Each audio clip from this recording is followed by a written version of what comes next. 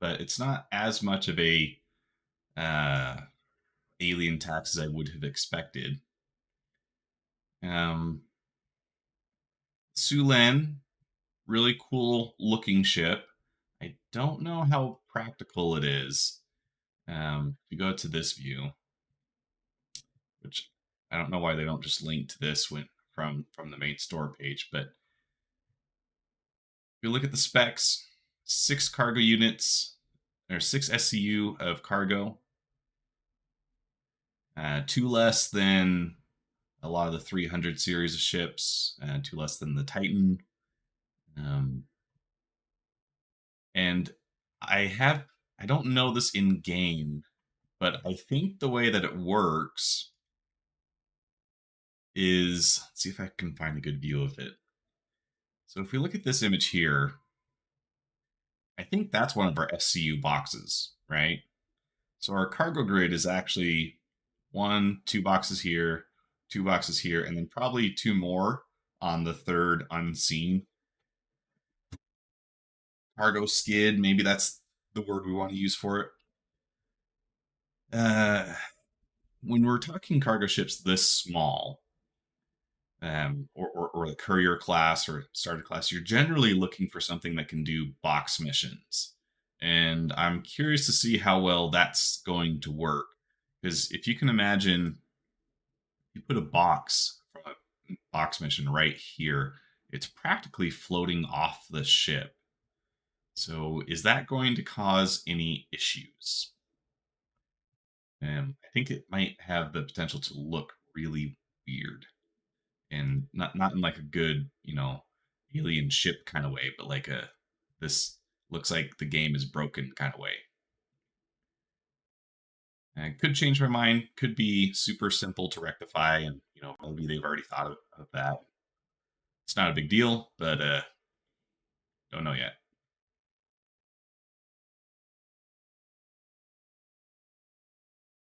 And they've got it in the landed mode for the Hollow Viewer.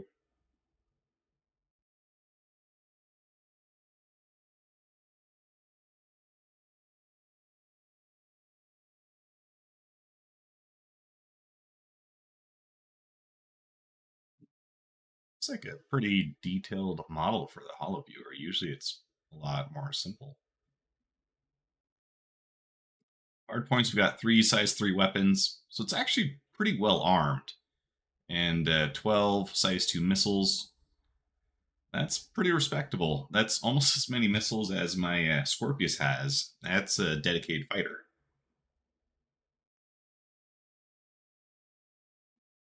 Everything else, pretty run of the mill starter ship. It's all size small components. That's to be expected, right? Um, SCM speed 200 meters per second. Afterburner speed 1200. So should feel pretty zippy. They don't have any stats on pitch and yaw, probably because that is still very much in flux. So I imagine it's probably going to feel pretty zippy.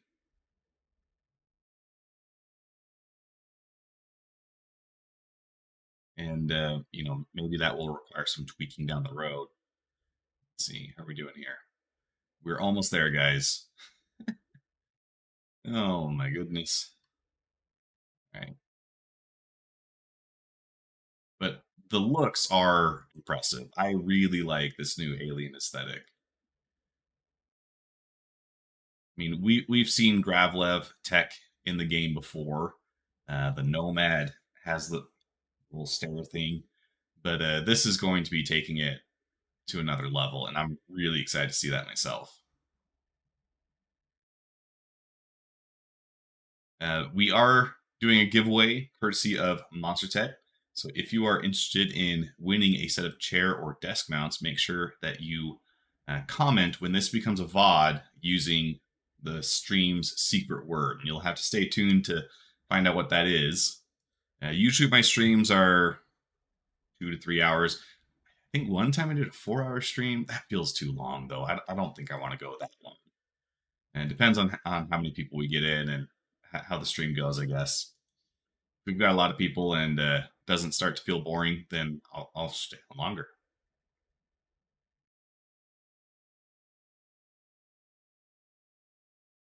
Oh wait, no, no, no! Don't start yet. Kill it. Kill it with fire. I need to delete my user folder. Okay, good. All right, I'm gonna put this on.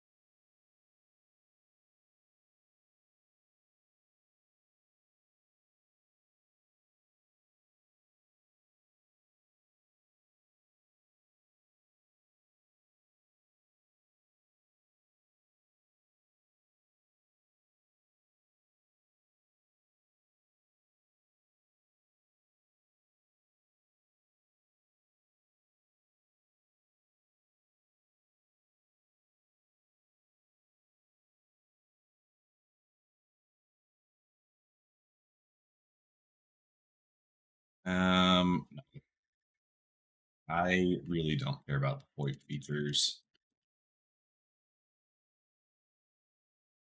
Go. Skip that. No one cares. VoIP, I think, was originally envisioned to be a lot cooler, but now it just kind of like it gives you like twitchy appearances. It's not. It's not great. All right, I'm gonna leave it pretty basic. I'm just gonna change the eye color. Give it something just a little closer to what I got. There we go. That's good enough. Skip. And we are going to start off at New Babbage, right? Yes. Oh, I'm going to start off at New Babbage. They did add a new player experience to New Babbage, so that will be worth checking out at some point.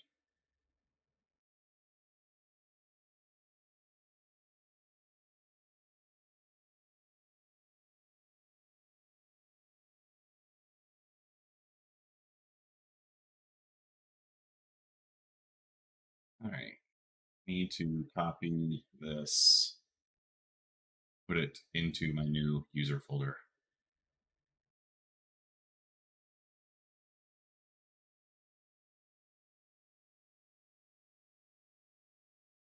All right.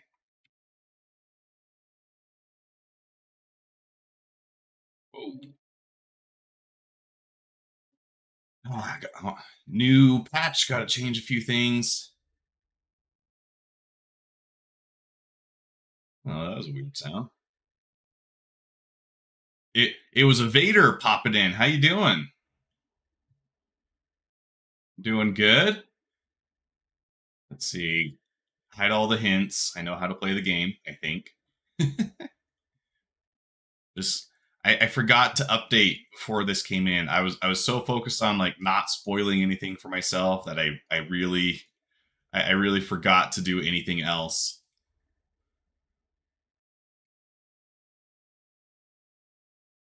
Yep. What what a boob. Schlog's telling me to clean up the hab. Oh my goodness. And the gowns. Y'all know how I feel about people leaving their gowns around. I am not these heathens. Yeah. And come back to your Airbnb, the whole place is trashed.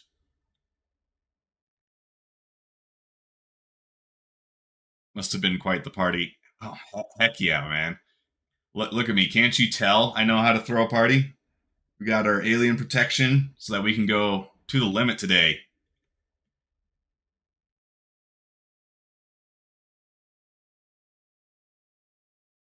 It's actually kind of funny interacting with Schlog. He's been so busy playing with all his friends in Pyro that he doesn't have enough time for us back in Stanton. I know. I'm super jealous. I did not get any access to the Pyro playtest, so I really can't blame him. I would be in Pyro all the time myself if I could.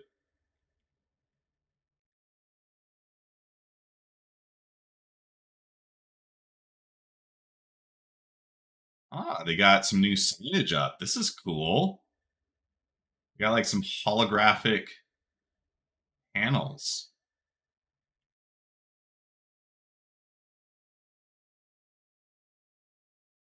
That's really cool. I don't want to like recreate that somehow and then put it on my desk.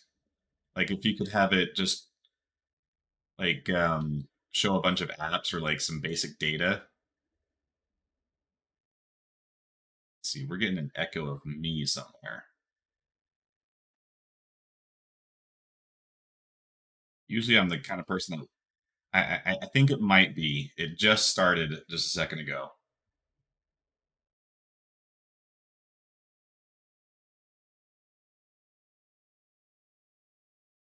See, I'll keep talking so we can see if it resolves. Really? Okay. I don't have the audio for my stream on. Let's see, Schlag, can you hear anything coming through like an echo of me? It might just be coming through the Discord.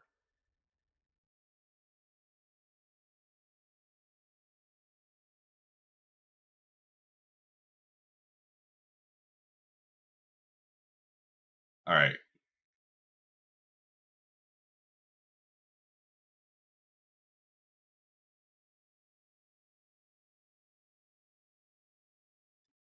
I was watching a video not too long ago. Yeah, I'm not hearing it anymore. I don't think.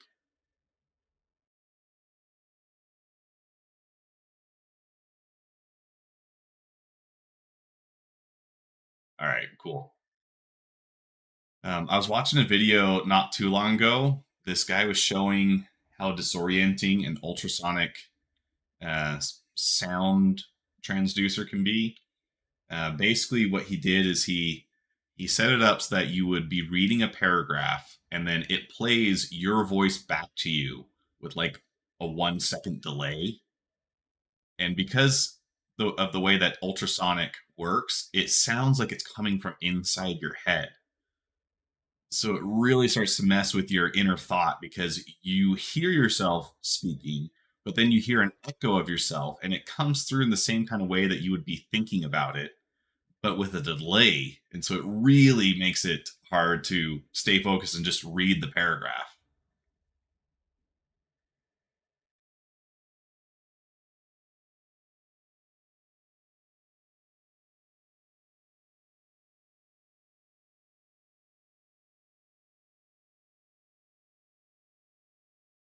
And Loot Sluty, one of our newest members, he was telling me that he melted to get the Sulan. So anything purple, he's gonna simp for pretty hard. It's like someone's been vandalizing some of these panels.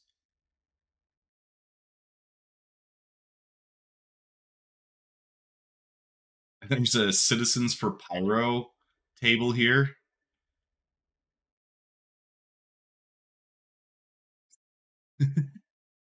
Extinguish threats, fight for peace.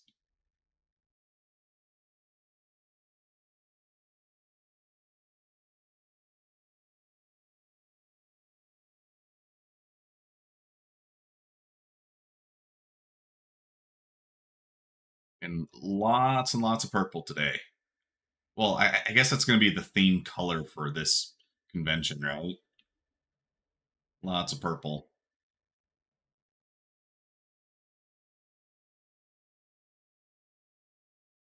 Got some merchandise in the front atrium.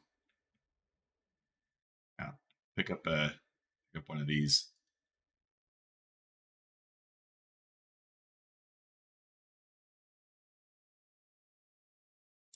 White,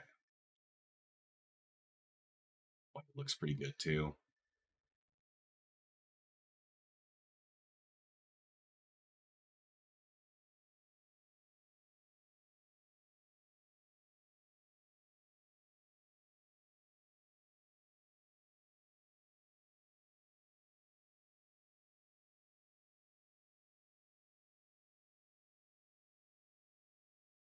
Now, what you flying today?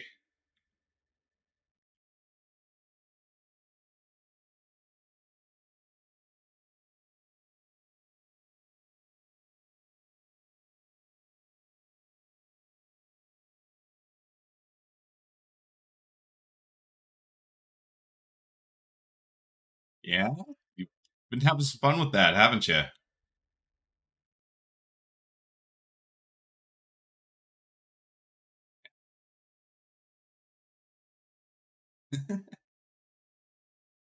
Small, super zippy. That and the Mariah Fury, same kind of deal.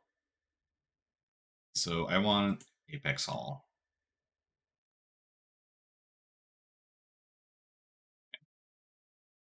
Yeah, Fury, no quantum drive. Have to plan ahead if you want to play that one.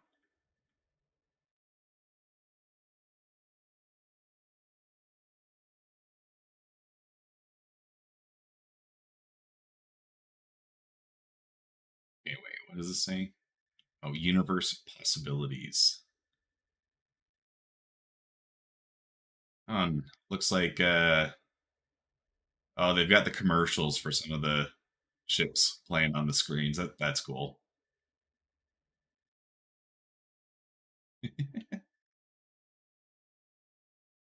Yeah, yeah. We were just checking out the one for the newest Gattac Sulen.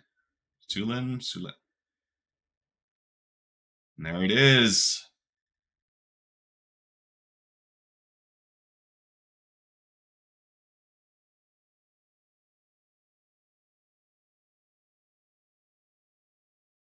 So I'll save that one for just a second. We're gonna. This guy's scared of something. I'm gonna check out the other ships first. We of course have the Banu Defender, which accommodates two people. Remember how the door opens. Oh, okay. Well, whatever I did, I did something right. So it's got pilot seats on either side, and both of them kind of have the same rights to the ship. It's really kind of interesting. Two beds. Oh, this one's locked. And it's got a bespoke set of weapons. Or actually, no, that might not be right. I know it does the. It's got the hit scan weapons, doesn't it? And I guess they're not necessarily bespoke, but you do need to have the Banning Defender to have access to these weapons. Can't buy them anywhere else as of yet. Let's go ahead and rent that.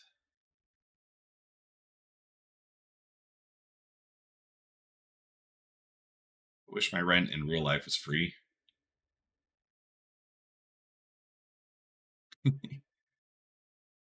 I currently live in my grandparents' house and I pay rent to my parents.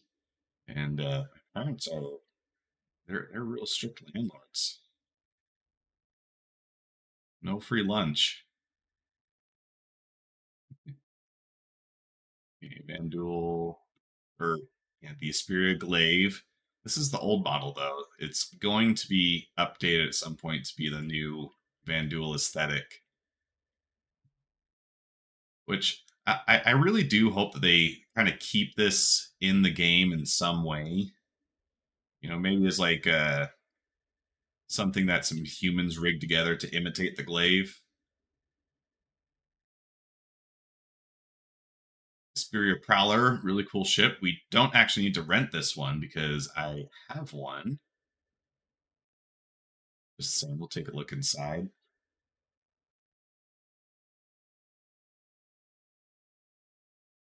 And someone's already activated it, but the cool gimmick with the cockpit in this one is, like the other Asperia ships, it is actually screens that enable you to see outside. Go outside the ship, see from the front, can't see anything, a lot of hard panels, no glass. You have those screens letting you see the outside world. Really cool idea. Similar story with the Talon and the Talon Shrike. Let's see, the Talon is the gun one, right? And the Talon Shrike is the missile one.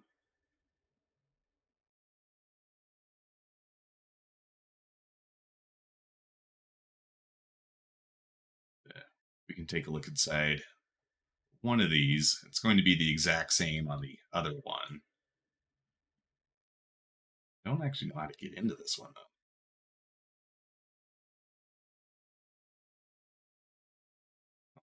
Let's try that from the front.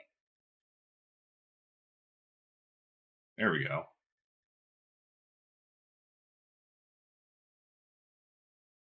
Animation.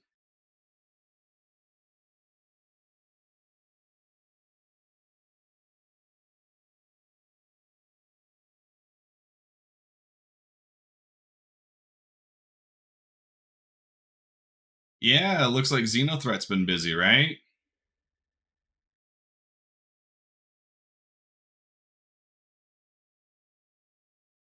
They don't want us to get too cozy with our alien allies.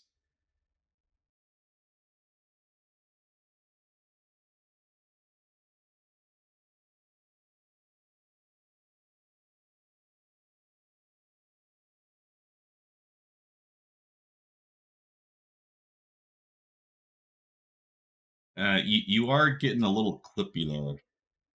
Like I'm not hearing all your words.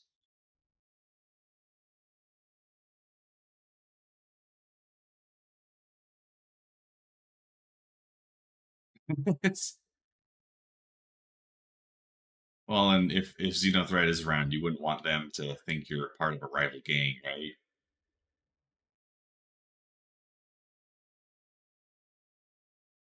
The Apoa Cartu All. I think this was one of the first alien ships after the original Van Duel ones being added, right? I think we had the Glaive and the Scythe for a really long time, and then this was the first real foray into alien ships. But it's getting reworked too.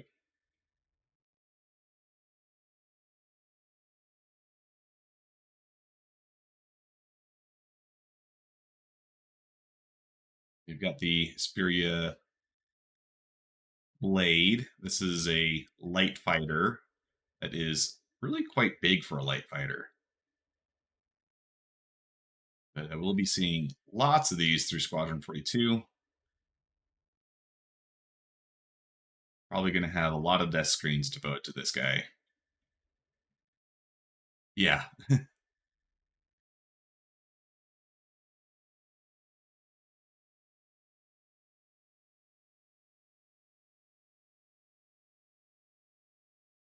Yeah. Yeah, that's right. Not the human copies, right? But I really do like the new Van Duel styling. It gives kind of a xenomorph vibe from the Aliens series. Organic, almost living panel lines. Yeah.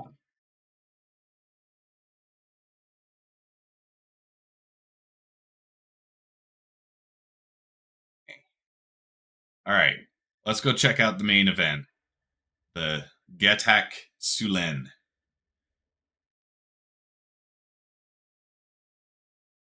So I think these three appendages on the very bottom, I think this is actually the cargo grid because it shows an SCU sized box in one. There's the grav stairs. It shows a one SCU box mounted into one of these struts in the promotional material.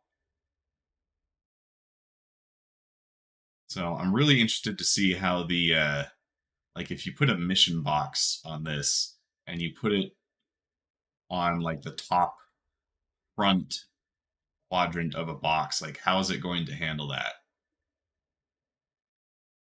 This ship is very vertically stacked, makes it pretty unique.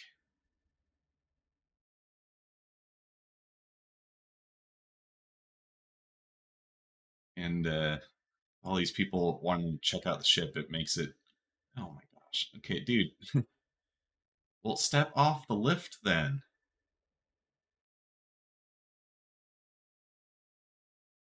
Yeah, let's try this again. There we go. Very cozy accommodations. It's kind of funny. They oh, frozen. What's going on? All right, I thought I crashed there for a second. I really like all the stonework they have on this ship. I was just talking about we're doing a bathroom remodel at my house, and we actually put up a bunch of slate tile. So it actually has a taste of home for me now.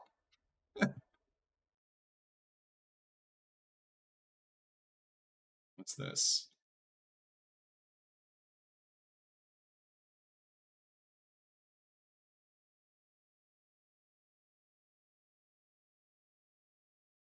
Got a bathroom here.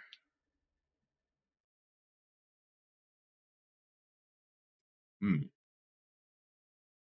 Supposed to be a bathroom there. Can't access it right now. Maybe someone's locked themselves inside.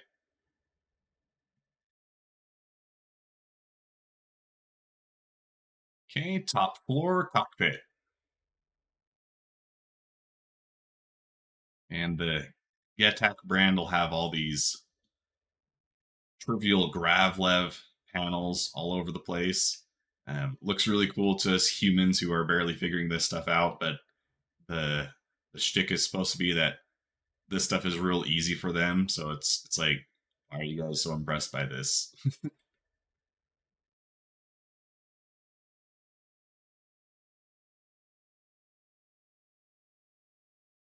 Yeah. And then the big change to this one is it starts off vertically. So pretty big change from what we're used to. And a lot of purple. So as soon as I saw the purple, I knew Sluty was going to want to get this one.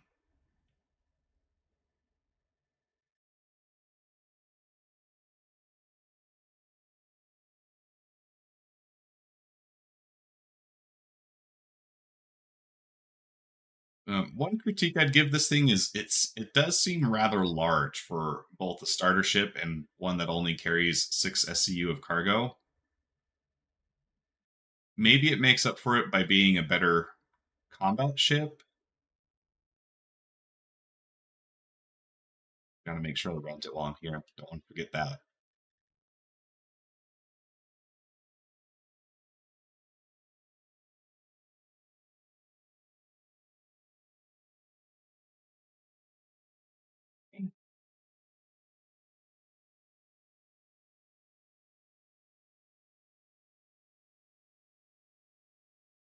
Like the landed footprint is easily as large as my Titan, but my Titan has about the same armament, actually a little more, maybe less missiles, and then 2 more SCU of cargo.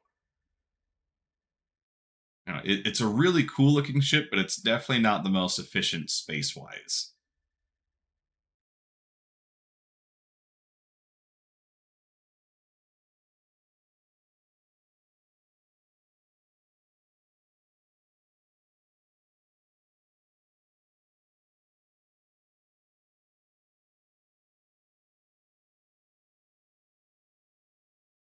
Yeah. Well, the cutter has 8, right?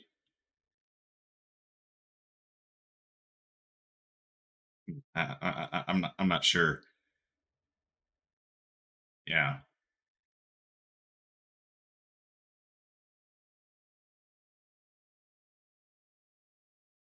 Yeah. The Avenger Titan for sure has 8.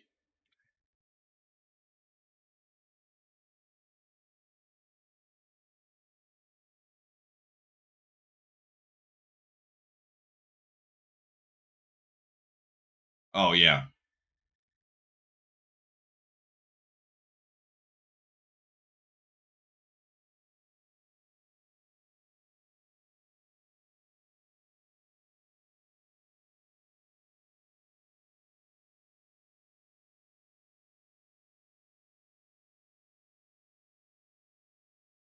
And certainly not visually stealthy.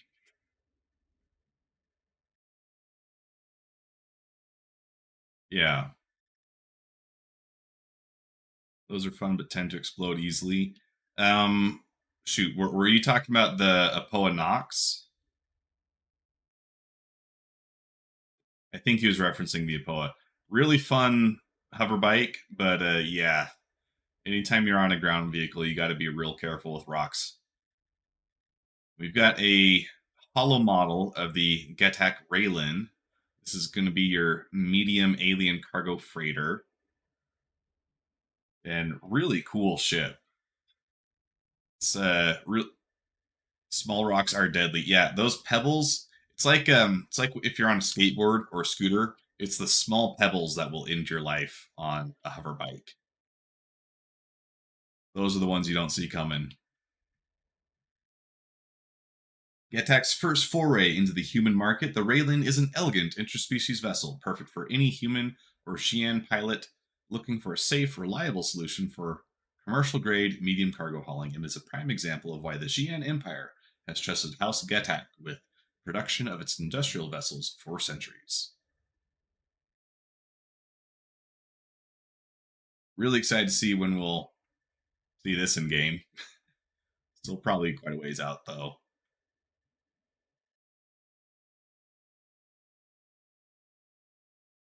Even more out of the way, the Banu Merchantman.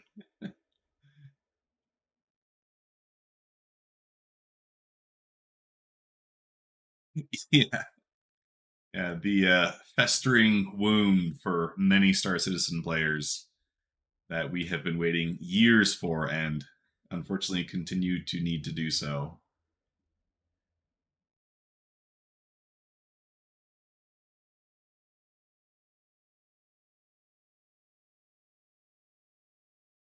Yeah, Schlag says someday we will be able to fly that. Maybe, just maybe.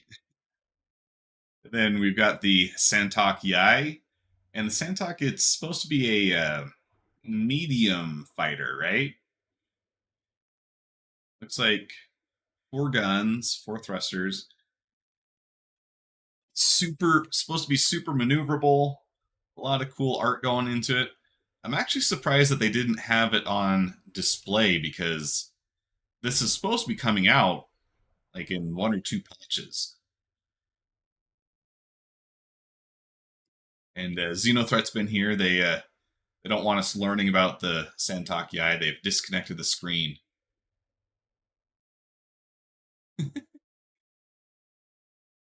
Jabberwocky says tentatively could be out by Christmas. The Santakiai 3.22. Yeah.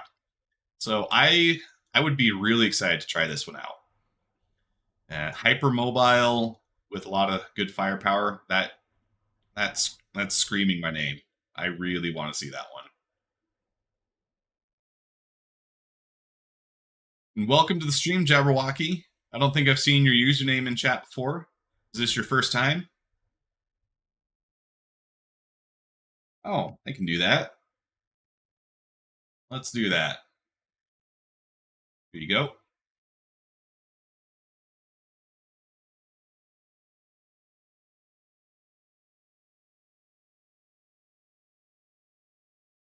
Oh, you were right there.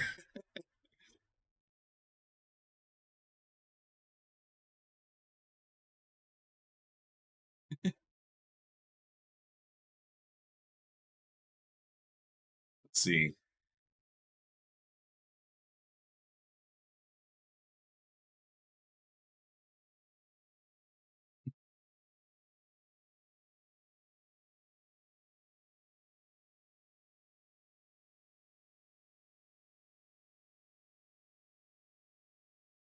Yeah, see, I'm conflicted now because that makes the Banu sound like some wise, almost mystical old alien race. But then the Alien Week commercial that we watched a couple weeks ago, it really kind of ruins that for me. Like I can't see them.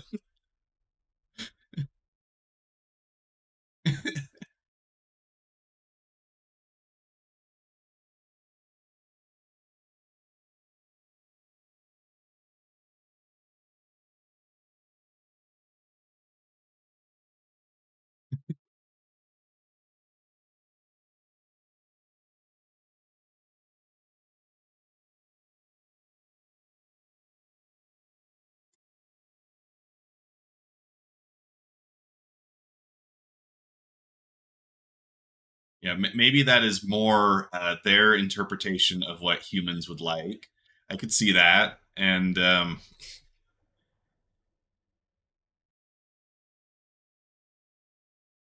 so they just adapted the used car salesman technique. Like, humans want this, I guess. They studied and mimicked a child's commercial. They probably view us all as immature toddlers, and maybe they are right. Maybe.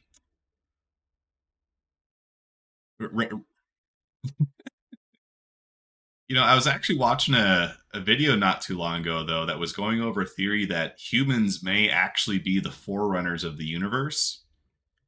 Um, Basically, there are only so many planets that have been in existence for long enough to potentially have life. And if you look at our planet, 6 billion ish years, that's if you use that as like a midline of how long it takes to develop an advanced civilization, there's not actually that many planets out there that could be in the same position as we are. So what if we are one of the more advanced species out there?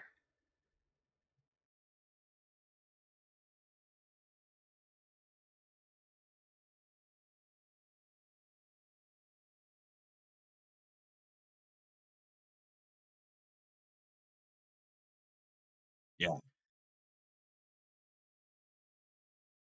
yeah,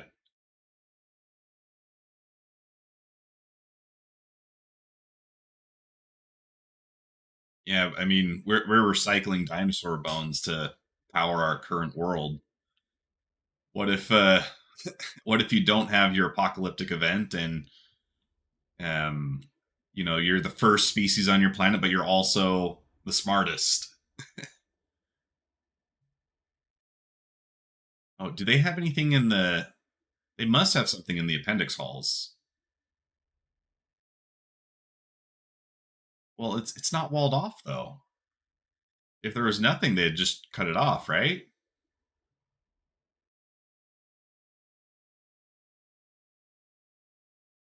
Well, if we are the most advanced species, oh my, this is saddening.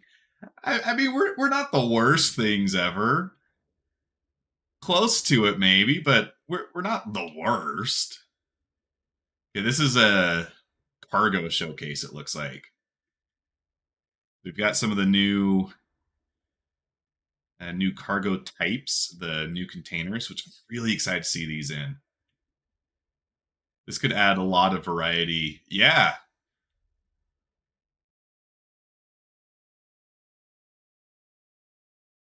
I mean, Banu even figured out how to do trade with Vanduul. Yeah, I mean, if they can trade with the Vanduul, they can trade with anything, right? Man, I cannot wait for personal hangars to be in game. That and freight elevators, the ground vehicles that currently get very little usage, if at all,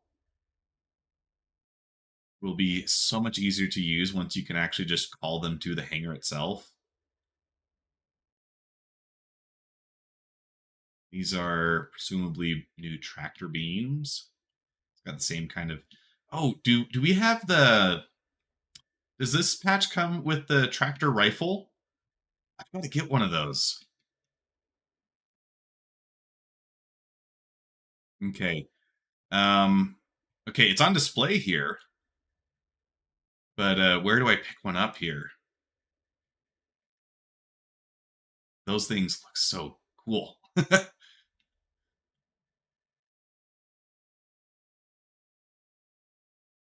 You can get the rifles at any refinery deck.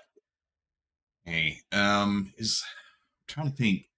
Will will there be anywhere that we can buy them here at New Babbage? Oh, probably at that mining store, right?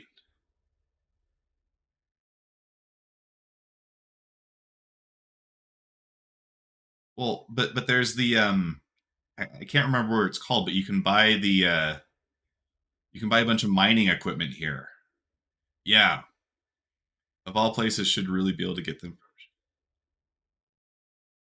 Oh, really?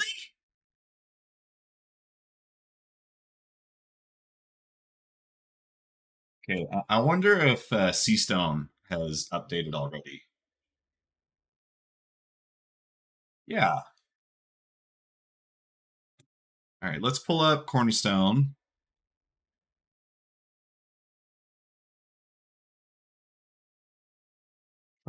Yeah, I think it's the max lift.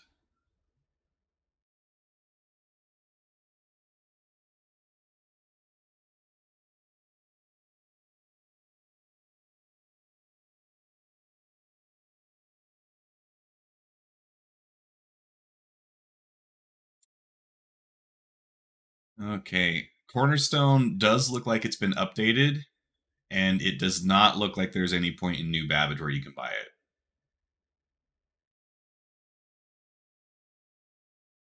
That is that is sad. You can try, but no one I have talked to has indicated otherwise. I had to make it to Mick L1 on PTU to get it. All right, well, I know where I'm taking my Sulen then. Going to Mick L1. Get me a tractor rifle. And I actually want to do a box mission with a Sulen because I really want to know what those less than one SCU boxes will do on the cargo grid. Yeah. Like, are they going to look floaty and weird?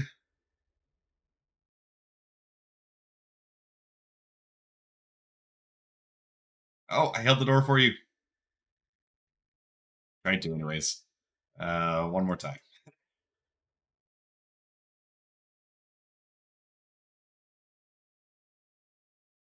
Okay.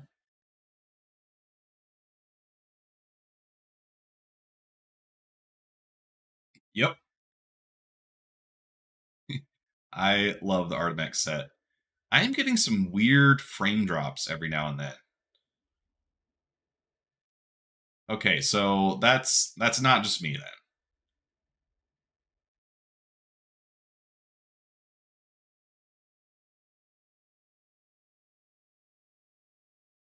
Yeah, I gotta go. I'm up the stairs.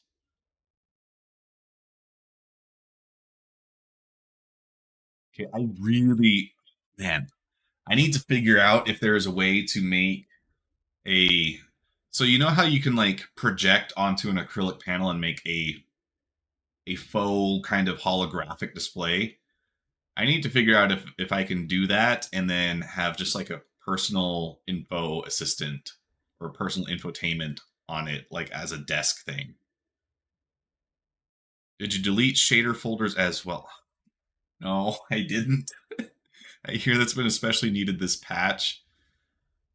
I was just saying I had to delete my shaders, and then I decided to do that later.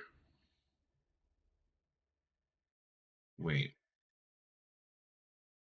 okay, none of these go direct to the spaceport, so we have to take one and then the other.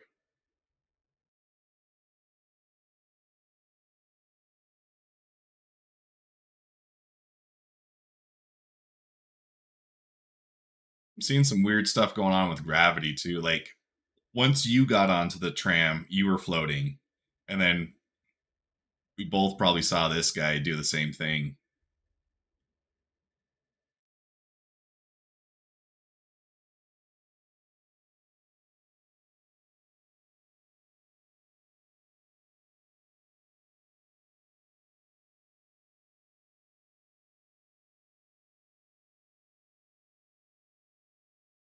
Oh, wait, yeah, okay.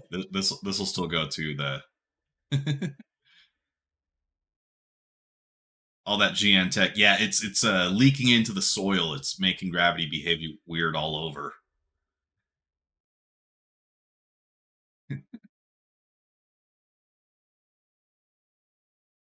It's not a bug. It's a feature.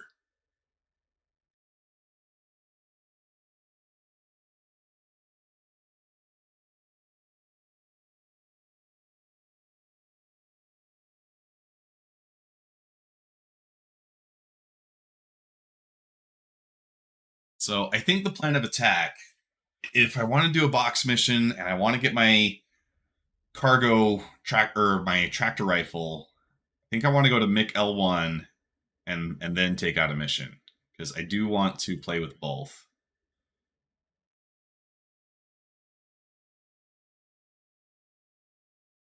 And maybe when I get to Mick L1, I'll log real quick, delete my shaders folder, and see if that fixes some of the performance because I might not have all the will to keep going if it keeps going like this.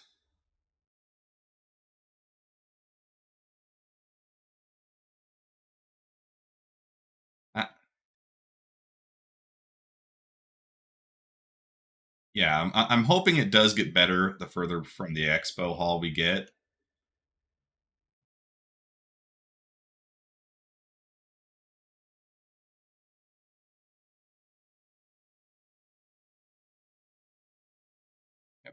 Yeah, Schlag says maybe it's local to Babbage, lots of stuff there. Yeah, there's a lot of new assets, a lot of new lighting that they've done. Teething issues, because they also did a full lighting pass for New Babbage um, to go along with the new player experience that they added, right?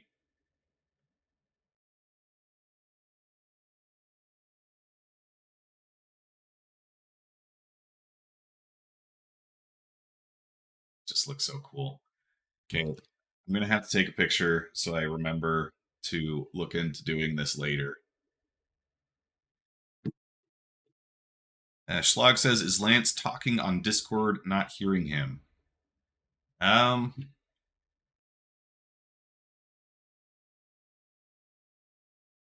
Oh, maybe my Discord audio is not coming through.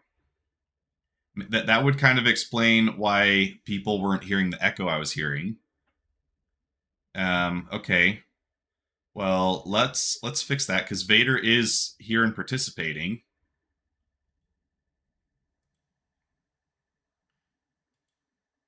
So this is why I hate updating OBS, guys. Every time I do, it breaks things.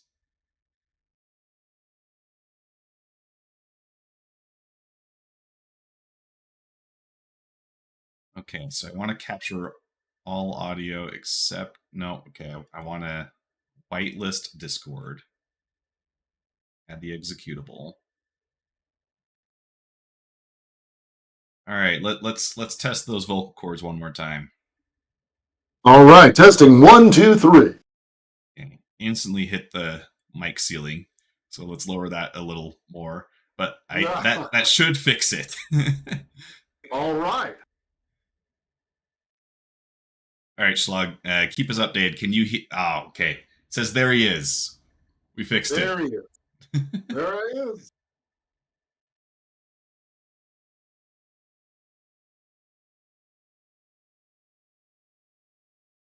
Man, and Vader was telling some really good jokes too, especially that really racist one that no one heard. They'll just have to take your word for it. It's a shame. It was pretty funny, Yeah. if I do say.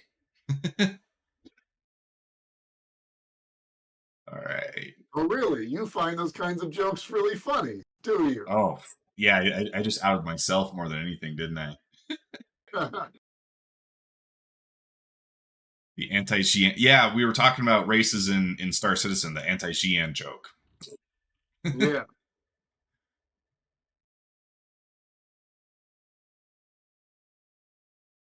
um,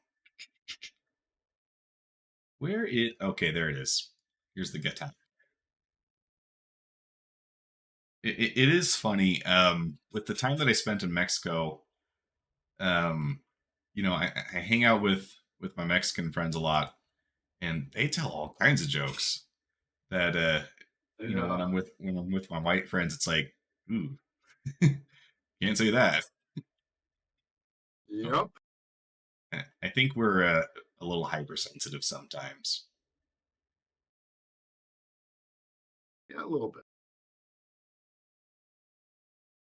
Okay, so my attack is in hangar 6. I'll just meet you there at McL1. Most of the alien ships are pretty much solo ships, anyways. So Yeah. the really weird part about this one's going to be the quantum travel, because we're now moving vertically through the quantum tunnel. Yeah, that's gonna be weird. They showed it on the video, and like if you open the door, you just see the floor falling beneath you. Mm. So, this is going to be interesting. And hopefully this part right here proves to be wrong, because I'm about to get out of a side loading hangar. This is the part that I think is going to be tough. Yeah, but you can get out of top loading hangars with a Yep. regular ship. But right now It's like the a I change in think the door is perspective. below me relative to my view, Uh, and uh, I can't see it. Let's see. Where I right. Yeah. think you can nudge a little and turn 90 degrees to fly out like normal. Where is the hangar door? Okay, that's the entrance. So hangar door, yeah, it's got to be directly below me. See, what I'm worried about. Okay, I'm gonna try and extend or get out of landing mode. So I'm now off the ground. We retract landing gear. That's got some cool sounds. But I'm a very tall ship, so am I going to have collision issues? Okay, maybe not. That door's going to be tight though, right?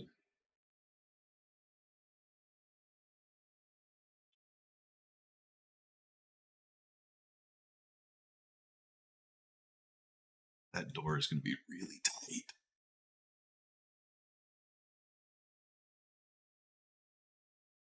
Also, is that some floating junk in front of my door? It looks like it is. So I also get to avoid that.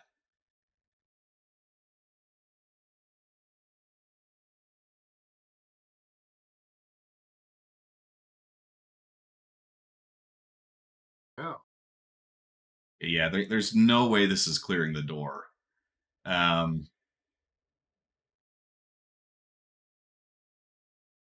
we're gonna have to do like a Lightning McQueen from Cars and go right to go left kind of deal.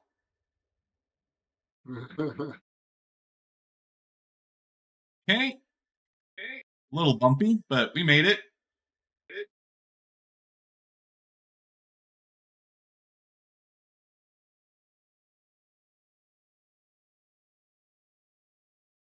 So it looks like this comes stock with 3 Panthers.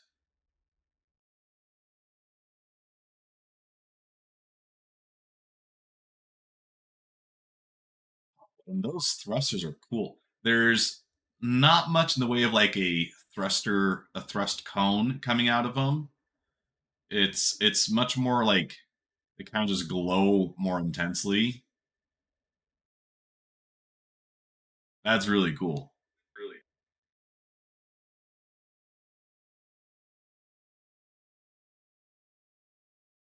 It is cool. Boy, I don't know how practical this ship is, but it is cool. It's gonna be interesting. I think we're going to see a lot of hangar fails for next patch while people are still figuring it out. Yeah, I mean, if you've got a top loading hangar, no sweat, right? Super easy. right.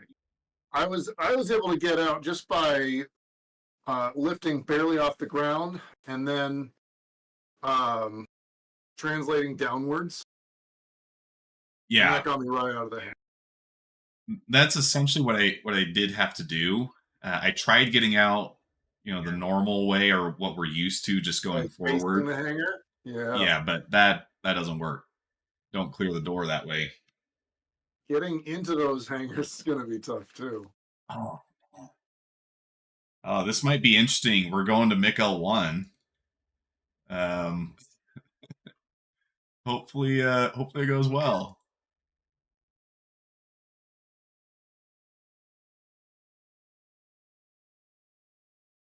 And this is the first ship we've gotten that has a purple UI, right?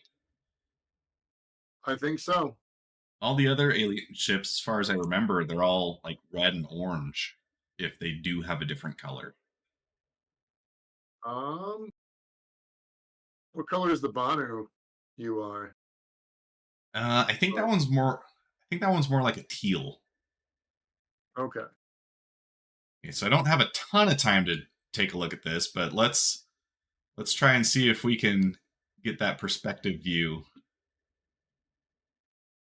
of what this looks like as we're zipping by. Boy, yeah, this would be my money shot if I were making a thumbnail for this for a video. That is wild. That is so.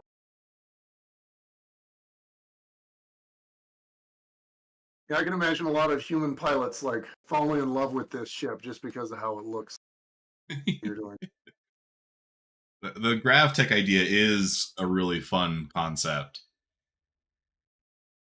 Yeah, Like, I mean, there's already the question of what is up in space, and in traditional media, humans always kind of set up a de facto ground plane in spite of there not yeah, being one. But this totally throws that on its head. but you don't have to.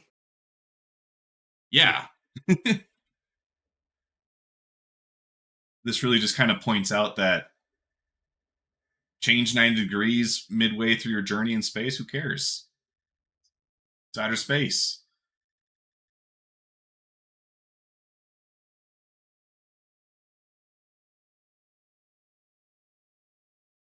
And gotta love the special effects that you get when you're flying the alien ships too in quantum travel.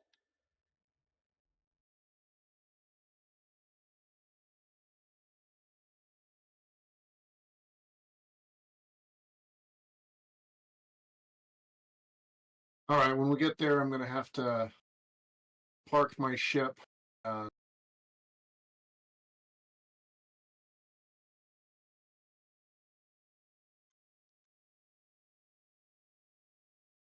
Hey, are you guys hearing the audio from the game itself, or do I need to fix that audio output as well?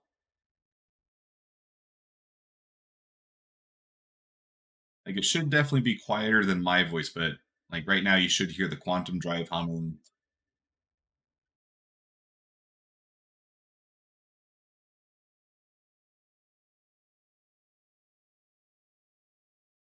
No game audio. Okay. All right. I'm glad I checked. I'm gonna have to fix that too. We interrupt your regularly scheduled programming to fix OBS again.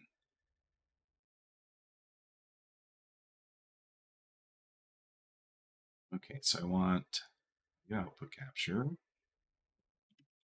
this main. And we want to capture all audio except Discord and Chrome.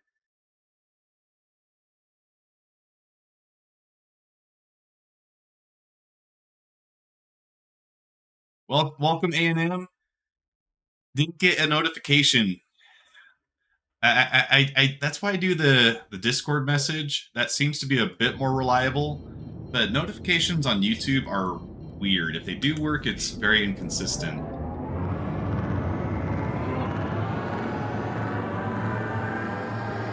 But I'm happy to have you here. We're checking out Alien Day. I've got some protection on in case some of this Gravlev tech is not actually safe for human consumption. We're good.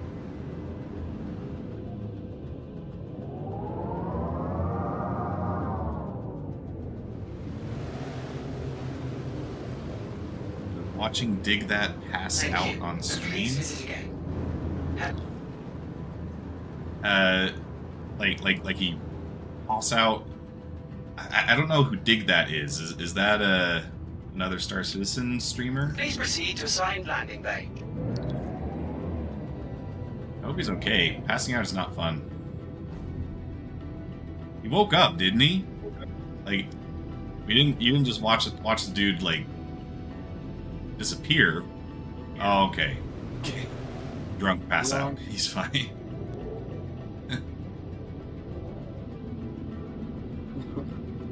That would be so embarrassing. Embarrassing enough to have something like that happen as a normal. Can you imagine if, like, you were a big champ, had something like that? Yeah. On my channel, I never have to worry about passing out drunk because I don't drink, so I've got that part solved.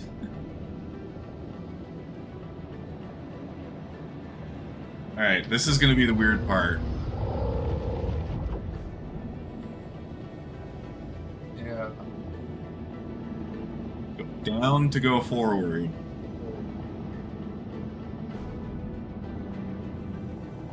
I thought if I line up my... And if you need to rotate, you need to, like, actually yaw to fix your orientation. I thought if I just lined my crosshairs up as straight as I could, that would work, but clearly I'm off course.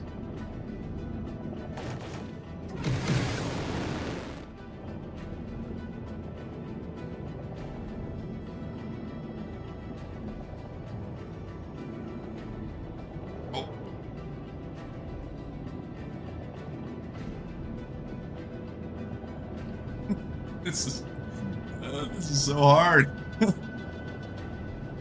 It's like when you have a game that has a power-up that reverses your inputs. Have a pleasant stay. It's like all of a sudden things don't make sense anymore.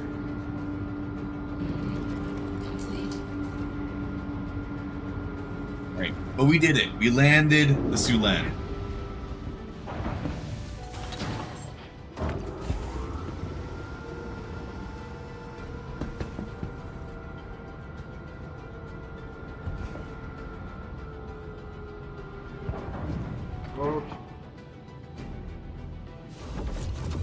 I'm finding that the button not to... an easy ship to land and take off in.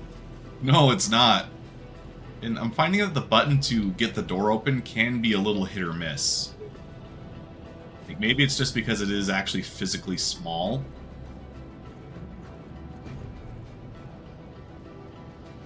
And it is a really cool looking ship. I have to give them that.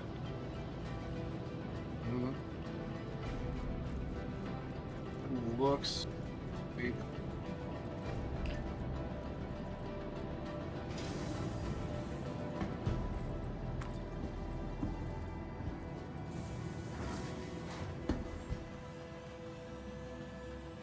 Cockpit level. Cabin. Oh, that's... Welcome. to the ASOP vehicle retrieval system. Yeah, the design team at Star Citizen, at CIG, I mean, I really like the design of pretty much every ship, but man, they really did hit it out of the park with this new alien aesthetic. All right, I am going to relog super quick. Apparently, deleting your shaders folder is more important this go around, so I'm going to go do that, and then we'll get back into the game. What's with the intent? It's Alien Day, dude. You gotta protect yourself. Those aliens, they're trying to send all kinds of transmissions into your head. You gotta be safe. Now, we did something similar last year. I wore a classic foil hat, but the hat gets so hot, you know, because clearly I've got so much brain power underneath, so it was just baking me super fast. Yeah, that's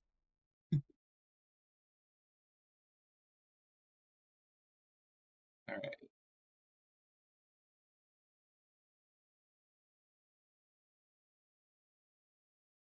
All right, let's see. Who remembers where to find... Oh, it's in the local folder. App data. yeah. The design team, they just went nuts.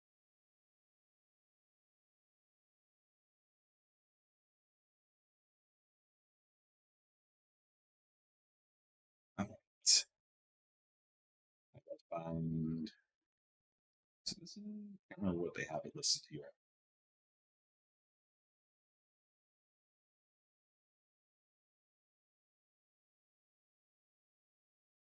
It's not RSI launcher updated.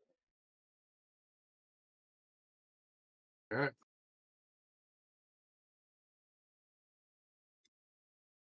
Local app data. Okay, but I'm not finding it right now. Is it? And this isn't the kind of thing I could just put on screen, so I do need to find it.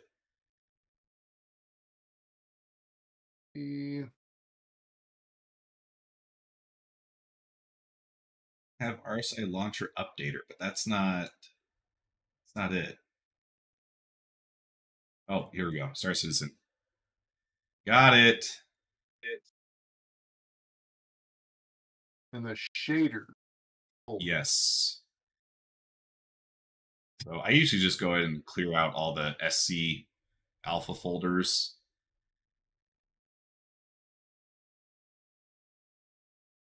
I found it. We're good. Well, I already transferred the controls to the new user folder.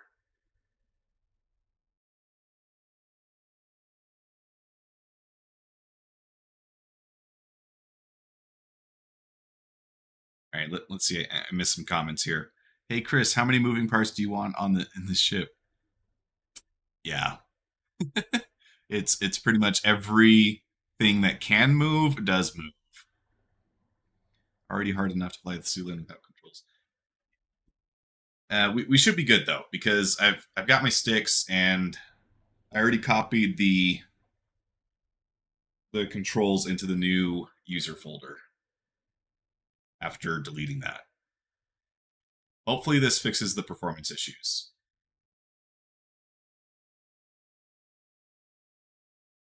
Okay, I'll be off. Maybe back. All right. Good night and good luck. All right. Thanks, Vader. Thanks for hanging out.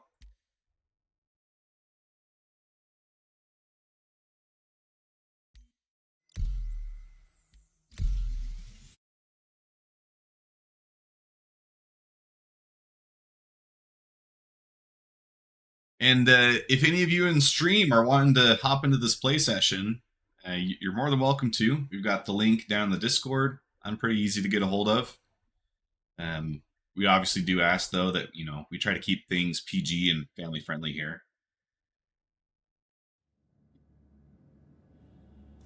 But, I'm the easiest guy to stream snipe because I just invite you guys in. One of the benefits of being a smaller channel is you don't have to worry about that as much. Well, this is weird. I've got a permanent think that's the EVA reticle popping up. Just watching kids and stuff. Man, so lame. You have to take care of your family. I don't have a head?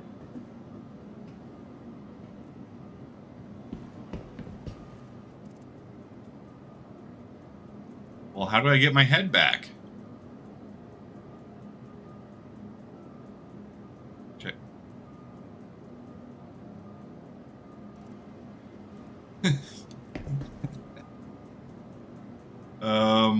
Do I need to just relog? Okay, relog. One more time.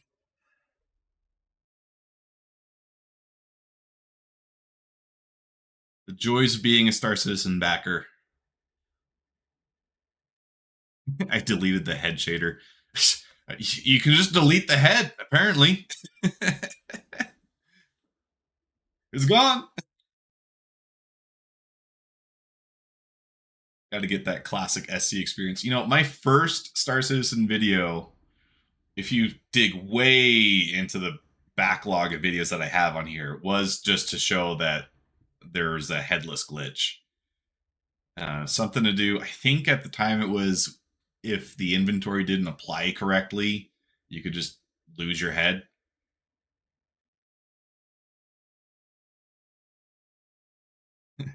Lingering byproduct of the Halloween event. Yeah. It was trying to bring the skeleton model from Arena Commander into the PU, and it just got a little bungled on the way.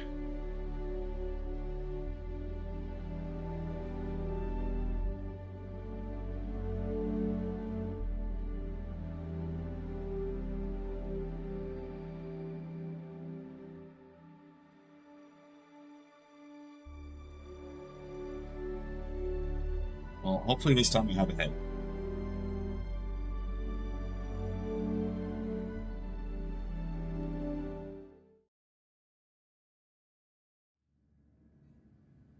Okay, I don't see the reticle. That's good. There it is. I've got to head back, guys.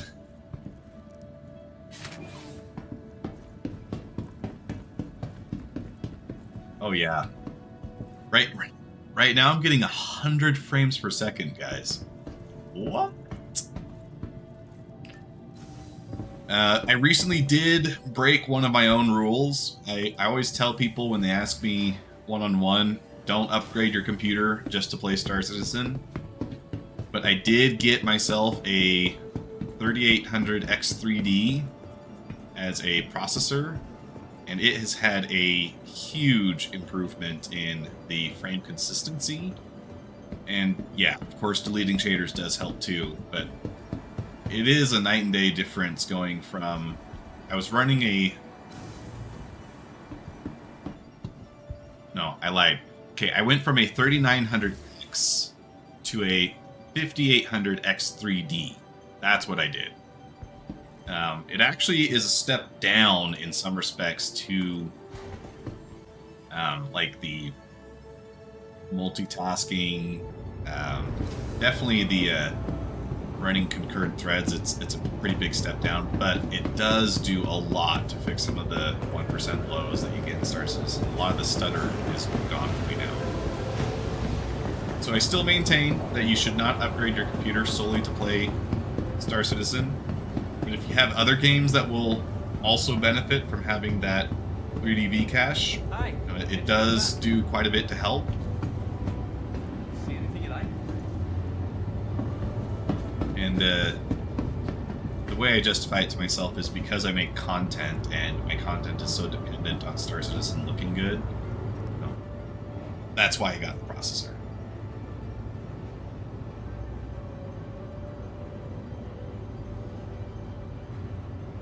I'm guessing personal weapons, right?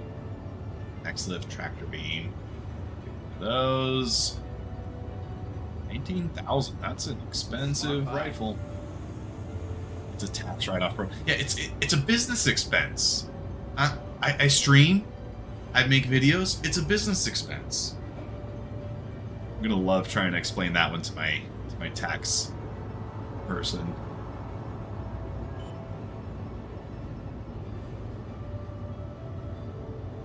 Hello, we can just buy 2 SCU containers now?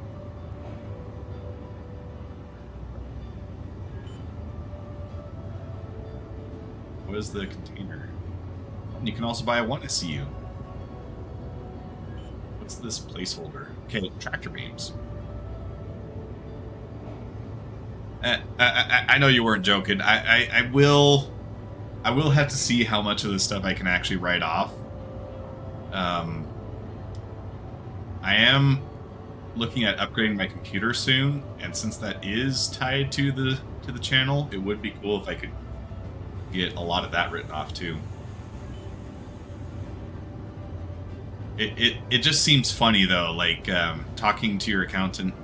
Yeah, I need my computer is a business expense. Like, on one hand, it does make total sense, but on the other hand, it's like, I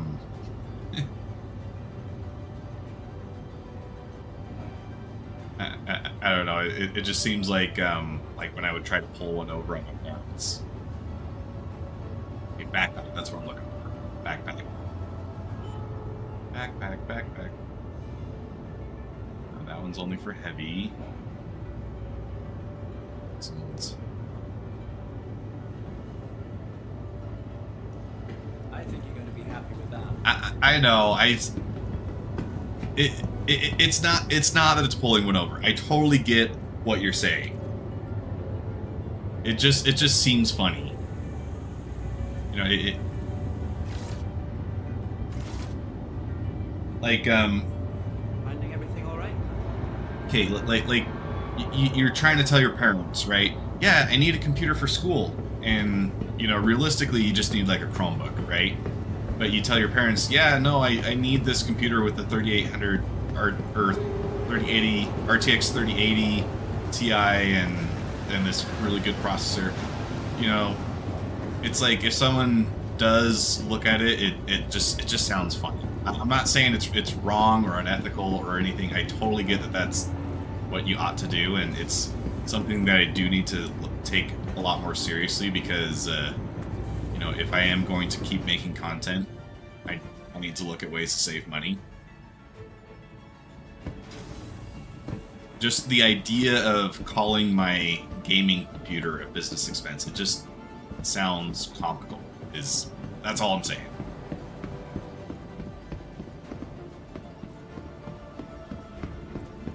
Alright. A pro Minesweeper player should write off a 4090. You know, so I did not know that pro Minesweeper was actually a thing. I was watching a video from Carl Jobst. I was watching a video from Carl not too long ago, and he was talking about professional Minesweeper players. It's a whole world out there. It's crazy. Alright. So we're going to need to go into... We need to take the Sulan into the planetary area.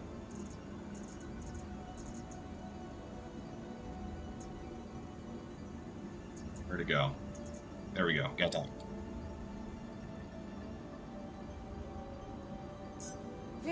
Your vehicle has been delivered. Wonderful. Visitors again.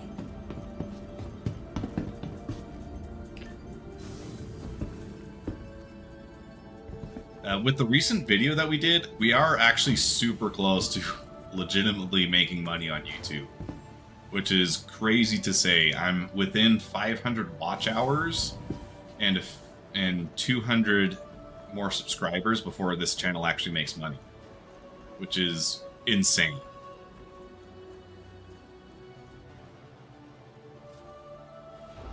We're so close, guys. It's unreal.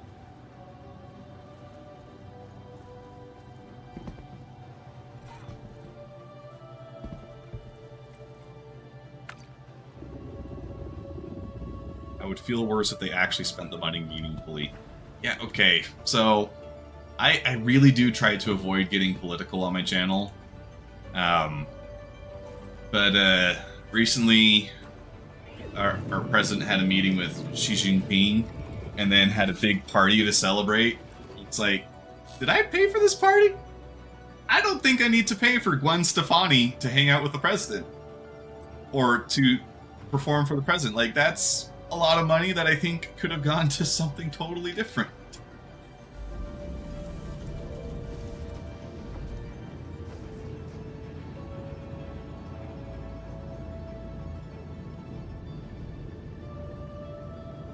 All right. Okay, we've got another Please takeoff proceed here. to assigned landing bay. You are clear to launch. Well, I'm glad you guys enjoy it. I enjoy making the videos. When I get into my groove and I start getting the jokes going, it's a really fun time for me. No human spends other people's money as wisely as their own. Yeah. Facts.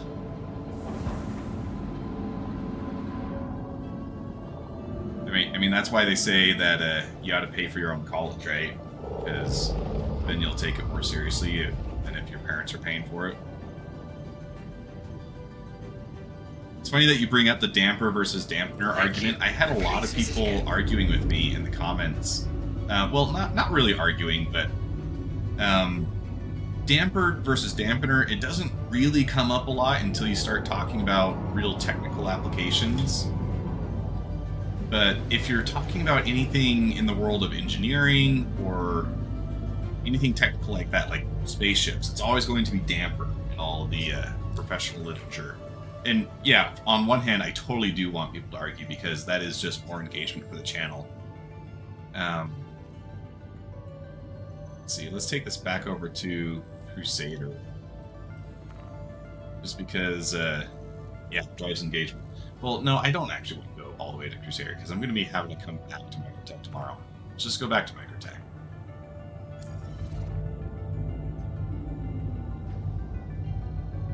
But the number of times someone was just saying, simple Google search would have shown that dampener also means to reduce the efficacy of. Like, yeah, but it's usually in like a more metaphysical sense, not the actual technical sense that we're using when we're talking about a spaceship. If you didn't see that video, damper is what you should be using when you're talking about quantum damper or a inertial damper. Dampers remove energy from a system. So if you have a mass spring damper, which is what the suspension of your car is a great example. That's like the classic one that everyone thinks of. You have the spring, which keeps the tires on the ground.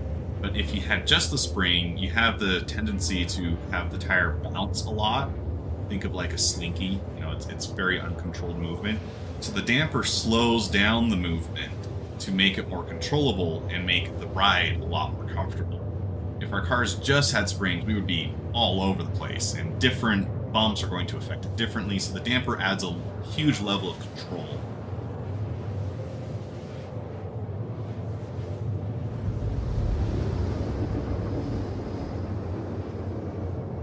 I think my OBS chat is a little behind the YouTube chat. I'm going to put the YouTube window up bigger on my secondary screen so I can keep up with you guys. It's like the whole physics teacher getting mad when you call the movement of air from a high pressure area to low sucking. Yeah. So this actually, speaking of a physics teacher, centrifugal force is something that you hear a lot, but the centrifugal force is not actually a real thing. It's a force that, yes, you can measure, but it only exists when talking from the accelerated reference frame. So if you're on a merry-go-round and your merry-go-round is spinning, you do feel a centrifugal force. But if someone outside the merry-go-round wants to measure that, there's no way for them to do so without being within that same accelerated reference frame. So the actual force that you're feeling is the perception of a centripetal force. Centripetal meaning center seeking. And I got into an argument on YouTube a while ago, but it was with Dave the professor, and he was talking about centrifugal, and he was talking about centrifugal being, you know, the force that you're measuring, and I was just offering that little critique in the comments, and he bit my head off basically and telling me I was wrong, but I'm not wrong. So I don't know, just funny stuff, I guess. A lot of the stuff that we think we feel are actually perception of a different force. Another good example is like if you're in an elevator and the elevator is going down, you have a brief moment where you feel weightless. Well, gravity is a constant force. It doesn't disappear. But what does get reduced is the normal force. And the normal force is the force pushing up on your feet, preventing you from falling through the floor. It's you know, it's a component of all these atomic structures holding together and resisting the movement of each other. But it's not the normal force. So you're standing on the elevator floor is solid, right? And then when the elevator starts to move down, you feel that reduction in normal force, and that gives you the sensation of weightlessness. But you are still within Earth's gravitational field, so that force is still there. It's just now the force bringing you down is less than the force pushing you up. Yeah, Physics and Chill stream by McCool. I'm all for it. I get real nerdy with some of the stuff. Physics is my jam. Okay, so we got a package here.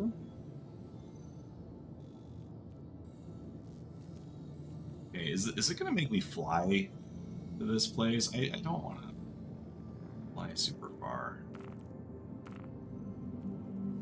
Oh, okay, it's at Ghost Hollow.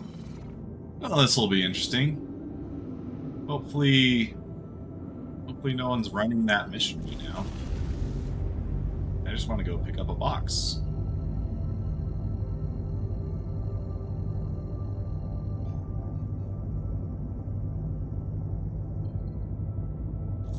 See, the thing that I love about physics, like you say, it's pretty cool when it all comes together. Physics, I feel like, and this is just the way my brain works, but physics is something that I can understand at a very basic level. With something like biology or chemistry, a lot of that stuff is happening on the atomic or subatomic scale. That's not something that I can see with my eyes, but physics, it's like, throw a ball go far. And it's a lot easier for my caveman brain to understand.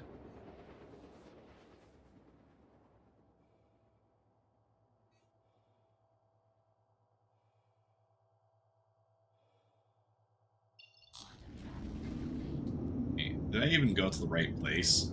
I don't think I did. It's 1,000 kilometers that way.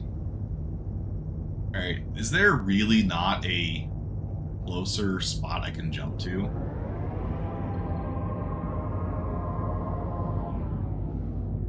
You know what, let's go get one of those other packages. I'm just trying to see how this looks when you put stuff that's not an SCU on the cargo grid. I don't actually need to complete this mission for that. Definitely not gonna fly 1,000 kilometers just for a demo.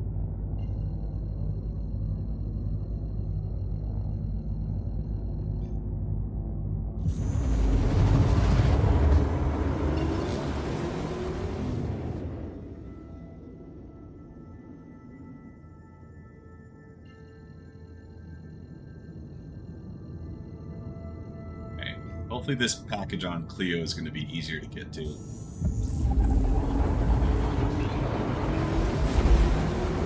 We've got, according to the YouTube stats, we've got 6 people watching the stream right now. Do you guys realize that puts this stream in the top 10% of streamers That's crazy.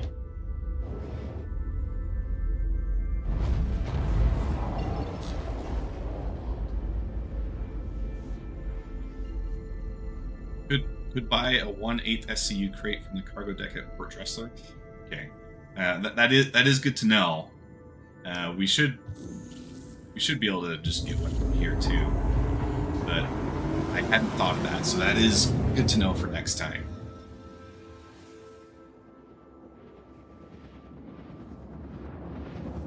If anyone is just tuning in, we're attempting a box mission just because I want to see how these smaller boxes look on the cargo grid of the Sulen that we're flying.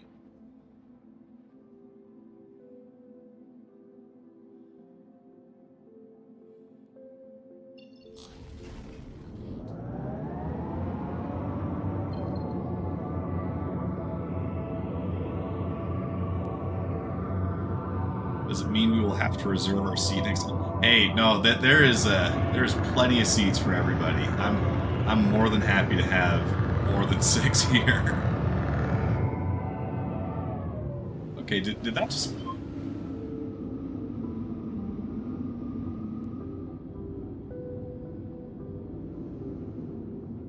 Okay, where'd the marker go?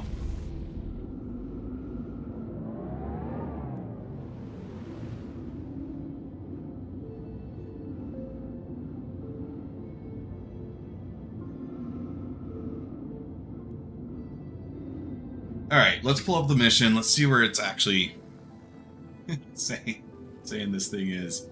I mean, that's a whole crude hammerhead if everyone hops on together.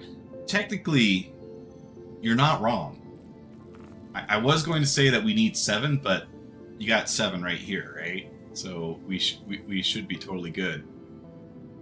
Okay, derelict outpost on Leo. I want to find that.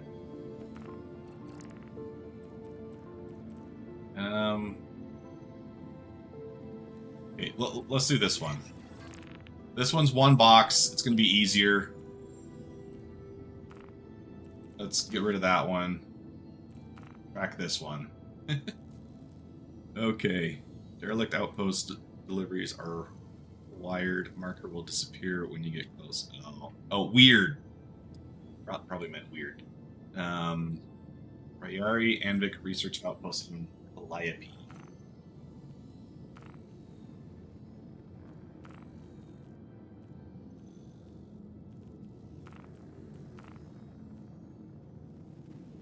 Phone autocorrect. Autocorrect has been the source of so much confusion in the brief time it's been introduced to humanity.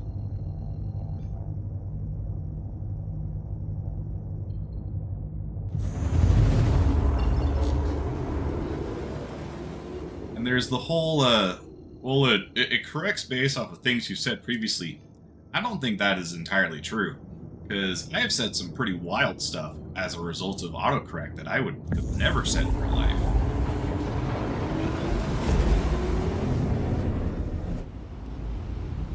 And look at that effect. I love the alien quantum travel effects. These are so good.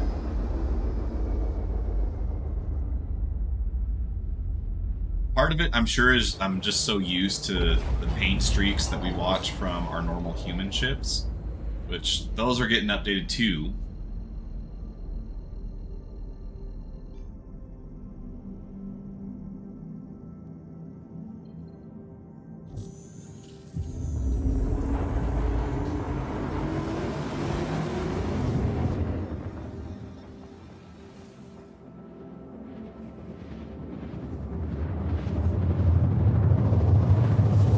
Anybody else got an interesting physics conundrum they want to talk about on stream? Right now, I'm taking a machine design class. That one's really cool. It's all about breaking stuff, which is really fun. I'm also in linear systems. And linear systems is where you learn a lot about mass spring dampers and all that. know if you saw, but 3.22 Arena Commander will allow party members to spawn on seats in your ship. I did see that. Yeah, that is a really exciting update. So if we do get Hammerhead, one of us, we could actually crew it up, which would be a lot of fun. Even just last time I was playing, I went and got a whole loadout for Scorpius, and I've been having a lot of fun with that in the PU, but it'd be great to take that into Arena Commander too.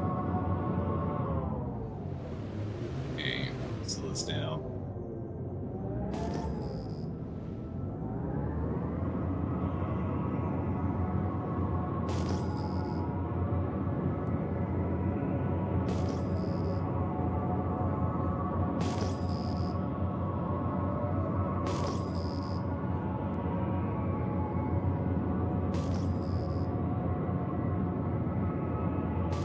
Pirate Swarm in a fully crewed Hammerhead would be legit.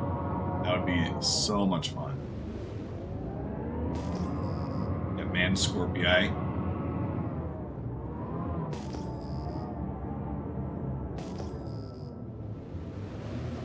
Okay, here's a question. What are the headlights like on the Sulan? Garbage. That's what they're like. I feel like I just added purple fog to my screen. Oh, gotta remember I've got those dangly bits down below. Okay, let's turn off the headlights. Those aren't helping.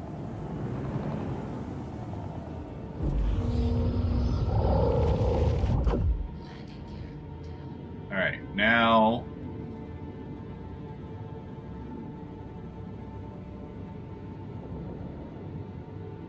Okay, so now I need to back up to land.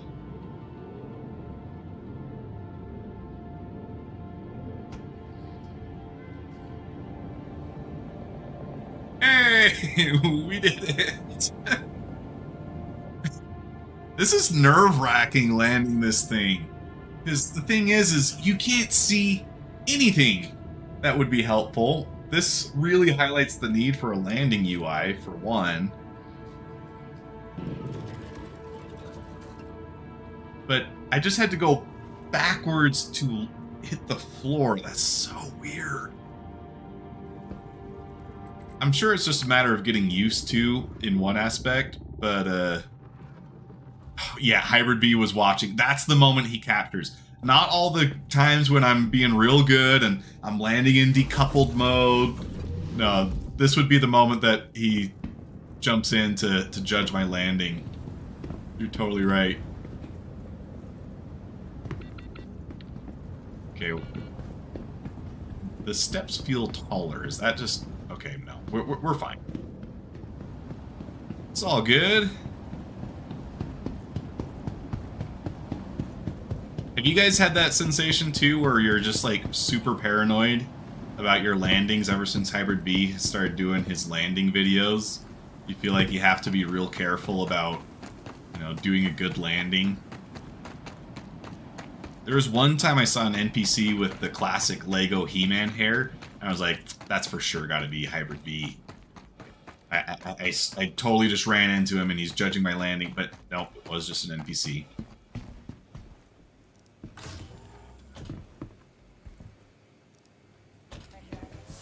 He makes really good content, but he's the boogeyman that I'm worried about when whenever I'm doing a landing in game now.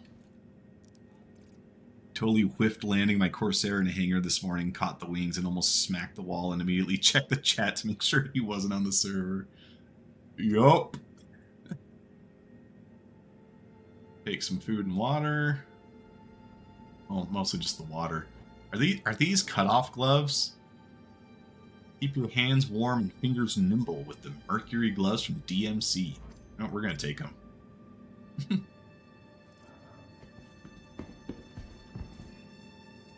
Oh, can I? Can't pull it out here. I was gonna try to pull out the new tractor beam, but it won't let me do so yet. Probably something to do with Armistice Zone.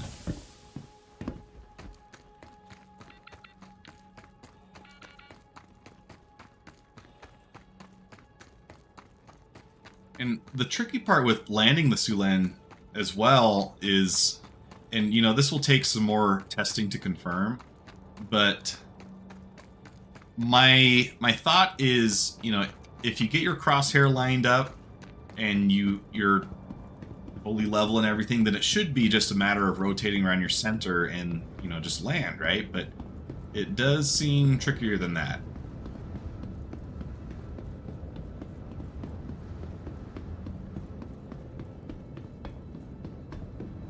Okay.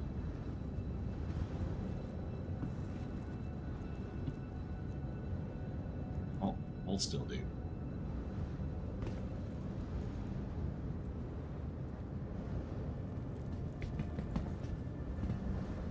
Oh, it almost worked.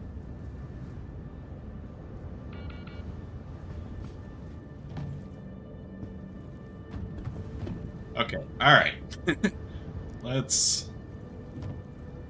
Let's take this into the middle of the ship. We'll go a short distance off and we'll try it with the tractor beam. Because the snapping isn't really helping me right now.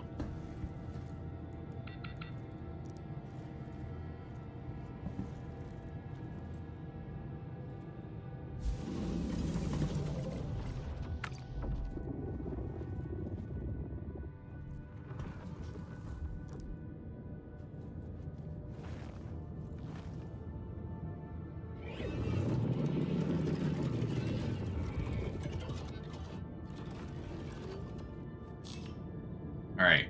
Takeoff is easy. Especially in a situation like this. You just go straight up.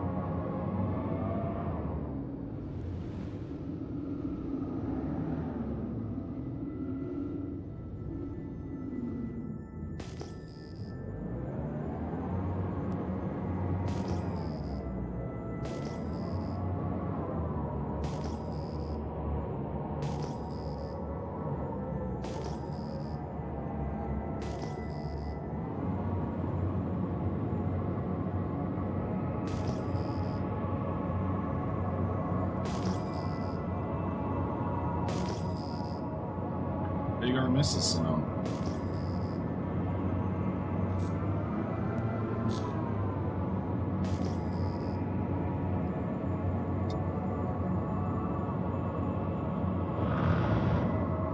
Oh, it's probably because I didn't have the landing gear retracted. That's okay. Yeah, we're definitely outside the Armistice zone. I'm dumb. Okay, and this is the weird part. You have to go backwards to land. So I don't know if you guys can see this on the stick, but I'm just holding this back. Landing here out in the open, not a big deal. But landing in hangars is it's tougher. It's a skill.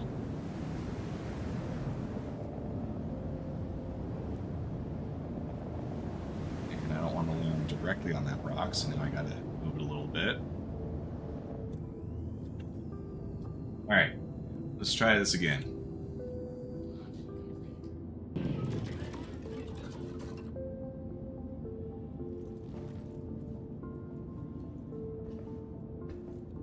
Just need to get in the turtle landing mode. Yeah. This is kind of the experience you'd have if you were flying something like Slave 1, right? From Boba Fett or Jango Fett.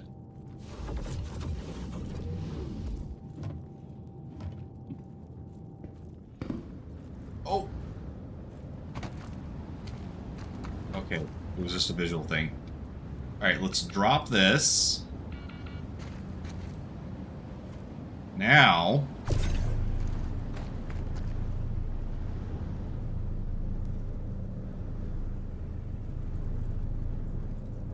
Do the thing!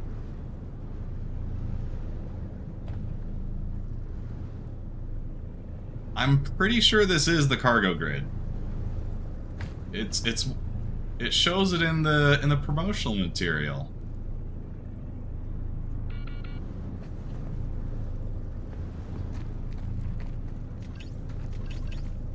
Alright, well, I guess that answers that question.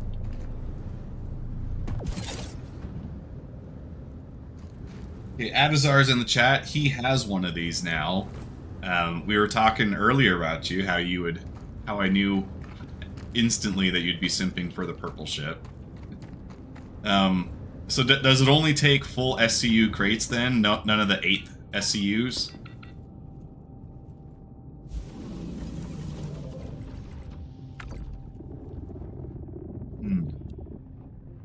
That actually really hurts this as a starter ship, I feel. If you can't stick the 1/8 SCU boxes to it, I mean, box missions are your bread and butter for a starter.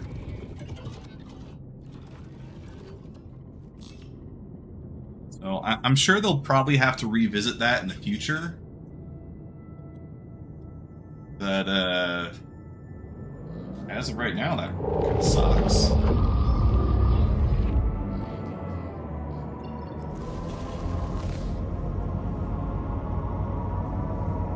Unsubscribe. It's not my fault! What are you talking about?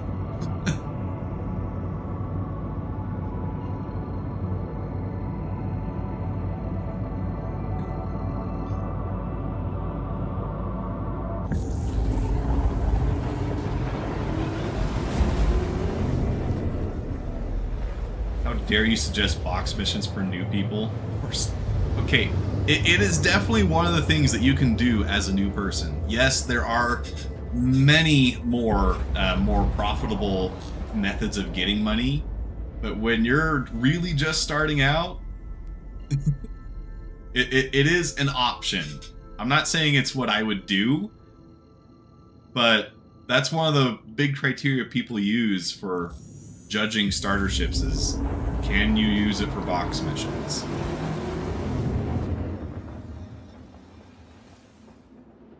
Me personally, I try to push people, if they talk to me directly, I try to push them towards the mercenary missions. That's what I feel like is the easiest moneymaker to start out with, as long as you don't run into any issues with the AI. It is the single most common cause of new players quitting or not. I don't know, fair enough.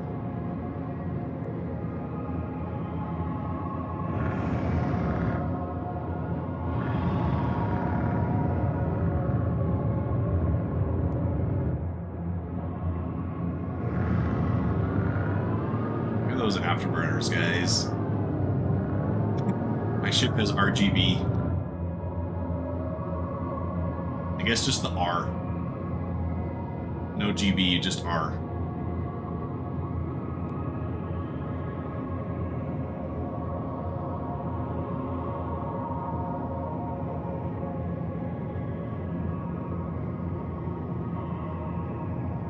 Having done countless guides, nothing was said more than that. I'll have to defer to you. You definitely do a lot more of the guide sessions than I do. I keep forgetting that that's a thing.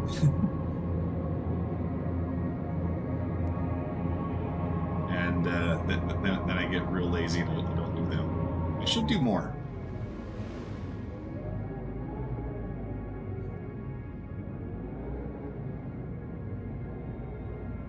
Quantum fuel on this guy is amazing with an Atlas. Imagine you could circle all of Stanton. Yeah, what is the... I mean, we're obviously not really testing the quantum drive with the distances we've done so far. Any ship could have handled the 1 million... Or... gotta correct myself. Anyone could have handled the gigameter distance we did to get to MIC L1.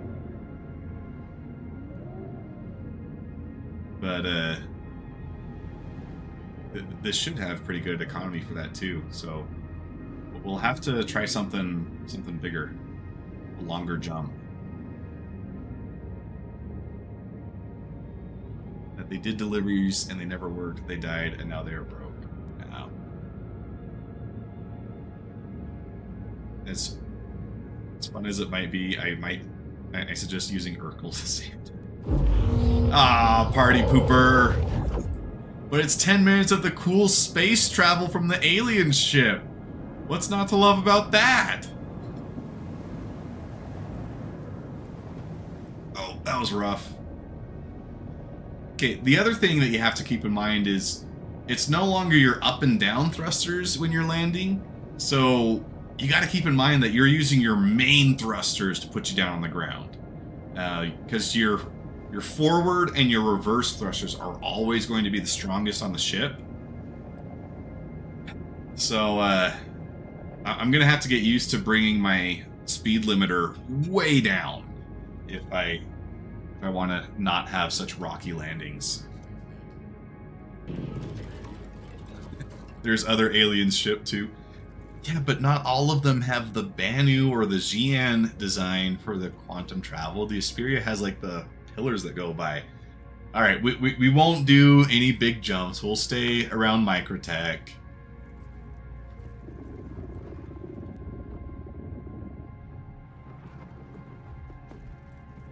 Landing it was rough for me. I saw a few crash real hard today. Yeah, it's those main thrusters, man. Like if that's your impulse for landing, it's gonna be really touchy. It's kind of like if...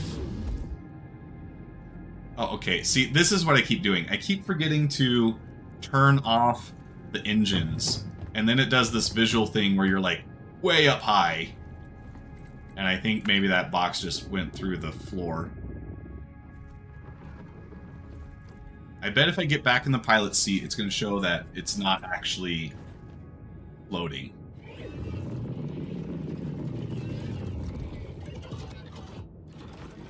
Come on, fix the view. Oh, there's the box. Bye, box. Okay, that was a much better landing. Okay, I kill engines. You got a Discord message. What are people saying? Rabid Wombat is a friend of mine IRL, and I'm introducing him to the game. All right, so if you're on the Discord, feel free to invite Rabid Wombat into your game. I'm so triggered by delivery missions. Yeah, you got real testy there for a minute, A&M. We're still friends. We're just doing this one delivery mission. That's it. I promise. Where did the box go?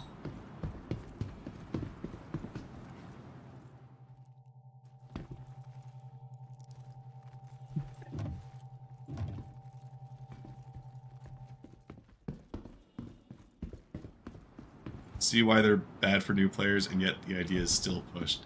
Well, see, on paper, it seems like it's going to be a real good thing, right? Easy money, very little risk.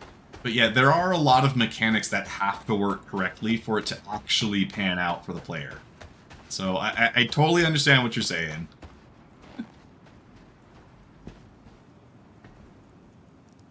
These delivery missions are costing me referrals. If you don't mind me asking, what tier have you gotten up to so far?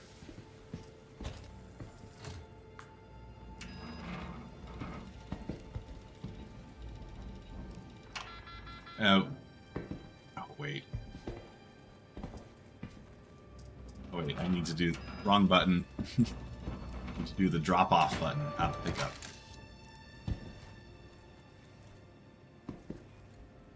So... 10. I just got my 10th with Slooty. Slooty is my Gladius.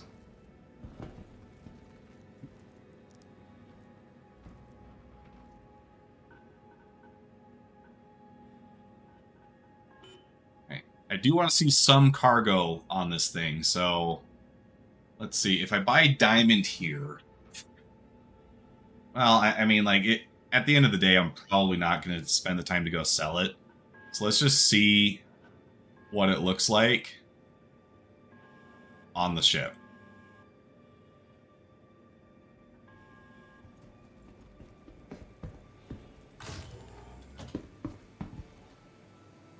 And then we can go to go back to a station and spawn something else.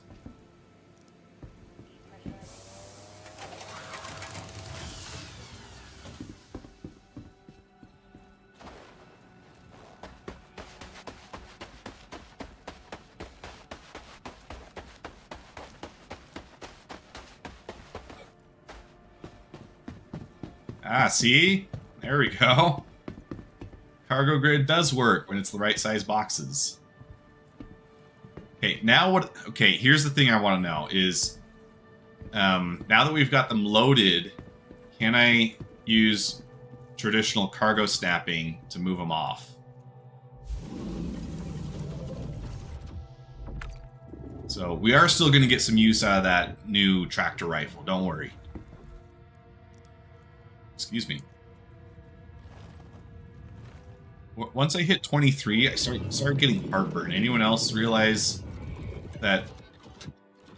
Anyone else have that issue where now that you're adult, life just kind of sucks and your body's falling apart? Okay, turn engines back on. Forward to go up, not weird at all. Landing gear retracted. Wait, no, that's... There we go.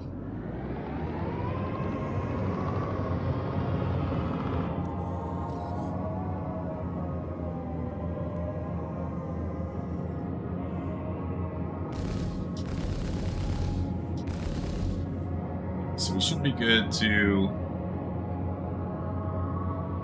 Alright, I'm going to try something. I'm going to get as low as I can and see if this makes landing a little easier.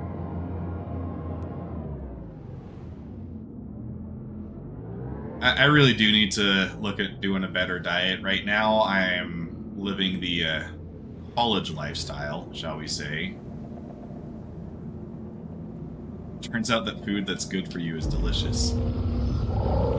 You know, I don't struggle to eat healthy. Like, I do enjoy good foods, or foods that are good for me. The issue that I have, the biggest part of it, is when you're shopping for one person, getting enough fruits and veggies can be real expensive. Because you have to get stuff that is going to... that's going to last, right? Bananas, they'll go super quick. So I can never get through a bunch of bananas.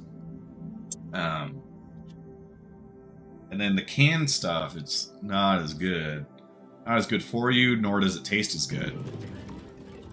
But I really want to try this next year, because it's getting too cold to start planting anything now. But one of my big projects is I want to get a hydroponic garden going in my house. That way I can grow stuff constantly and have it be more at a rate that I can consume it. Because then I'll have full control, right? You know, I could grow some spinach, some other herbs. Yeah, I've got a lot of engineering projects that I haven't shown off on the channel yet that I really need to just get around to making a video for. Alright. So I think this answers our question. Yes, cargo snapping works.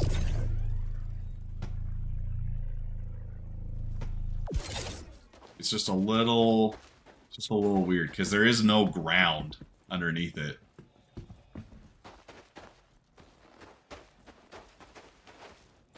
But it is cool. Style-wise, this ship it gets top marks.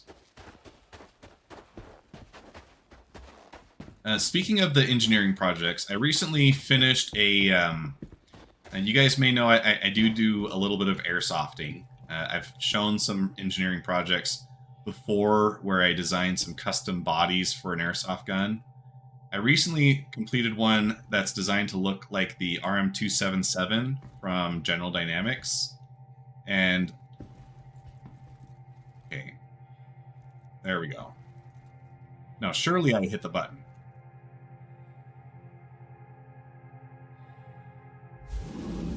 Alright, this button, really touchy. It's hard to get right. Let's see if we got some more stuff going on. Got far too many ships from... oh yeah, Schlag definitely is, he's the whale within our organization. He's got all the cool ships. So they've got really cool Gravlev panels. I think they need to make the hitbox on this button in particular just a little bigger. What was I saying? Oh yeah, so I finished an engineering project to make a custom body modeled after the RM277 from General Dynamics. Really cool looking gun, and project turned out really well, if I do say so myself.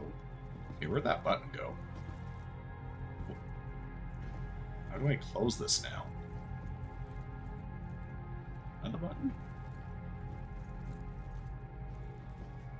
Oh, button's down here. There we go.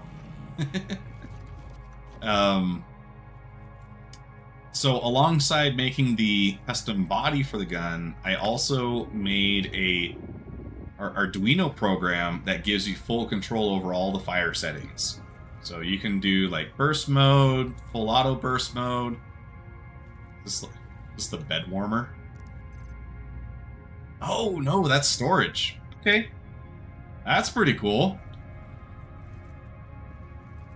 And then my plan is I'm just going to make the program open source, that if you come up with a cool thing that you want your airsoft gun to do, you can just add it as a function on GitHub.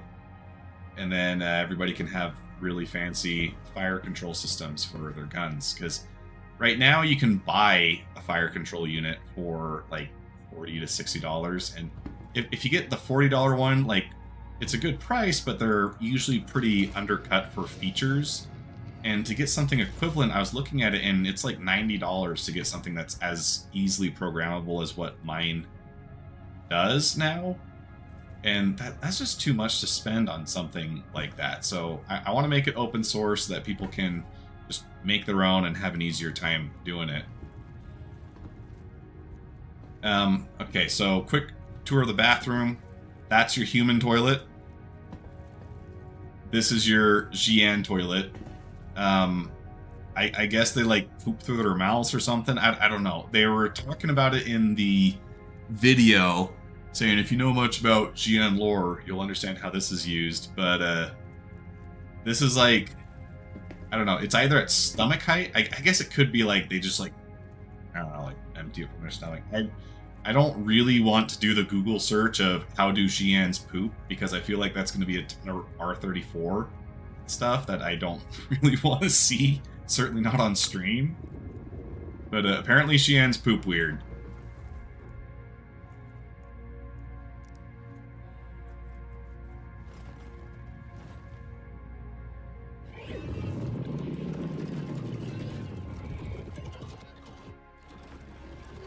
There's a 2-hour vid from Astro Historian about the different races evacuation.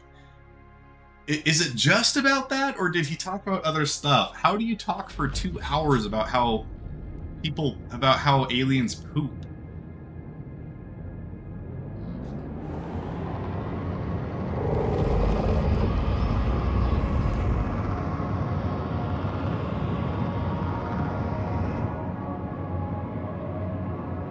He's thorough. I mean, if he's talking for 2 hours about how an alien race poops, that is overly thorough. That is like obsessively thorough. But I love Astro Historian. His videos are really interesting. I haven't seen that one, but once stream ends, I think I know what I'm going to be doing. Jeez.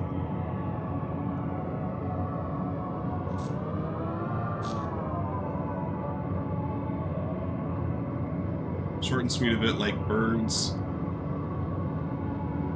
And control their metabolism to be super slow or endurance. Okay. So they have like a, what is it called? A cloaca?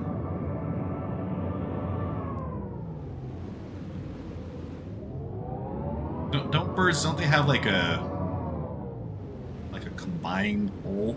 Because they don't pee and poop. They just have they just poop, right? The stream's getting real weird. Just talking about how different animals poop.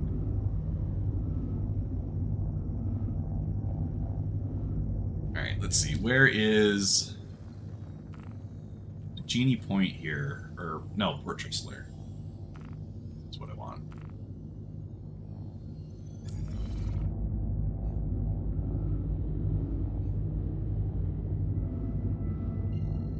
So that is going to be a brain worm that I'm not going to be able to get rid of until I watch a 2-hour video on it.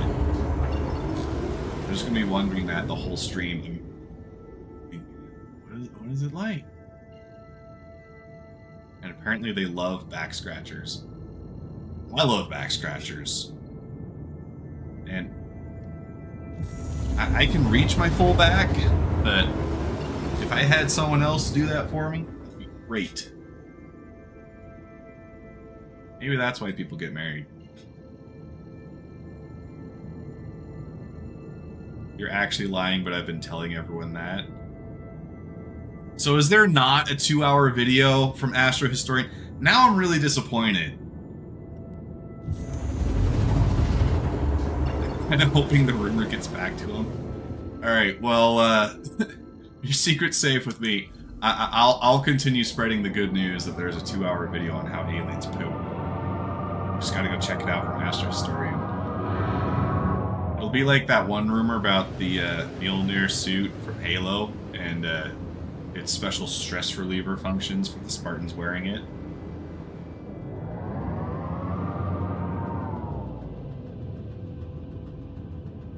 If you guys know what I'm talking about, that'll be an instant reminder, but I'm not going to say any more about that on stream. Gotta keep things somewhat family friendly. Hello, and thank you for contacting EDL Landing Assist. It is a pretty good rumor. I mean, I could definitely see Astro Historian making that video, especially as just like a gag, Thank you. you know, Please visit again. come April Fool's Day or something like that. Alright, this is the real test of Sulen Pilot. Can you land in a horizontal hangar? It is mine, isn't it? Please proceed to assigned landing bay. Perhaps not.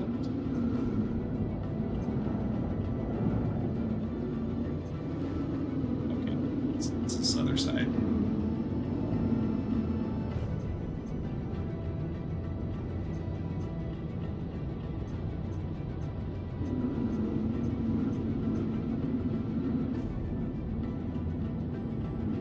Alright, we can do this. I don't think that... You are clear to launch. Okay, the altimeter is definitely not aligned to the station, Landing so I need to complete. ignore Have a that. pleasant stay. I'm gonna guess 115. Thank you, and please visit again. Oh, except it's not updating right. Okay. Cool.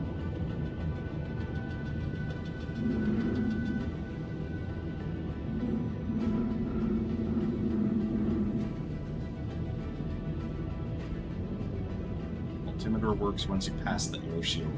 Problem is, though, this ship is not going to fit vertically.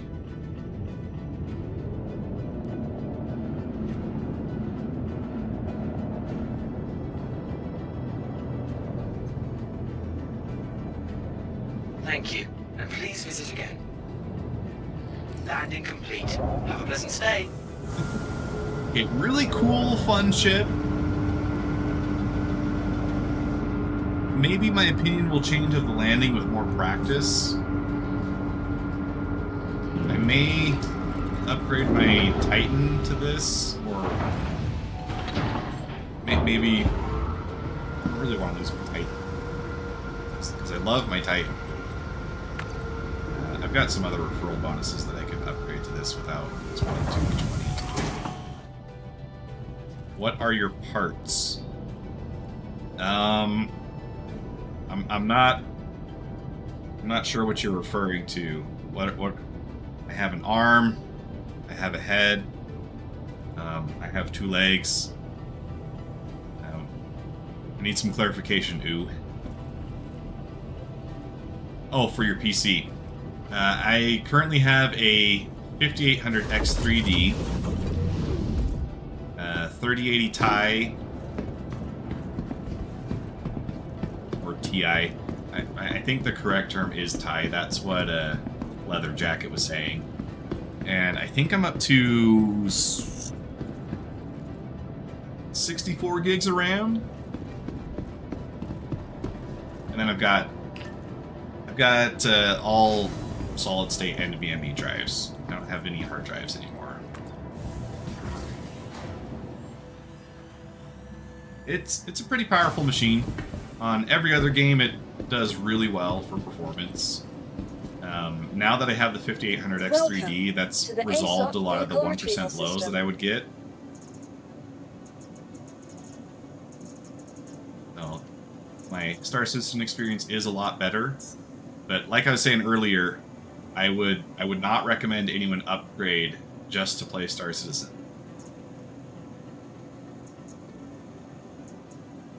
Alright, let's do a vote in chat. What ship do you guys want to see next? I've got all the alien ones rented.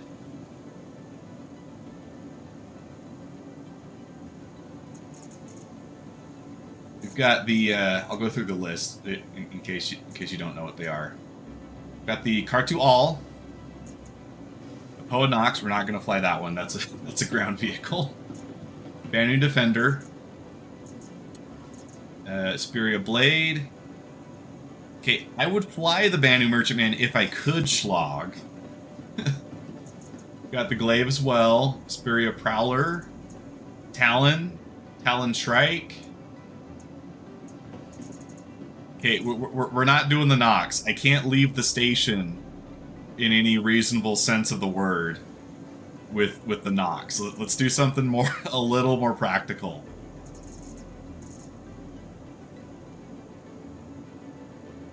Let's stick with the alien ships, though.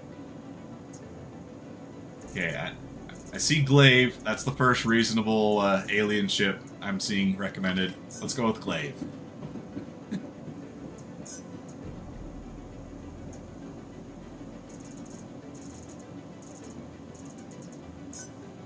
Your vehicle has been delivered to the following location. Please visit us again. We'll do the Defender next. Yeah, the Nox is up for rent. It's in the basement because it's a ground vehicle. Okay, Hangar 3. I don't think I have any great bounties unlocked in this area. I also think that probably with the update, I lost all my licenses, so maybe we'll have to do some flying around just to get those. Let's take a look.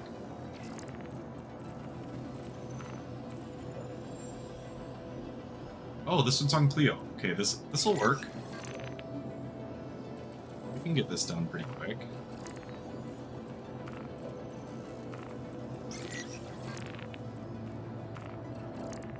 The other thing that I recently learned you can do is if you just accept and then abandon your license missions, you can get it to give you closer ones.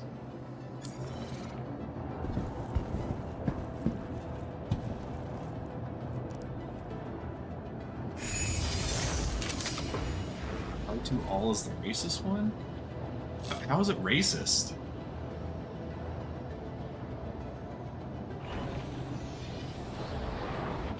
Okay, so let's do a quick pan around of the ship. This is the Speria Glaive. Speria is a brand that makes alien ships for humans. And this is the old Vanduul aesthetic. So this was like 2.x days for Star Citizen. The newer Vanduul ships obviously do not look like this. They were originally going for kind of a scrapped together vibe. Systems activated. Systems on. Engines. Oh, the QT has an accent? You are clear to launch.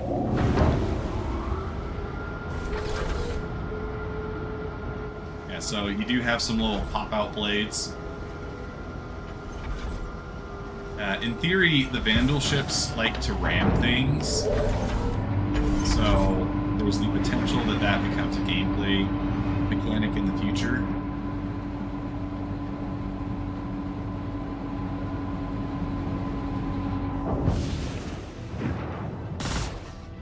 But then we've got the weak guns. And then we've got the rat cannons. Thank you, and please visit again. I'll warn you guys ahead of time, I am not an amazing pilot. I usually rely on Schlag for dual pilot scenes. But we'll see how I can do.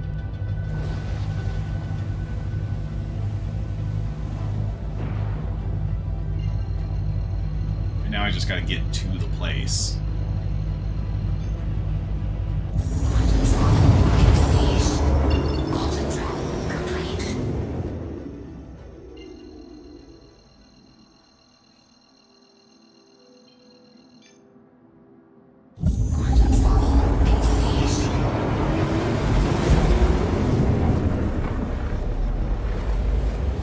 I think you're right, A&M. Last time you flew with me, that was a while ago. But yeah, crashed my Carrack.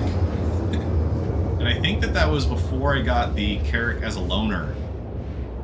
Because that was when there was a bug in the game that was allowing people to get ships for... there was a bug that made it so that you could sell the same ship components over and over and over.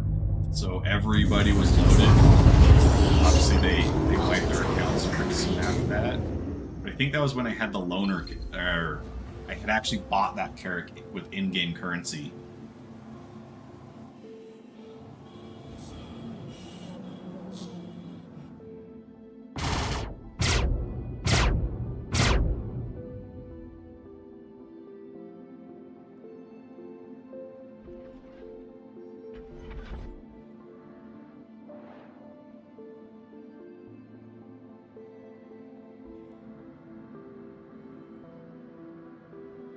Can leave it off coupled for a minute while I'm lying down there.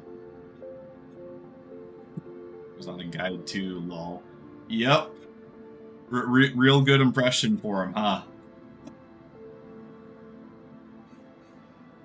I think I was with Vader when this happened, but there was one guy who was asking... Oh!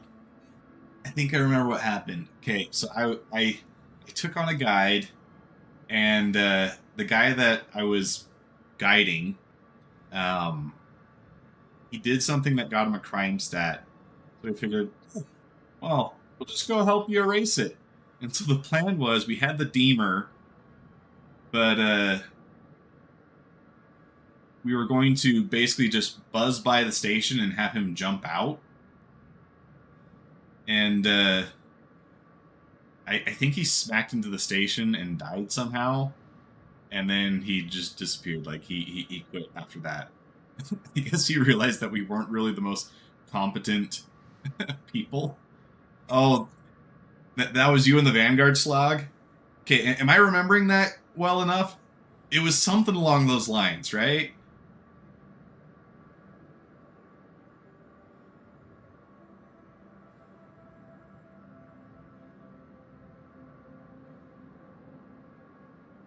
The scary thing about the glaive is if you ignore it, it can do a bunch of damage to medium or large ships.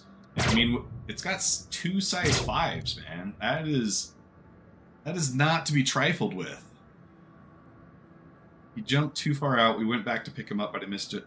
Oh, that's right. Okay, so it wasn't that he hit the station. We hit him, right? That's what it was.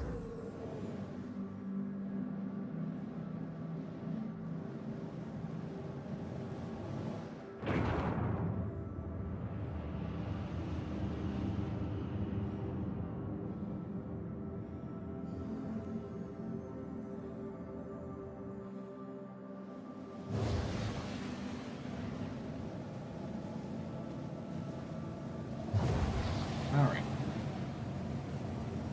Tried to offer him like 2 mil credit out of the grant. Yeah, I remember you doing that, but I think that he had already gotten off by that point, right? So it was like, well, we tried.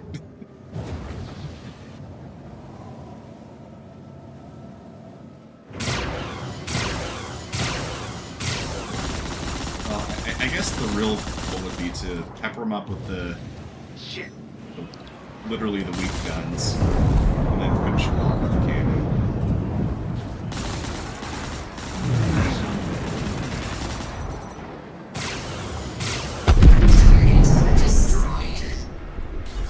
That's pretty nasty.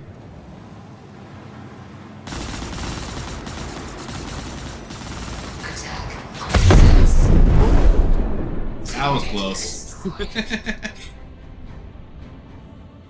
For as much as he talks about not wanting jousting in his game, Chris sure made some pretty jousty NPCs. So that's the glaive for you. It hits hard.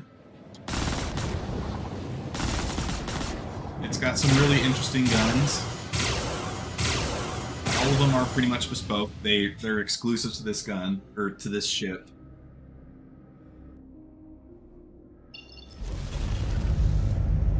Now let's I saw Banner Defender as the next one people wanted to see, so let's go pick that one up.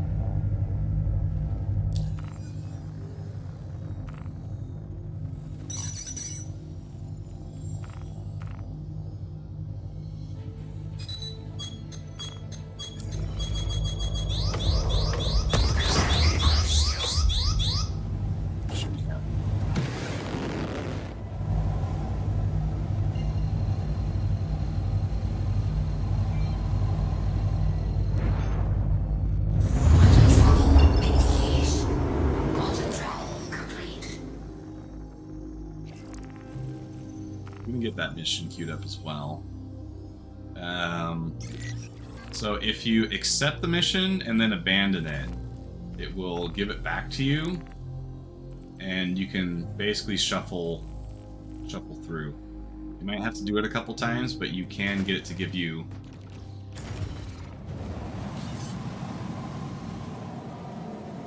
All right. Ah! That's who had the audacity.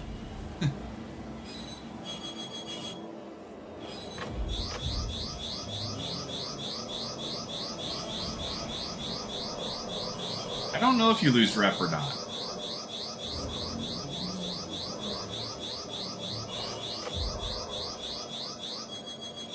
Okay, why is my targeting not working?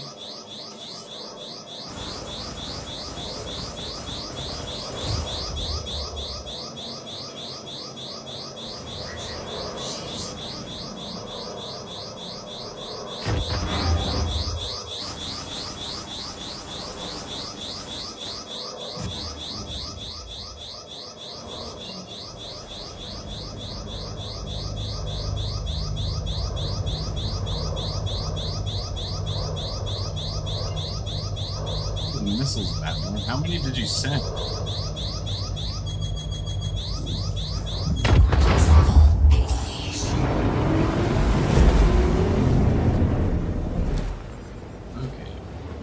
Got a brief moment of respite. I can set my course on Fort Tressler. Stream sniper following me. Actually, it's one of my best friends from childhood, so I don't know if that counts as stream sniping. He knows my he knows my home address.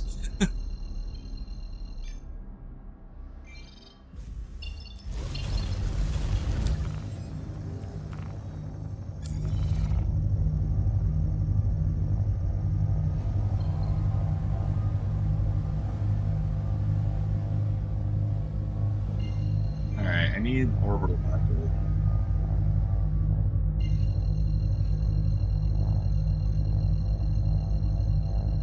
If someone actually wanted to stream snipe me, I'd be the easiest person to do so. Oh, is that what was going on? Okay.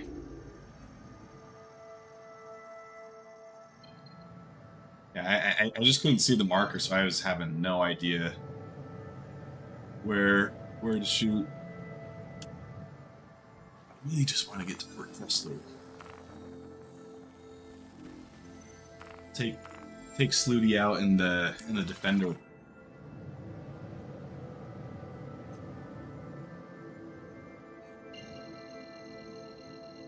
You're still feeling like a big boy, Slooty. You can meet me at Port Tressler. I'll entertain you there.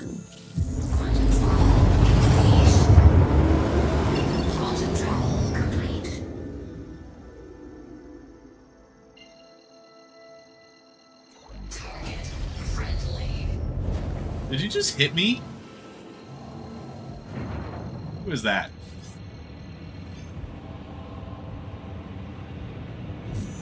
probably still you.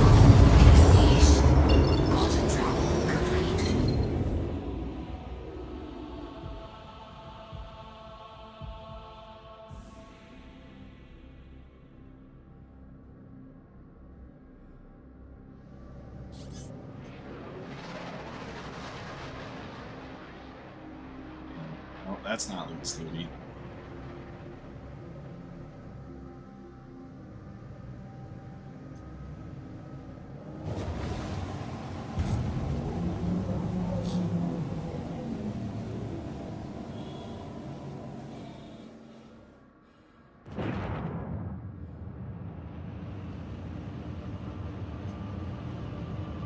Go to the ship we were flying just a minute ago. This is going to be a lot easier to land.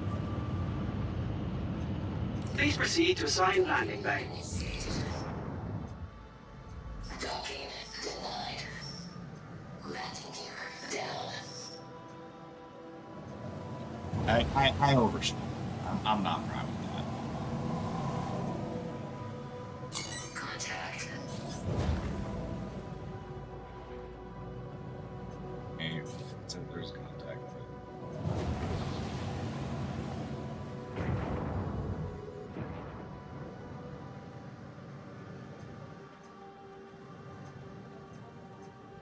There we go. That makes me look a little. Speed down. And a lot of people watching, so I have to make sure this is a good landing. We've watched some pretty subpar landings so far.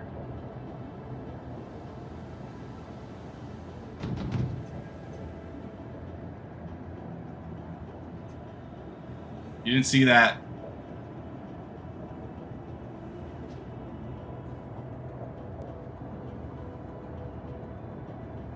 Didn't see that either. Why is it? I had hit the ground. Does this have like some... Hybrid V totally saw that. No one send this to him, please. That would be exactly the kind of React content that I deserve, though.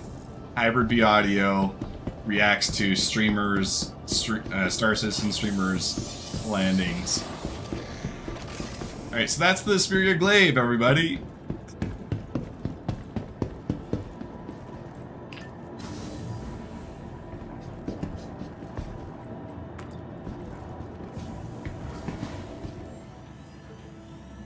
My character is thirsty. That's probably Sleuth right there.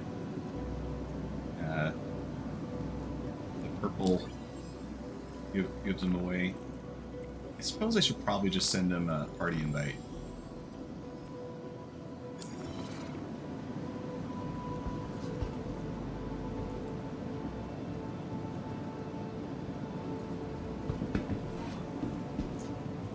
Where's he at? Oh, okay. It's nearby. Welcome to the ASOP Vehicle Retrieval System.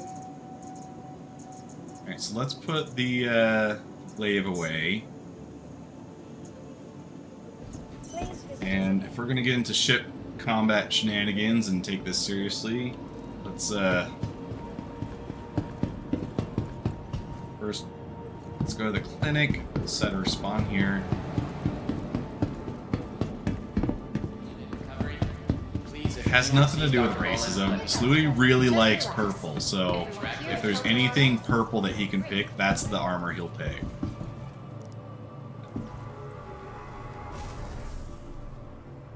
Oh, okay. Again with the Banu Defender, huh? Just a friendly reminder that no matter your health A&M is status, really, just by being here, really all excited taking for this important quantum steps drive toward our sound. goals. And since I am leaving from a station, I don't actually need to be wearing armor. I can just put all my gear here. Attention, emergency staff. Oh, the Car2 all. It's a pretty big one, so team stand by. We'll check that out after the Defender. I'll make you wait a little bit for that one.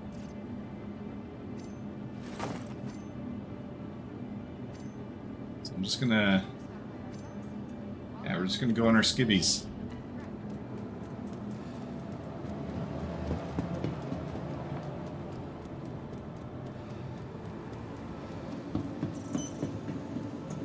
Welcome to the ASOP Vehicle Retrieval System. Alright, Danu Defender.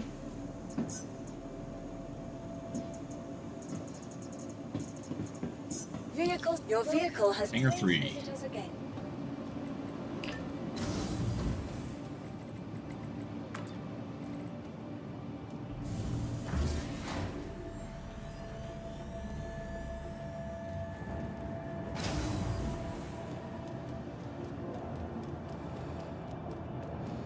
So, basically a crab in ship form. It's got big old claws that sit in front of it. And the cockpits definitely look like crab eyes too, so it really is like they just looked at a crab and like said to themselves, so they made the Banu Defender.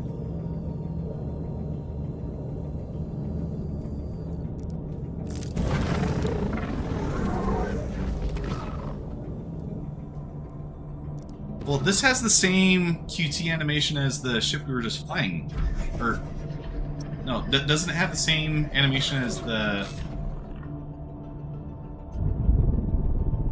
Systems activating. Systems on. I can't remember its name. The Sulen. You are clear to launch. Launch complete.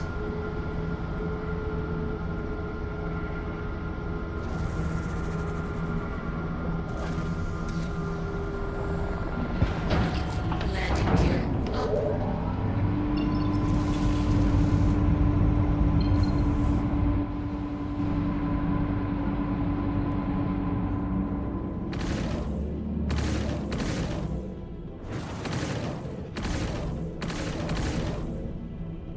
Where are these guns coming from? Okay, those ones are looking like they're coming from the bottom. And these ones are Thank the you, and please visit long again. guns. Are they gimbaled? They are.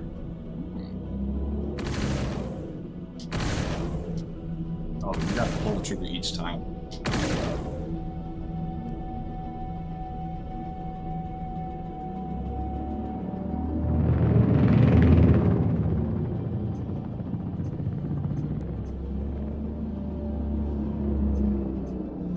Alright, we'll give Sluty a chance to get his ship out.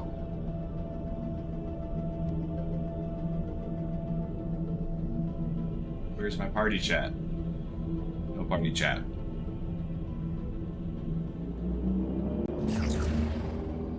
Oh yeah, it does have a pretty cool sound there, doesn't it?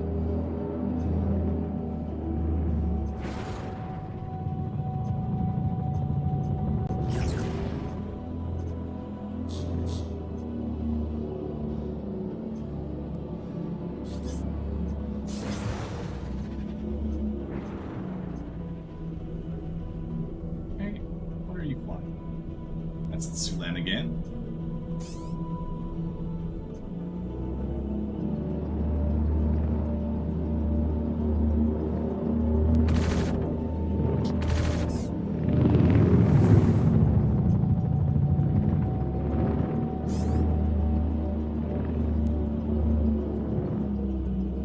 Okay, you need to not be jousty with it.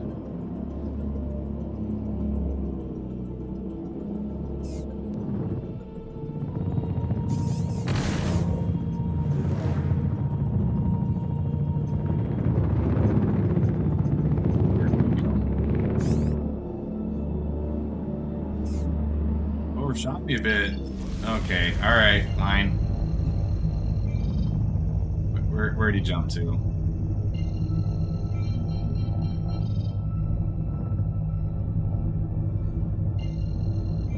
Oh, he was-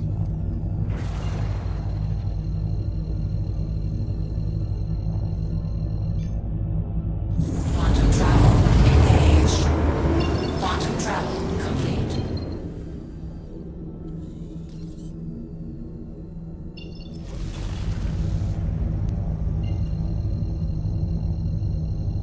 There we go.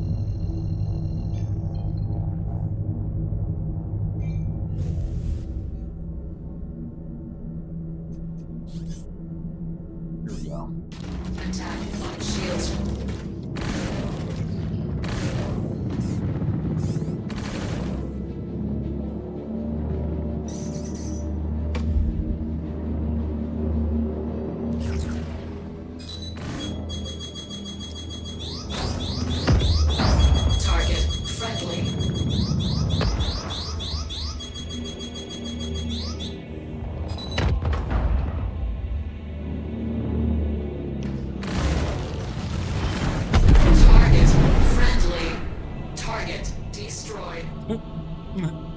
Bye.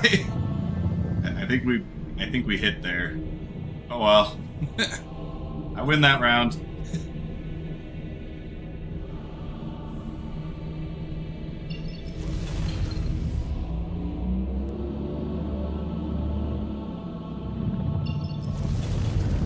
He committed teleportation. Shame, I could have given you a ride back to station.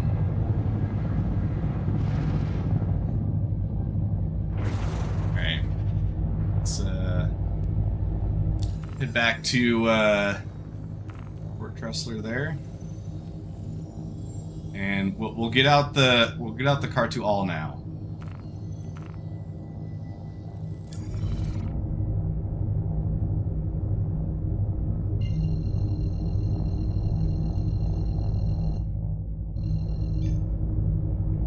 Quantum travel engaged. Quantum travel complete.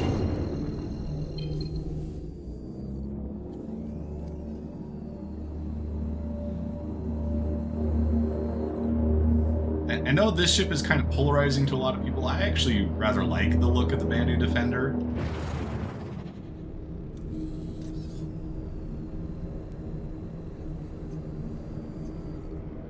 Thank you. Please proceed to assigned landing bay. Landing gear down.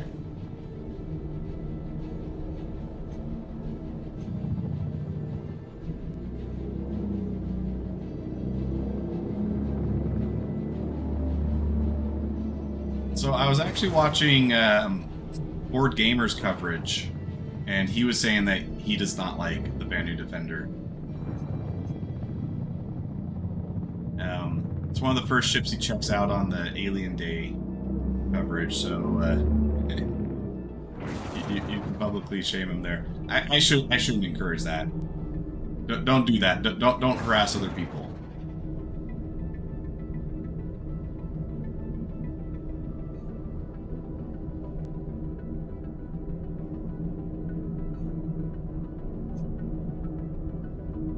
Landing complete. I meant to land that close to the door, guys. It was intentional. I did not just get distracted by chat movie. Launch complete. Landing. I forgot to turn off engines again. You know what? I'm not going to do anything about it. I'm just going to jump off. Welcome, Voodoo Child. Why is this locked? It's my ship.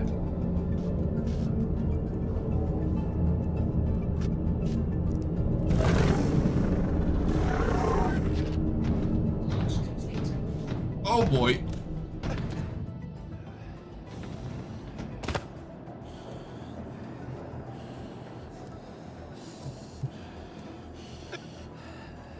Man.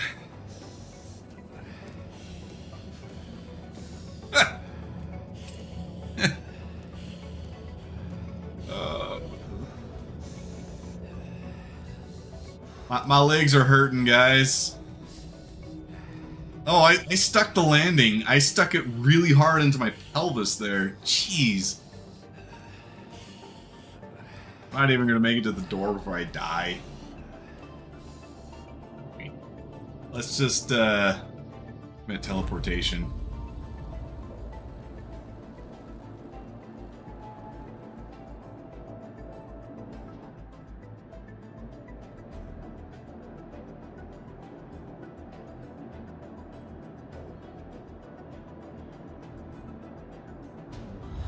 Falling with style. Yeah, I did the whole Buzz Lightyear routine there.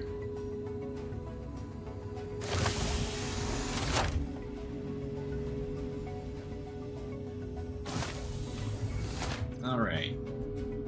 Now, the proper thing to do, guys, okay? See this? Don't be this guy. Don't leave your garments on the floor. Don't be gross. Instead, be like me, an intellectual who is standing when they access inventory so that they can actually change stuff, and just copy it into the cargo. Come on, here we go. See? No boxes for me. Sweet, cool treat everyone loves. Yeah, that was such a hard landing that could have superseded generations. Needed immediately in surgery. Dr. Chan to surgery. Thank you. Hey guys, what are we looking at? Just by being here, already taking. Here's the water cooler. Attention. As of now, Lab 2 is off limits to all. Be like McCool dropped off around Grim Hexfoot. No. I just showed I am a clean player. I pick up after myself. I'm not like these heathens leaving clothes all over the station. Okay. Oh, party disbanded. I guess Slooty didn't want me to take him out again. Welcome. Alright. to So we the wanted to do Inside the Vehicle Car 2 Retrieval all System. next, right? Boa?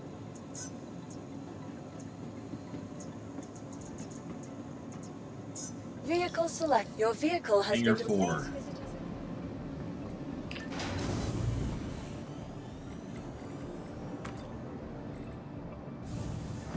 Alright, let's see what this voice A&M's been getting excited about is all about.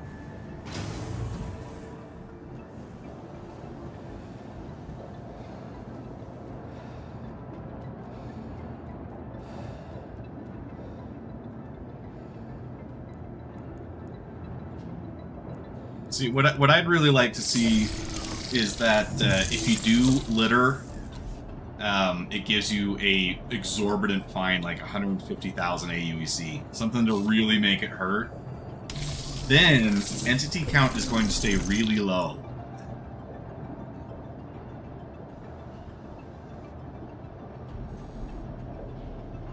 Systems activating. Systems on. Oh, that was a weird sound.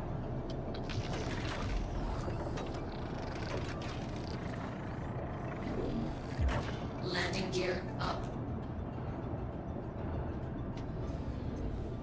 Oh, okay, we're a bit taller than I realized.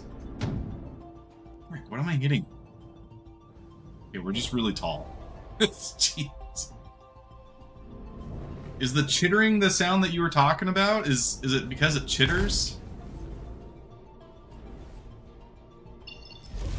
Thank you, and please visit again. Okay, I just spooled the quantum drive. This is where the racist voice is supposed to come from.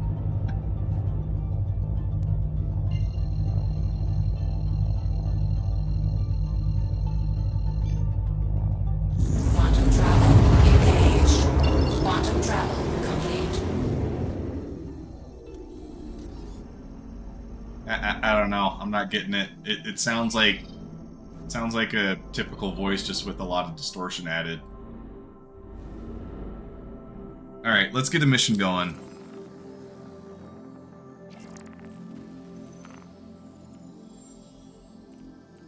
I don't. Wait, no, shoot. Wrong one. Should have. Here we go. Nope, that's not it either. Beacons? Any beacons nearby? That's not. This one's nearby. Let's do this one.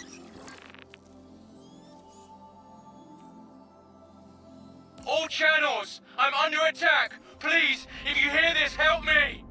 Help me, and help us.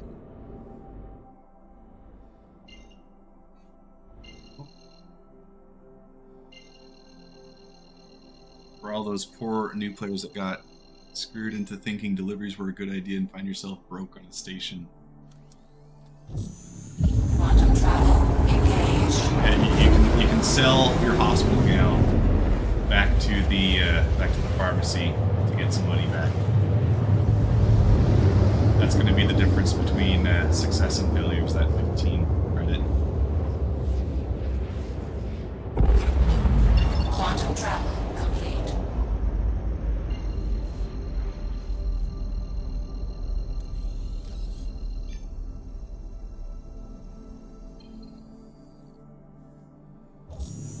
Quantum travel engaged.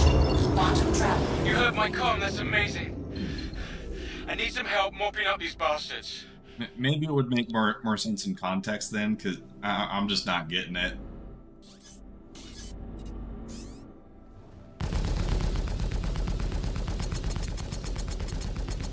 Asshole.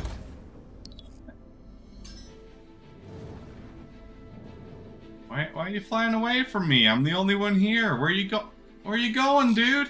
Okay, I can increase my speed limiter. That'll help.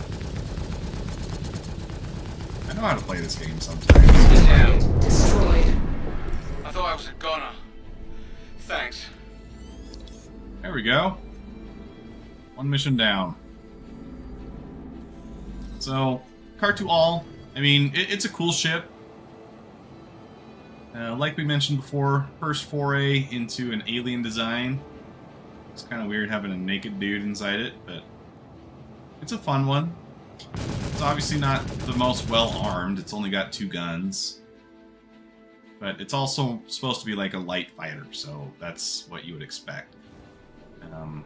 Pretty maneuverable. It's got really fast roll rates.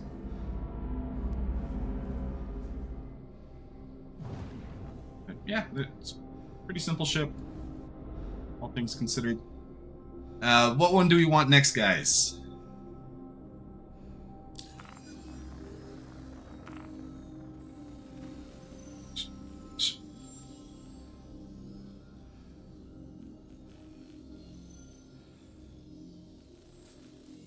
Yeah, because it has 2 size 3s right now,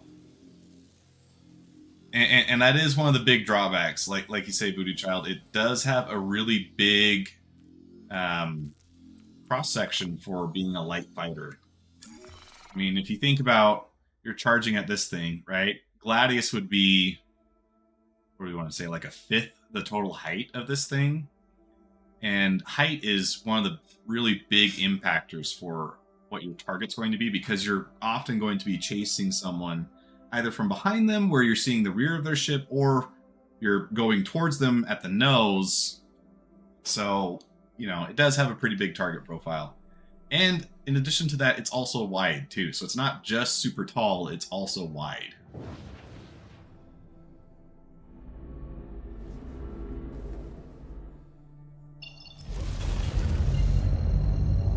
Comparatively stealthy, it's a strike and fade ship. I'm hoping that stealth will be more valuable in the near future. One of my favorite ship designs currently is the Aegis Saber. Not even the Raven, just the Saber. Really cool. But right now, stealth really just means that you get detected at a shorter distance. And we need some more stealth mechanics to really flesh that out. Don't brawl in the Kar2. We have used it in Combined Arms to come in with 2 size 4 repeaters to dish out damage, but as soon as anyone targeted them, they would scoot away. Okay. So it's more kind of using it more as a glass cannon build then.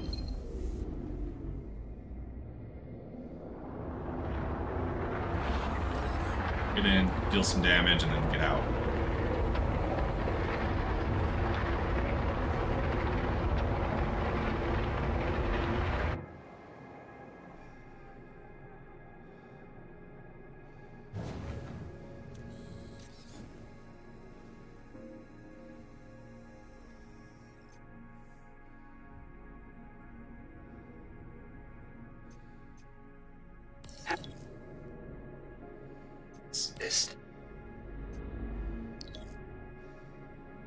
Okay, let's see if I can do a little better with the landing this time.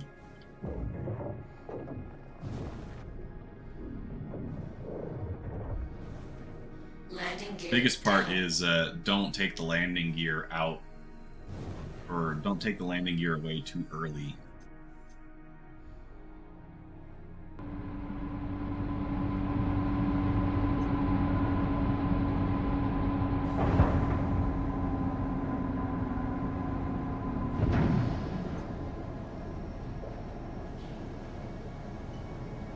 There we go. Hey! Turns out I can play this game sometimes. Voodoo Child, you're evil. Let me distract you again. I know what you're trying to do. Do not appreciate that, sir. I guess you forgot to turn off the engines again.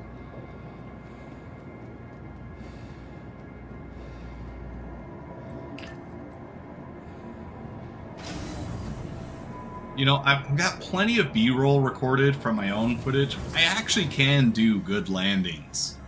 I was getting real good at them, but now that I am, now that I've got eyes on me, I can't do anything right.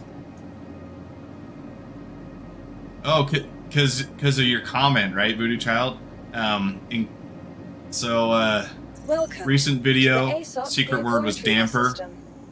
And Voodoo Child specifically refused to say those words for the giveaway, and instead said moist. I feel like that is a grave sin. Moist is such an uncomfortable word.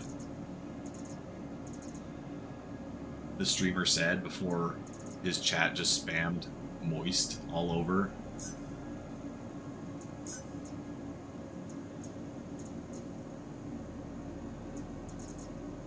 Alright, we're doing the Talon next. Your vehicle has been delivered to Oh, the following no. location. Quantum moistener. No. Please visit us again. I guess if we want to keep consistent with the suffixes, it would be quantum moisture, right? Because the point that I was making was dampener is incorrect, and it would be quantum moisture. I think if we want to get real technical about it. That just sounds so much worse too. Moisture. Oh my gosh, it's actually giving me chills.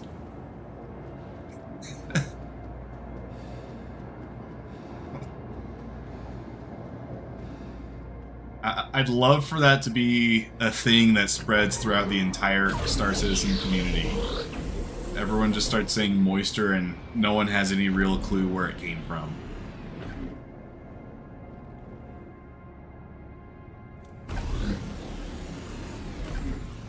Schlock stage name.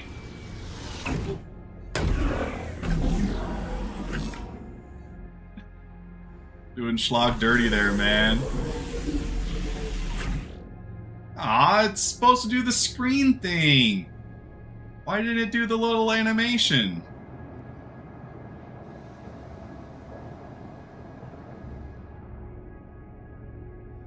Alright, well, let's start the ship up. Systems activated. See if we can't get the next license underway. Not the impact I was hoping to make on the community. This is all you, man. You brought this up again. Alright,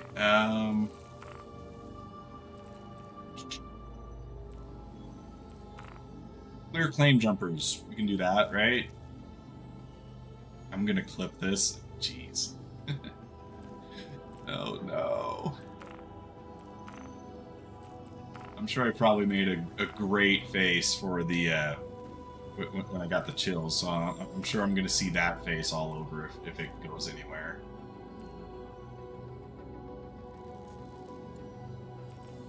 Come on, give me some proper missions, guys. Okay, I guess we gotta do this one.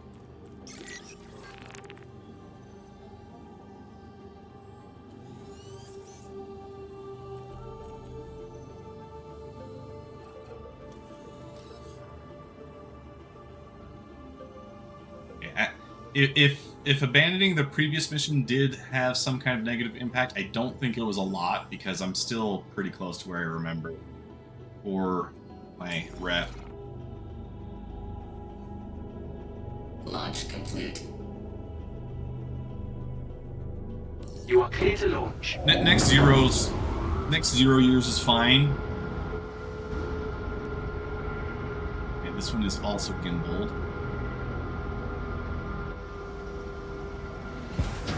Oh, okay. Pretend you guys didn't see that. I was gonna do the landing gear animation. Landing gear. No. I thought the wings folded in more.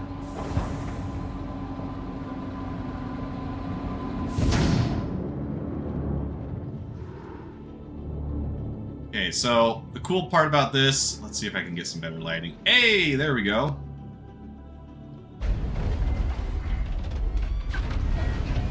I think the wings are supposed to be more animated, but they're not doing it right now.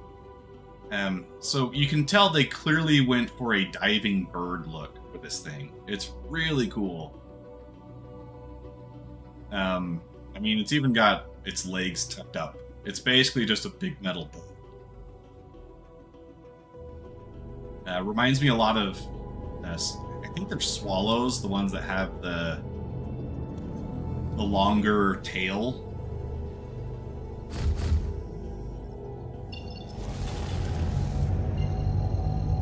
Yeah, this is probably going to be the closest we can get to there. We go moisten that quantum drive. What have I done? Quantum travel engaged. I should have just let Voodoo Child's jab go unnoticed. Now we've got way too much moistness going on in chat.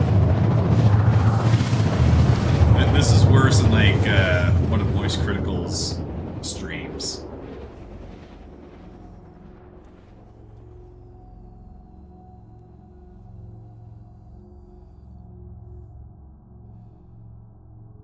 Quantum travel complete.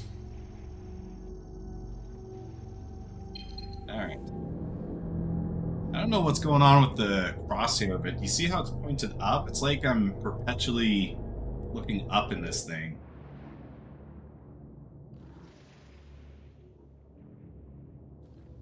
Really cool ship, though. I can also increase the limiter. I keep forgetting to do that because when you're flying the same ship all the time, it just keeps the limiter at whatever you sent it to last. Or set it to. But since I'm trying all these new ships, it's constantly resetting down to SCM speed.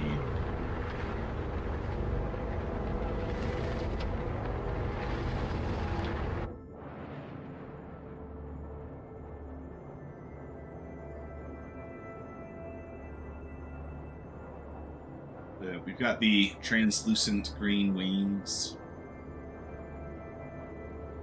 metal feathers. Really cool ship.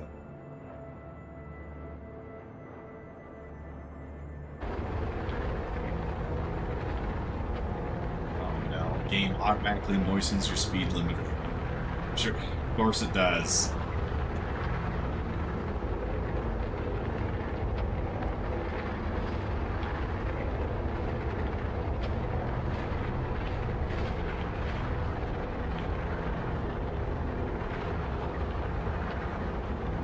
So, one achievement, that's not the right word, but what am I trying to say? We're about to get to a point where YouTube will unlock direct from viewer payment methods, so I'll have access to things like super chats, stuff like that, like where you can pay for memberships and stuff.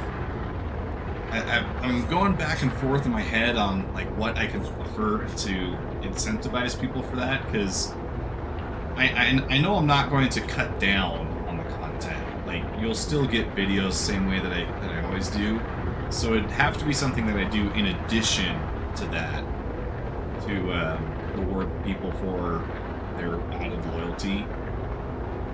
One thing I thought about is maybe doing like a super chat menu. I got the idea from, there's a streamer who did a Minecraft stream where every time you did a super chat or did a donation, you could like pick some random effect that happened to his character. Don't have a way of doing that in Star Citizen, but I could do things that punish me in other ways, like $1 for a push-up. You know, so $10 would be 10 push-ups. I don't know if that's something you guys would want to see, or if that's even interesting, but if you do have any ideas, I'm always open to suggestions on the Discord or here in chat.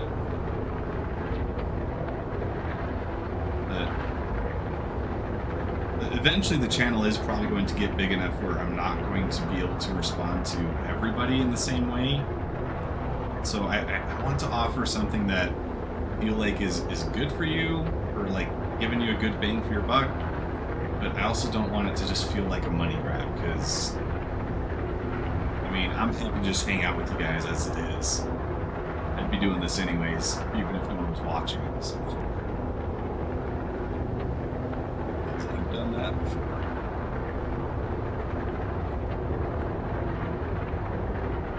ideas for me are going to be the most at best.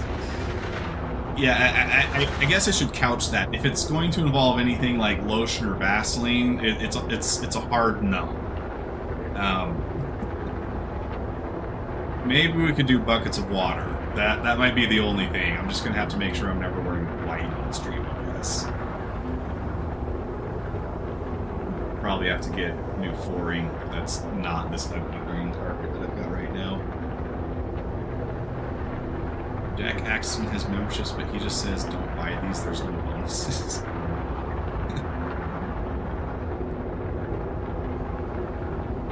I mean, that is one approach. What kind of content does Jack Axton do?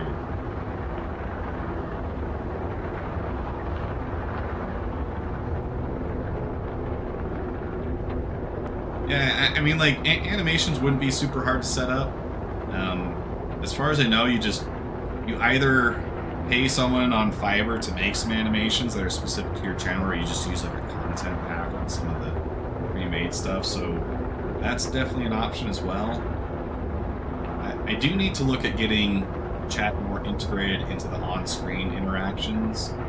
Right now, I don't have that. It's just, you know, set up on the side. Oh, cargo trailer guy. Who was it that did the 3D mouse video? He was also a cargo trader, but he was showing how you could use a 3D mouse. You usually use those in, like, SolidWorks and stuff. But he was showing how you could use it as a peripheral for flying ship and sick stuff.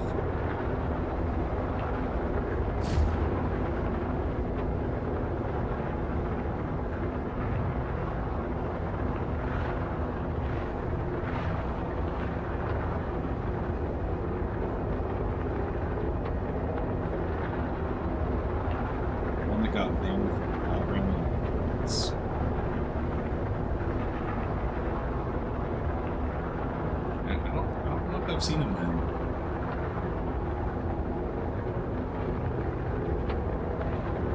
Is he still banned?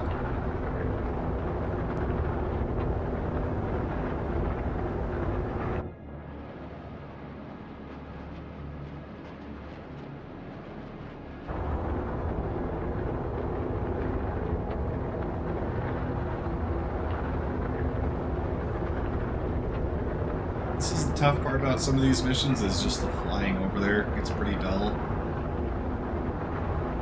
But this will unlock the local mission, so I should have access to a lot more after this. Let me suspend it after review. Okay.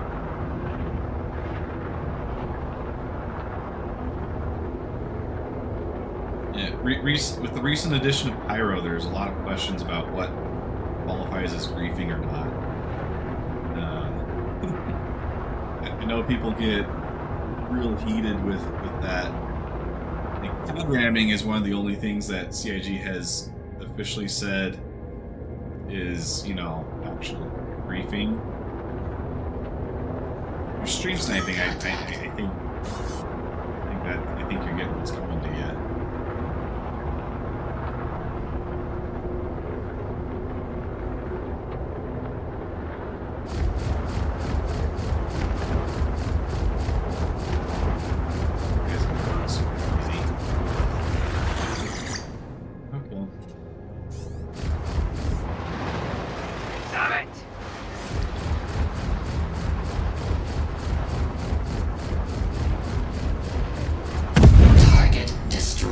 Go. He's dead.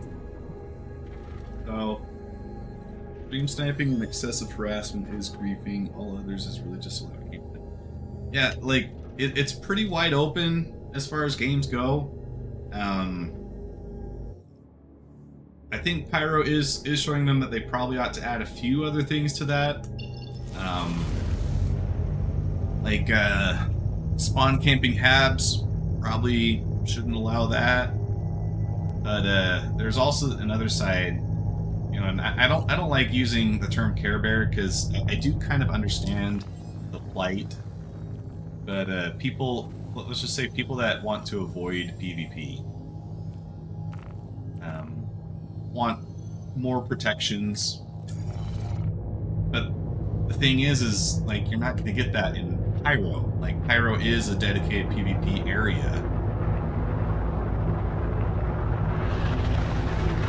It's always a tough balancing act. There's a lot of games that have been ruined by making things too PvE focused and, you know, penalizing PvP too much.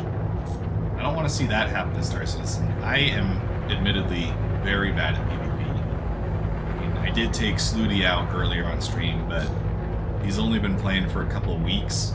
Anyone with higher level of skill, I'm pretty much helpless against. But I want the game to be hard. No, I don't want it to be easy. And that's going to mean that you're not going to go to places like Pyro if you're not prepared for an engagement like that.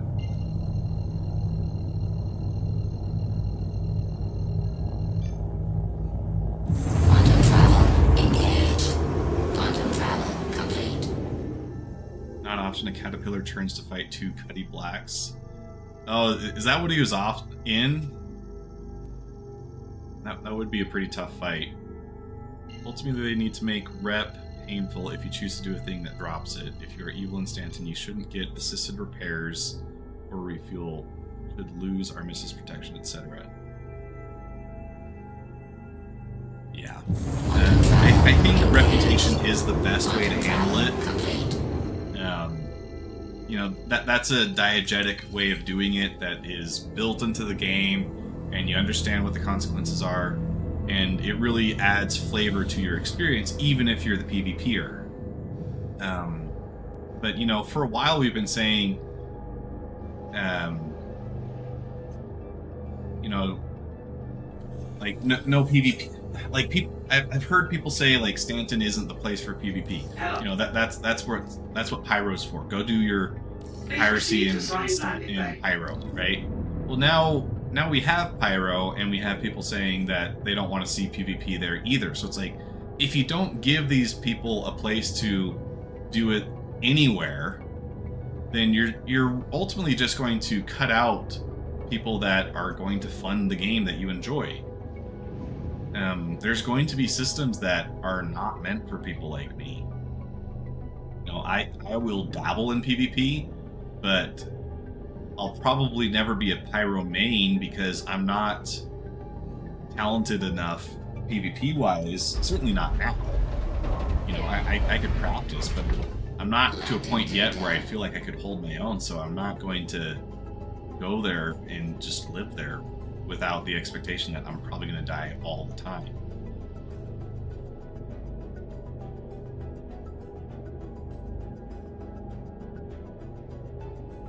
And then, yeah, they do need to make they do need to make prison more of an actual punishment. Right now, I mean, you can murder someone in the game and you'll get a 30-minute sentence. Like, that doesn't make sense. If you do illegal activity in Stanton and you get caught, it should be difficult to get out of prison. Landing complete.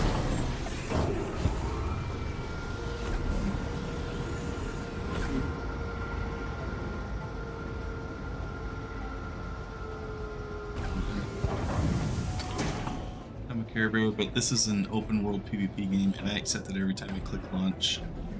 Yeah. So, I mean, like, you just have to acknowledge, you know, that's the nature of the game, right? There is PvE, but there's also PvP, and it would be wrong to take PvP away from those people entirely. You have to give them an outlet.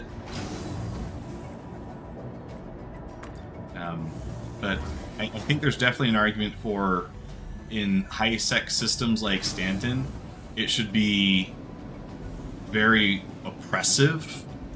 If you get caught, like, we're talking 24-hour sentence, and to the ASOP, your odds of escape are extremely low if you try to bypass that, and then it's extremely difficult to erase your crime stat as well. I mean, and I'm talking like even worse than, you know, going to security post Korea, because that's enough of a challenge that people actually enjoy it, we need it to be like really difficult. But that's kind of how you push people into the PvP areas. Like, well, if I screw up and I lose, then my game session's over, so I'll go do it in Pyro where I can get away with stuff. And you need to leave Pyro as a place where if you want to do PvP, you can do PvP, and it's going to be, you know, nice and rewarding. Yeah, ultimately the problem is solved by traveling in groups of friends. Yeah, I mean, like, I'm definitely planning on visiting Pyro, especially once I got my Galaxy, you know, load it up, take some cargo there, hopefully, you know, because hopefully that'll be a thing we can do, is go through a jump gate to Pyro.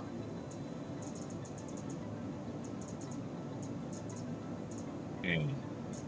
Alright, any preference, guys? I think the only one that we haven't... Oh, well, we haven't checked out the Blade. Blade is the much newer Vanduul aesthetic, so let's check this one out. Where'd it go? There you go, Blade. Your vehicle has been delivered to the following location. Please visit us again.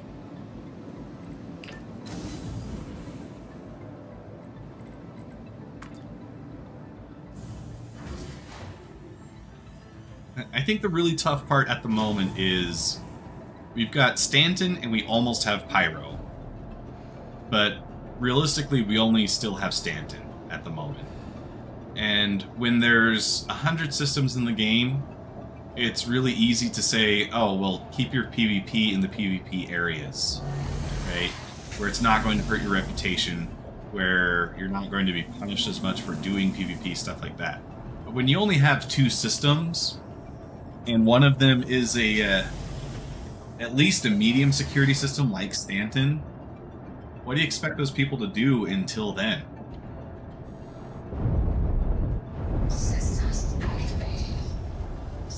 I envision that in the future, Stanton will probably be much higher security, and PvP, you know, what a lot of people call griefing, but it's not actually griefing, will probably be a lot nicer.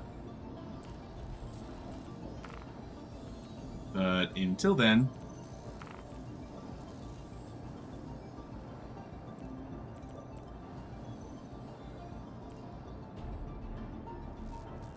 yeah, long sentences probably don't make sense right now, but I'm talking more from the perspective that the game has multiple systems out, and so if you are risking PvP or illegal activity in Stanton, it does make sense at that point to have the legal system be a longer punishment. That's one way you could balance PvP in a higher security system. I don't think that should be the end-all be-all. Like, there should still be ways to bypass it, because that's what makes the law system fun.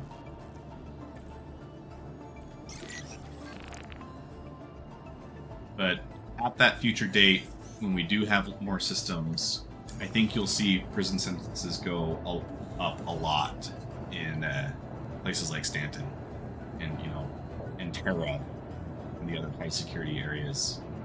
You are clear to launch.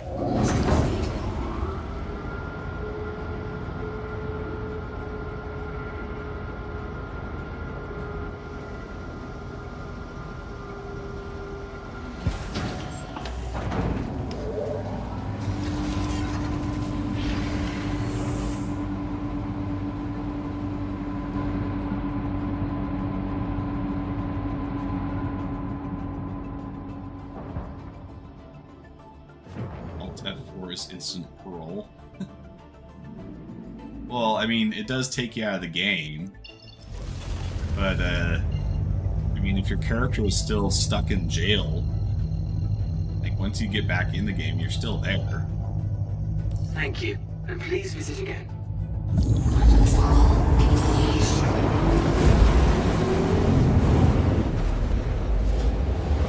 And Alt F4 in combat no longer works because your body will persist for, is it 10 minutes after trying to combat log? They've got 10 minutes to take you out. It also, if you try to Alt F4 and get into a different server, that was one way to get around the mitigation that they had implemented. That doesn't work either.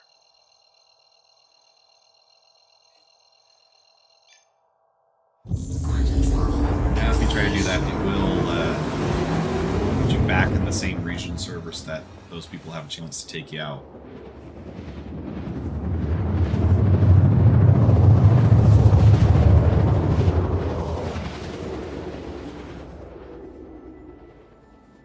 This isn't even close to where I wanted to go. Hoping this was going to be further along the side of the planet. I should have done observation.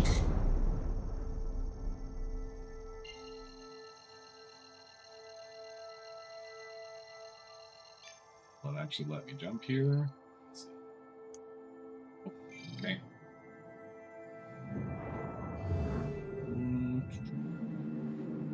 What is nearby that I can jump to get over there?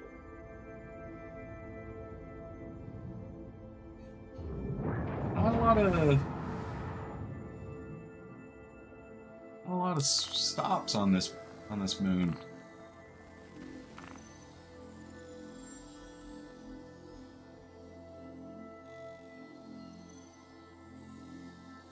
That is so far. I get close to something at least. Come on.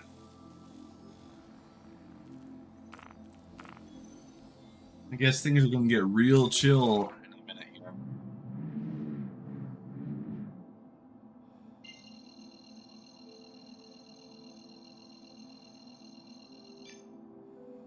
Might be time to break out some of that physics homework.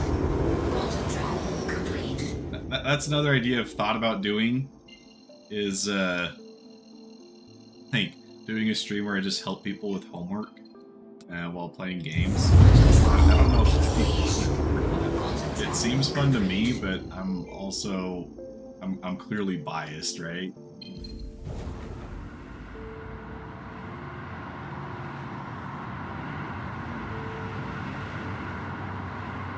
But this would be a good moment for that. Put the ship into decoupled mode, keep it going forward, and everybody just breaks out a couple physics problems.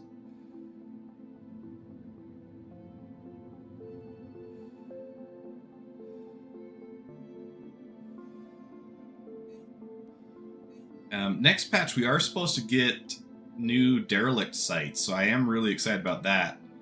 New outposts and derelict locations, that'll be really cool. Some of the ones they showed during CitizenCon look really expansive. I'm excited to go there.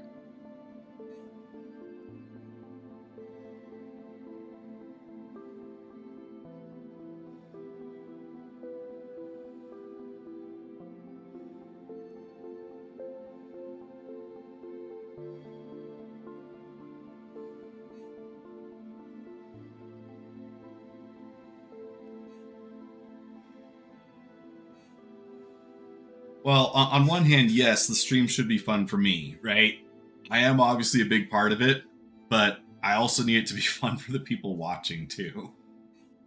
So, I don't know. If you'd want to have help with your homework or whatever,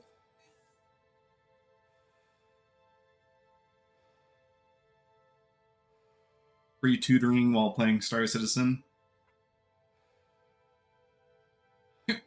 Or maybe that's what I do as a super chat. You do a super chat, and then I'll help you with your homework.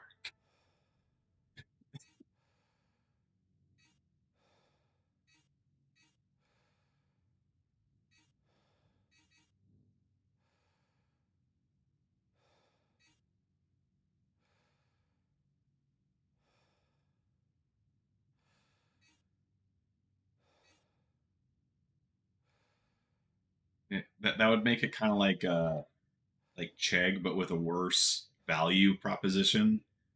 Like Chegg is like what is it, $18 a month, I think. But if you're as long as you're paying a monthly subscription, you have access to all the questions you could ever want. This would be like $1 for a problem, a single problem. Not as good value wise, but I think it'd be fun on stream.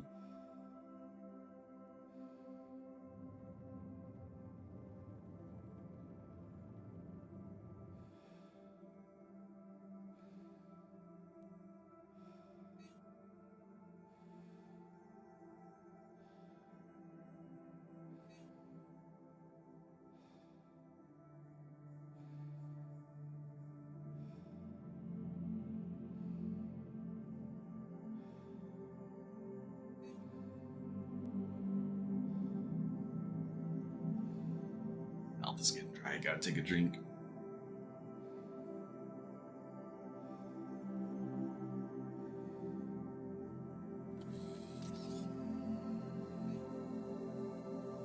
I want to take a real deep dive into my channel. I showed how to make this wrap. This is the same bottle I did that on. And that was years ago. That was shortly after I got back from my mission. Probably talking 5-ish years. Anyway, that would be for someone who wants to do a real deep dive. I really didn't know what kind of content I was going to be making at that time.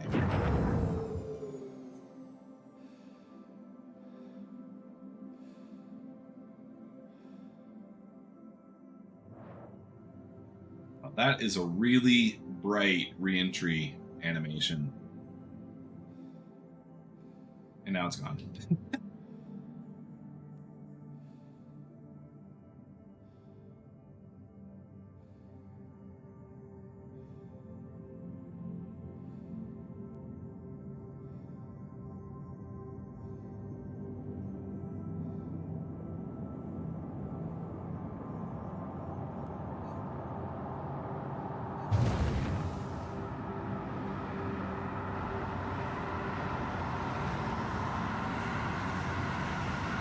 As I said earlier, you would be doing this anyway. Make your stream fun for you, and it does have an audience. It will you can draw. Yeah. I mean, there is some truth to that. But I can do things that are fun for me that will also be fun for people. So I think it is. I think there is an element of finding a balance there. You know, if I'm doing stuff that is, it's like there's a lot of stuff that's fun for me, right? That most people may not find fun from an audience perspective.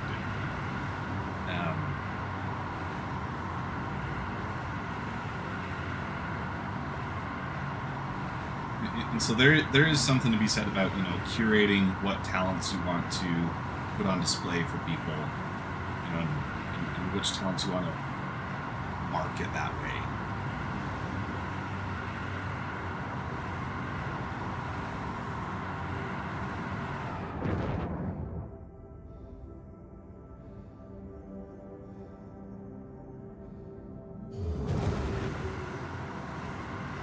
Another idea I had, and I am a little more confident in this one, is I do some artwork on the side. You'll see some of that pop up in my videos. I thought it'd be kind of fun to do a stream where we take a art prompt from chat of like mining ship designed. Excuse me, did you hear that burp? That was rough. Take a mining ship designed from Drake, you know, and like turn that into an art piece. You know, that I think would be really fun. Being that it's done live on stream, it wouldn't be the highest quality artwork I've done, but I think we could make a reasonably good sketch in that limited amount of time that people would enjoy, kind of, you know, feeling like they're coming up with a prompt.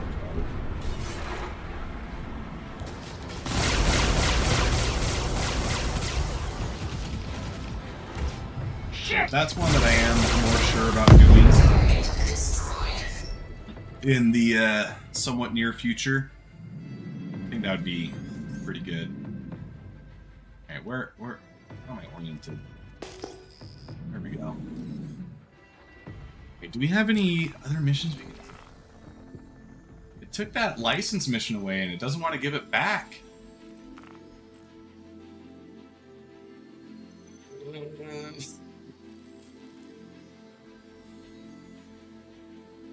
You know what? I think we've checked out the alien ships that I wanted to see. I want to see. That sounds more like a reward for those who contribute financially. Oh, okay, like do a super chat to get your prompt in the game. I guess we could do something like that.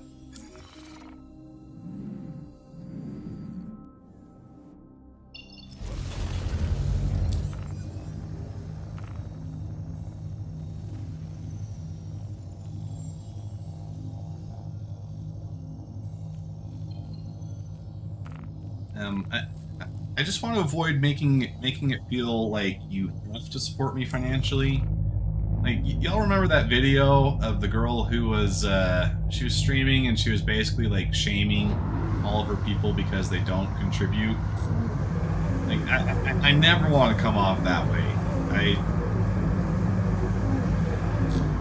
It would be nice to get some supplemental income from this YouTube thing, and ultimately that is one of the goals. But I've also been, I know what it's like to have expenses. I don't want to be an expense for someone, you know, or make them feel like we can't be friends because they don't pay me to be their friend.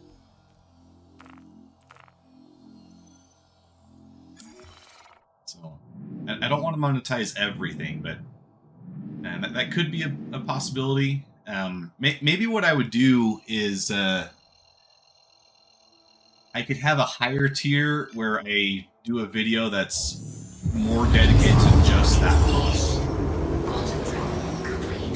You know, so like maybe at the, you know, if you do a $20 super chat, because I'd spend like several hours doing a sketch like that, or, you know, more properly. So maybe that's how I would do it. But I think if it's live on stream, I would probably just want to keep it as a vote that, you know, all the chat members do. Like I said on Discord, if you keep your current content, you're okay. There's like new perks for those who contribute. Yeah.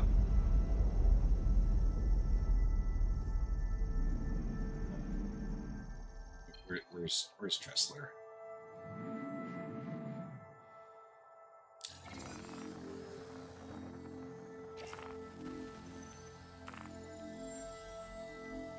I'm lost. Where is it?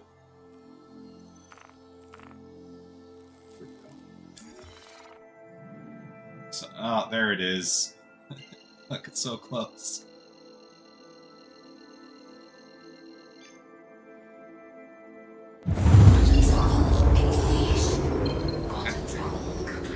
I guess it would also depend on how much of an audience there is, because if I activated something like that today, right, I would probably just collect the feedback from the 5 people watching currently, like, hey, what kind of ship do you want to see designed today? You know, and we just do it that way. If I do get to a point where it's like I've got to respond to 1,200 people, you know, I could see it at that point being something that I'd monetize. Like, hey, if you want to do a super chat, you can give a suggestion for what kind of ship we designed today.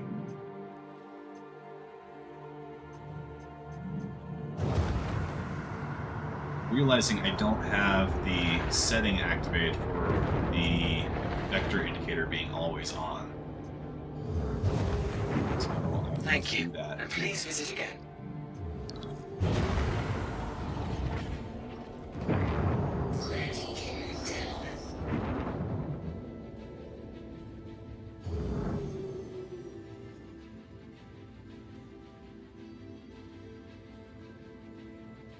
John designed an Argo large salvage ship, one in between the Vulture and Reclaimer. Do you like Argo?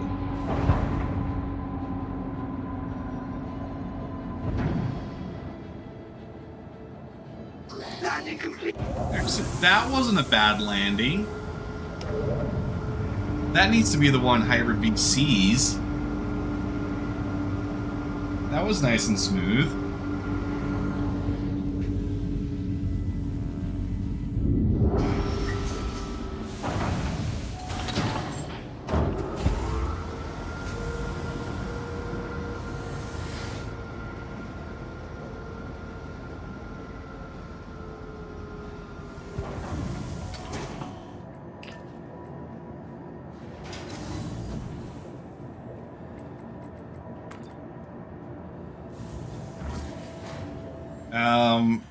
Not sure what you're referencing. Losing your touch? Welcome to the ASOP Vehicle Retrieval System.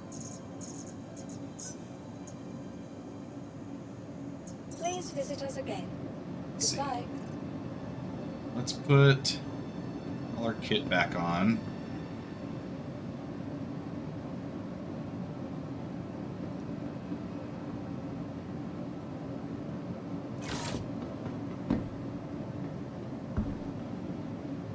Welcome to the ASOP Vehicle And- Retrieval System.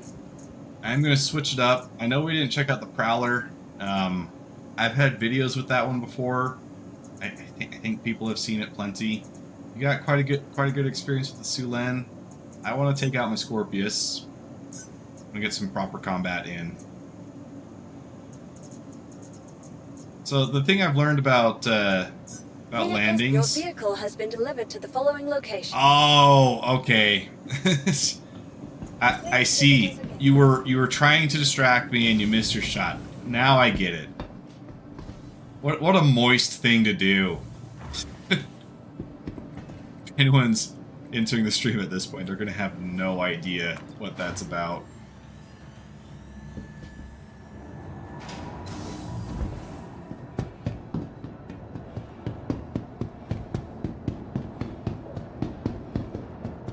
Okay, so now that my home base is New Babbage, I think I need to pick up all the loadout pieces from New Babbage, right? Because that's my home base. If anything did persist through... Sorry, I'm thinking out loud. My synapses are getting tired, they're not working as effectively. Welcome to Robert Space Industries. But I should be able to see it on the Knickknacks app, right? Here we go. Microtech. New Babbage. All categories. Ship weapons? Vehicle weapons. Okay, yeah, all my stuff is down there. So let's go pick it up. You are clear to launch.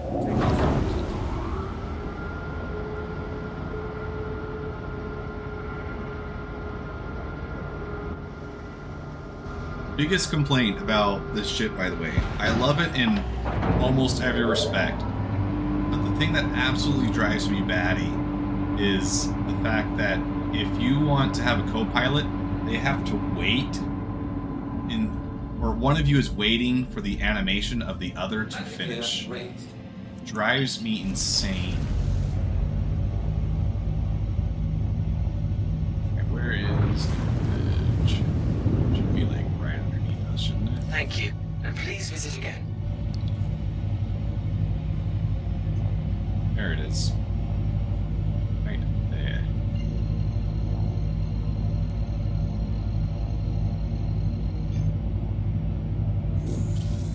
Auto drive.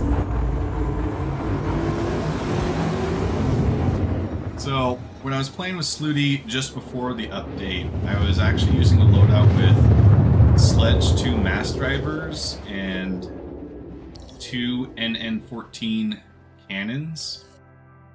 And I was actually having a lot of fun doing PvE bounties with it. It gets me pretty good DPS without sacrificing the gimbals, which are pretty valuable on the Scorpius at the moment. Because if you don't have gimbals, you have really weird convergence issues.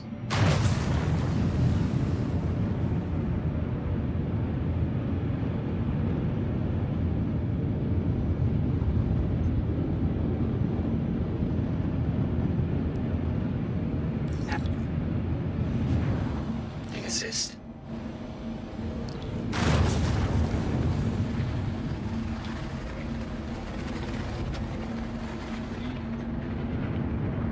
There's the spaceport.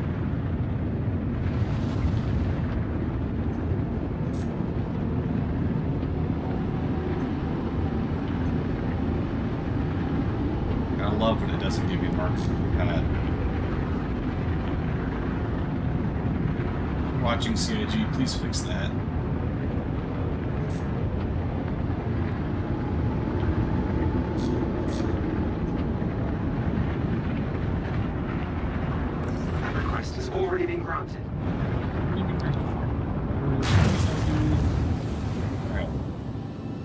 these open, guys?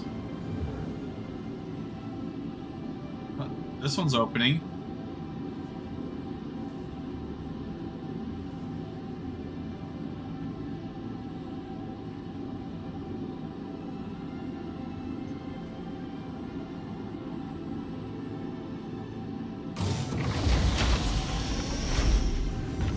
Landing gear deployed.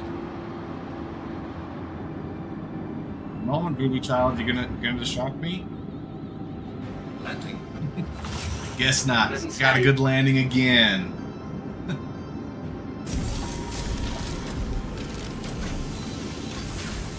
Take off. Landing complete.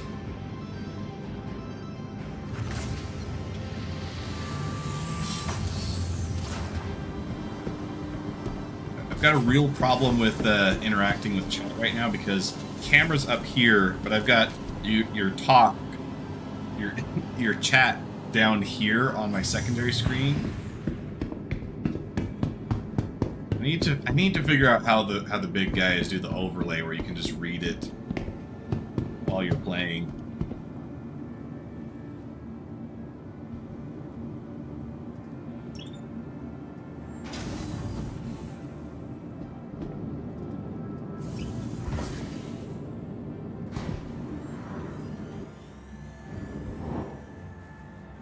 Tired of travel? Why not rest in the next newly renovated accommodation located downtown, luxurious outside. Hello, Car2 All. How you doing? Gee. Looking for a good time? Welcome Be sure to the visit ASOC Wally's Bar vehicle at the retrieval promenade. system. Only a quick ride on the Metro Loop. Okay, store that. Now I can change Please the visit loadout. us again. Okay, this little sign here, this is part of the update, right? I don't think it said that before. From all of us at Microtech. But this clarifies that those ASOP terminals can't spawn vehicles, I guess? Which does that mean over here? Yeah, Fleet Manager ground vehicles only. Okay, nice little addition. I like that. Technology, where creative innovation meets innovative creativity. Okay, vehicle loadout.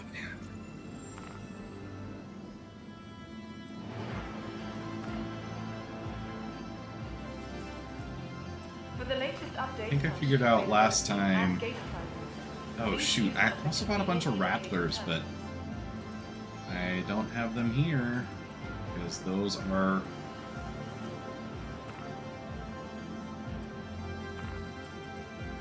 I think you have to do 1 and 3 to Located get them in on the Atlanta, same the factory line has all of height Microtech's level. latest offerings. It's hard to tell. Where did it put them? No, that's not what I... Be sure to explore all New Babbage has to offer. Whether it's the latest in cutting-edge technology or the beauty of our award-winning gardens, this city of tomorrow has a lot going on. Oh, that's because I today. didn't put it on 3, I put it on 2. I think that looks right.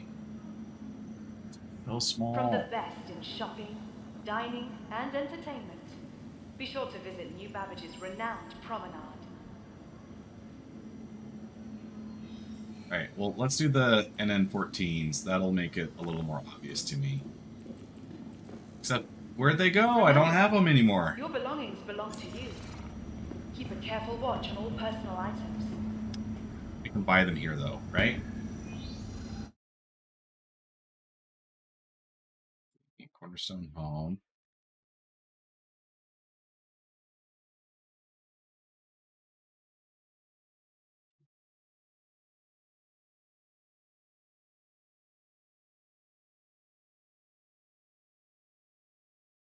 Pretty sure this is where I bought them.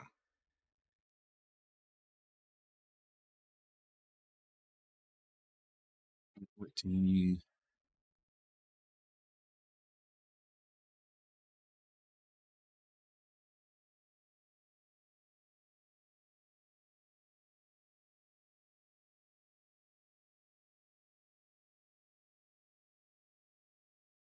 Oh, no, it was Area 18 that I bought them originally.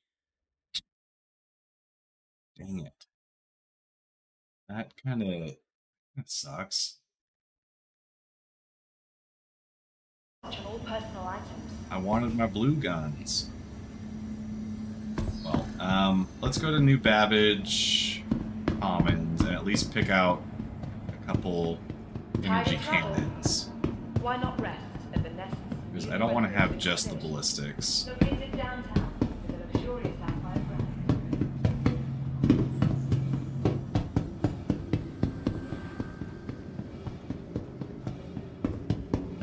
Oh, what else did it delete? I think I put that list on it before? No, Voyage. Voyage drive. Did it let me keep that? Nope. Cool. So it deleted most of the stuff. Yay. Alright, well, let's see what we can get here. If I remember right, Microtech does have a pretty decent ship components shop.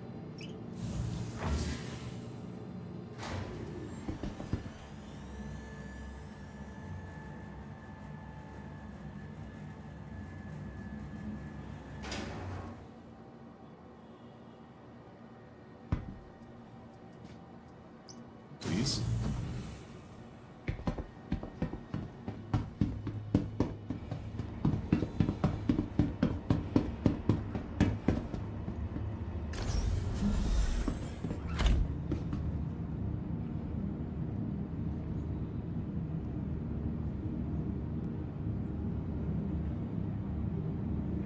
I think all you need to do to kind of replicate this effect on a display, like I was saying I want to do, Doors are now closing.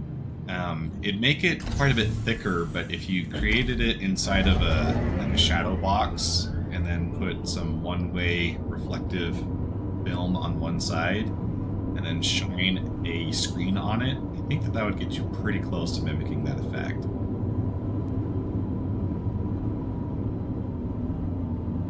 You could just shine light through the edge if you just wanted it to be a static image. But if I wanted it to be interactive and actually show some useful information, that would be one way to do it, I think.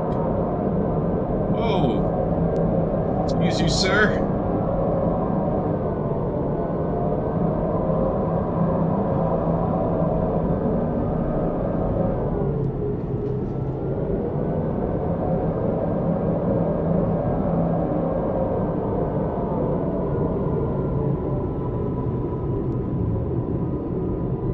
Nearing next stop.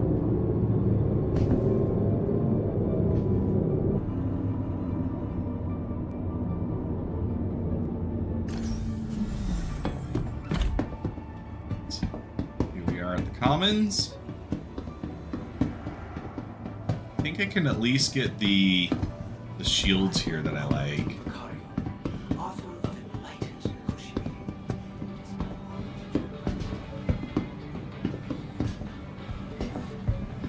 And I think they also sell the candy bar cannons here. Well, they don't fire blue stuff, but at least they look kind of cool.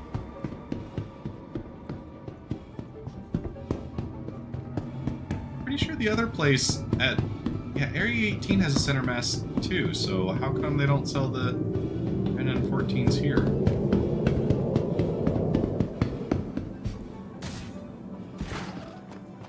Maybe they do. Oh. Let's see, candy bar guns.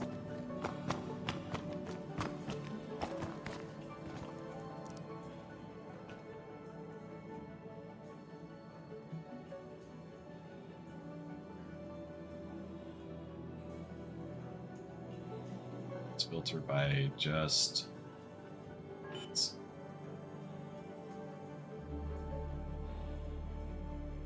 Oh wow, the selection here sucks.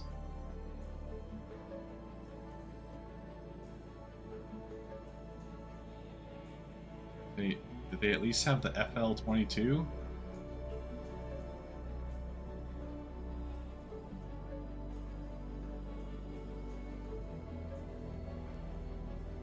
they've got all the on the sky ones. I don't care about those.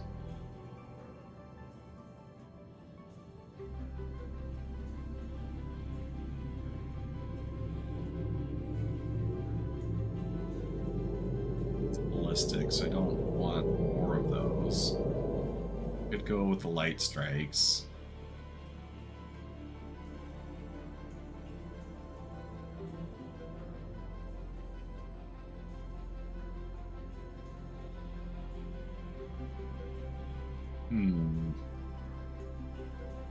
Another ballistic one.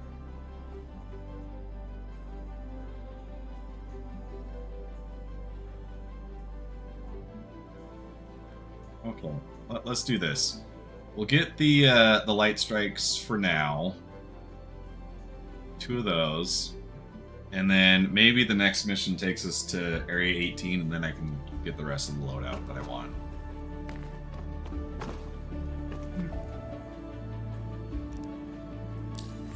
This is a how come this wasn't listed in the kiosk? Getting 2 of these. I guess I should check and see if they have the NN14 on the wall here somewhere, because it doesn't look like they have everything in the kiosk.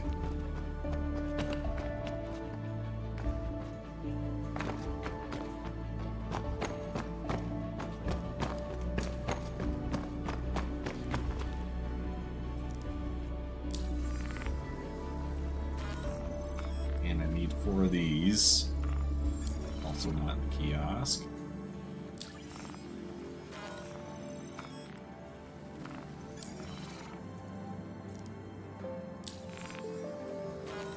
My theory is you use cannons for the pilot. That way you have a bit more range and stopping power. And then you equip the turret with repeaters so that they can shred anything that gets close to you. That's the thought, at least.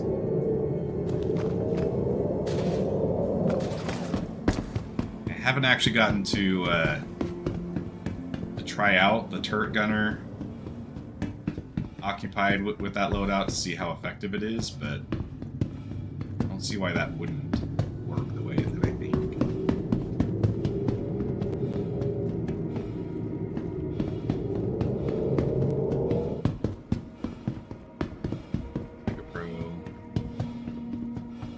You can tell that they went through and did a lot of update to the signage. It is a lot clearer. I think everything was more blue before. This yellow-green does stand out more. Good to see.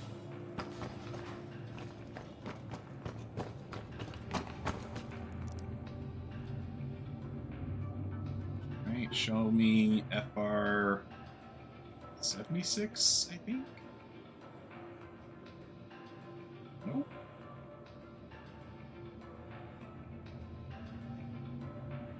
Well, I mean, it's not like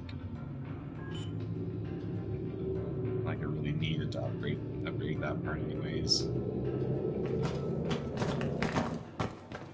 Alright. Let's slap these parts on.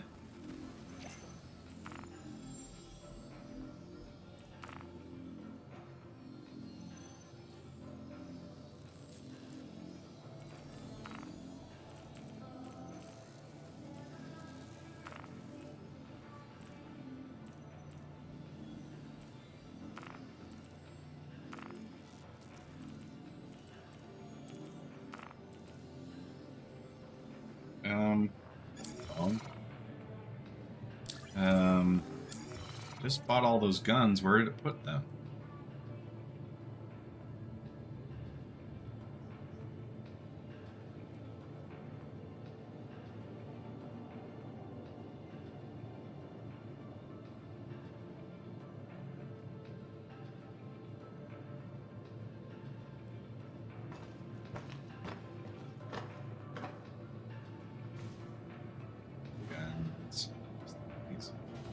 Yeah, I've got 2 light strikes.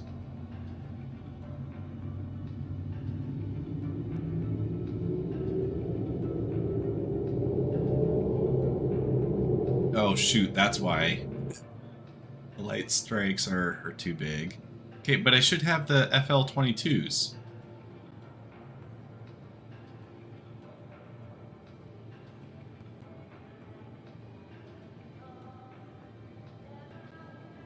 And then these should be there too.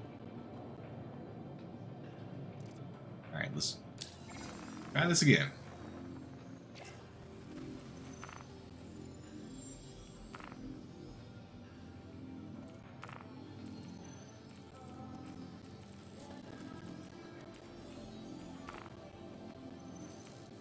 There we go. Now everything's shown up.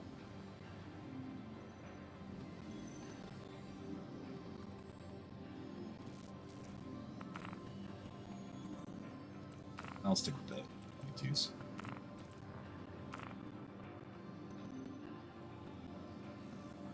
Yeah, are these on the corrupt wings, guys? Can't even tell.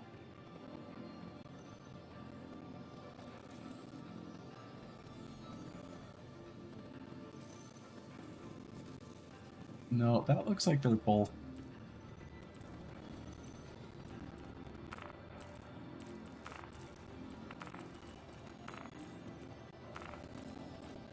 This one needs to be mass driver. Mass driver.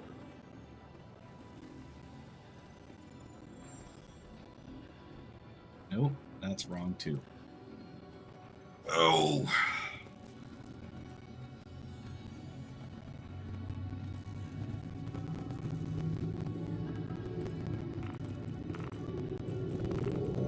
Getting these all lined up is so hard. Okay, let's just do one gun at a time. Okay, not that one.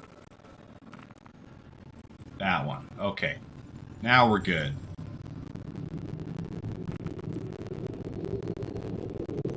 Now I need the mass drivers. Okay. Alright, we're getting there.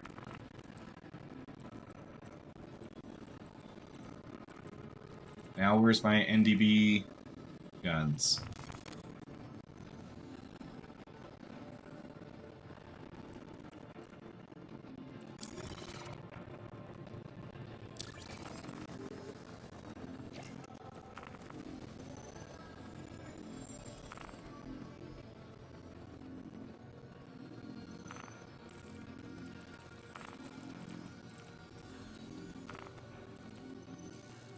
Doesn't really matter, does it?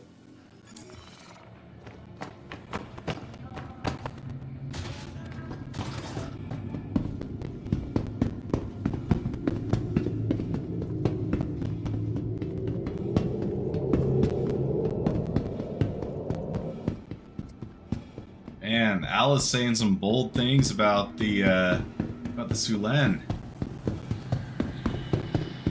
Already calling it the ugliest ship in the verse.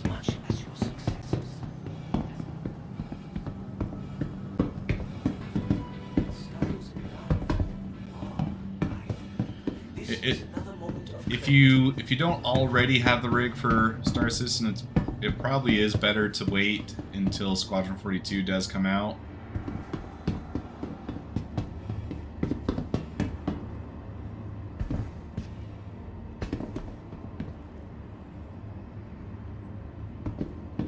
This one over here.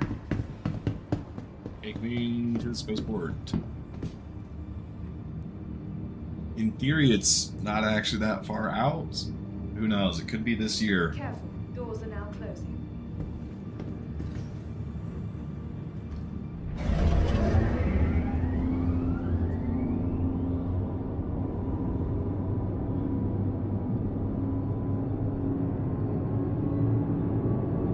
Biggest thing I'd say is, keep your expenses reasonable as far as buying peripherals and hardware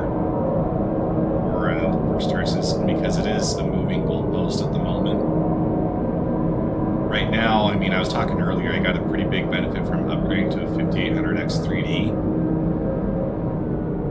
Assuming Vulcan does all the things we're expecting it to, it it may completely negate the benefit of the CPU upgrade.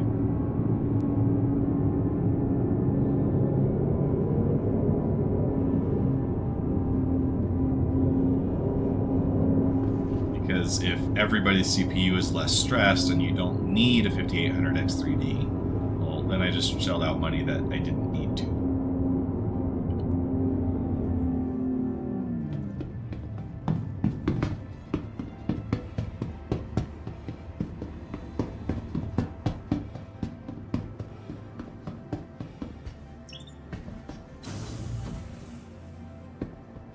I was just thinking I might go Intel again next time. The first PC I made was an Intel.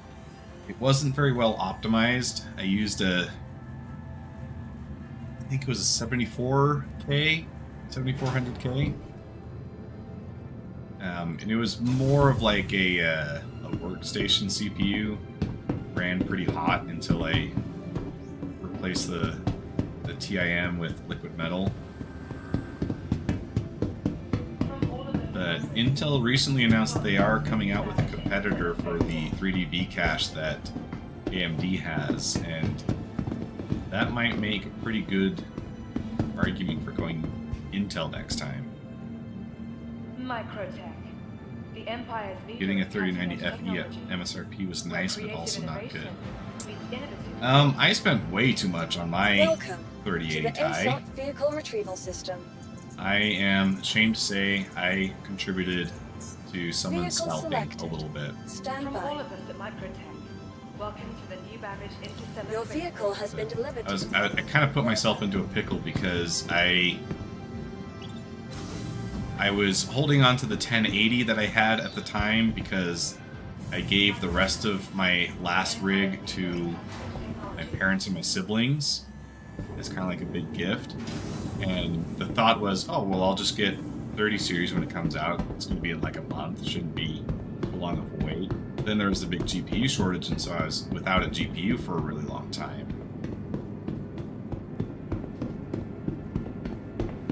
And so when I did get a shot at buying a 3080 Ti, I cracked and paid way too much for it.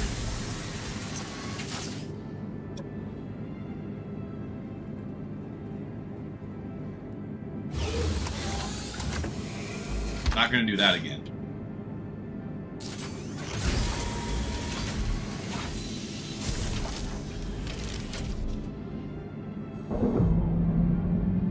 Welcome to Robert's. You are clear to launch. Enjoy the ride. System check. Yeah, those 3090s are expensive. What were they? They were like 1,200 or 1,500 MSRP when they first came out, weren't they?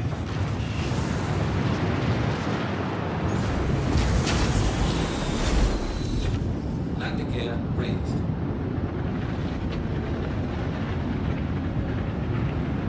Thank you, and please visit again.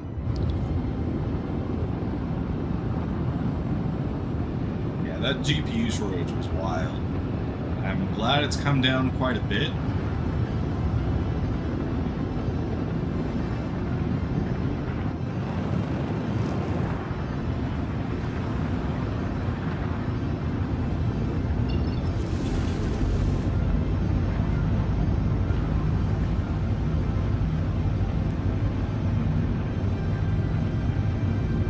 I've got an EK water block on my CPU currently. I've got a Corsair water block for the GPU.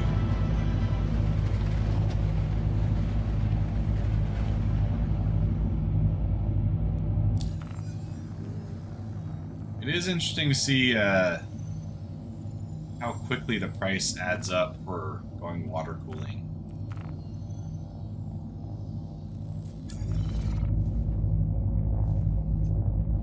That does look pretty sexy.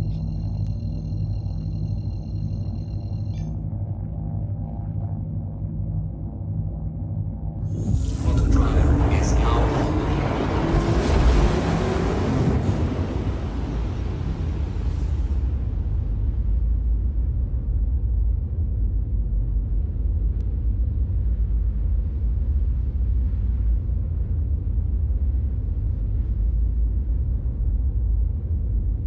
decent angle to kind of leave the camera at, right?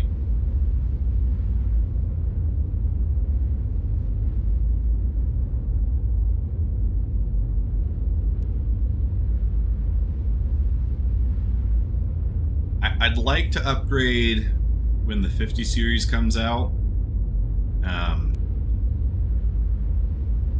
Probably don't need to upgrade, but I am a sucker for shiny things. And I'll justify it with, well, I'll justify it to myself at least, like, I'm a content creator. I need to have the best of the best so that I can create good content. And that'll be a pretty good way of getting the money out of my wallet.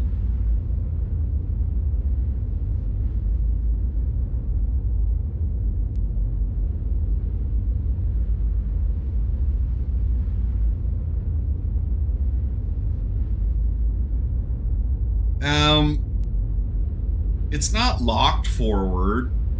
I could get in the back seat and move it back and then leave it there.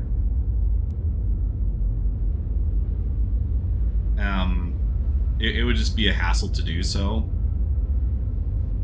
But you can definitely fly with the turret in the back position if that's what you want. I don't think that rear position ended up being as useful as they thought it would be. You can still cover most of the rear from the top position. The rear position only gives you a little bit more verticality on your rear targets.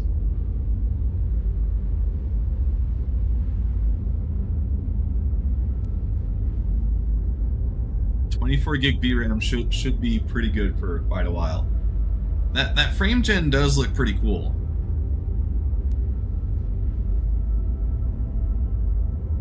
It even works pretty well for Star Citizen, which is pretty cool.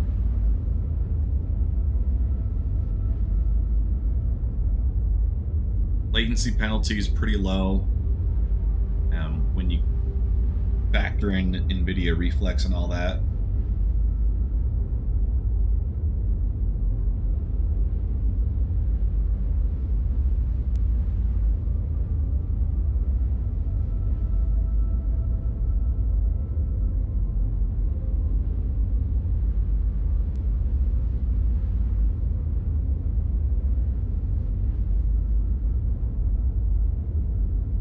If they ever get AI server blades in the game sometime soon, I think we'll quickly find that the Scorpius is one of the meta fighters at that point.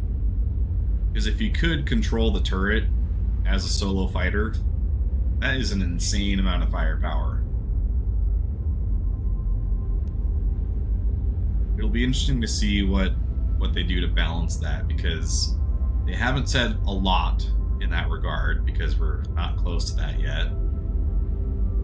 That if it is just a one-to-one, yeah, now you have the turret firing forward with you, that is a ton of added firepower.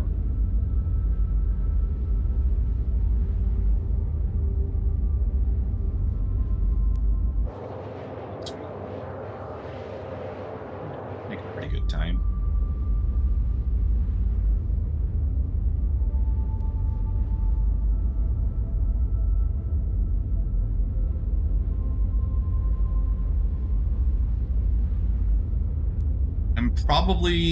I'm feeling like I'm probably gonna do this mission and then I'm probably gonna get off.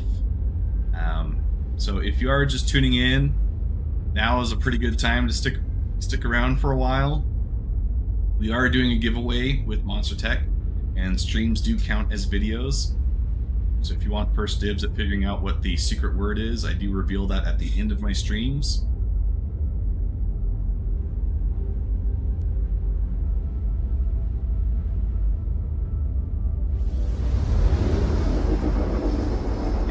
Basically all you have to do is just wait until this gets put back up on YouTube as a VOD, which happens within minutes after the stream ends. You'll have access to that.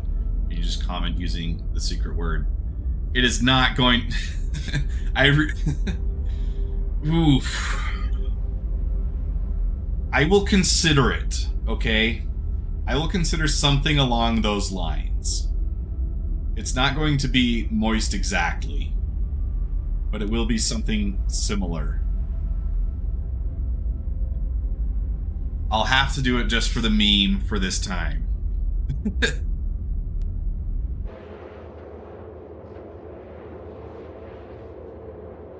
You guys are the worst.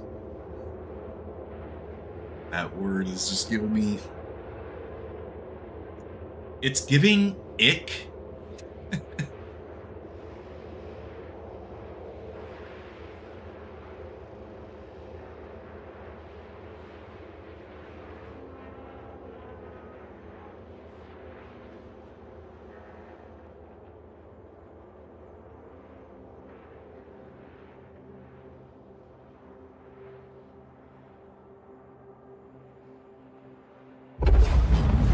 Auto drive is now off.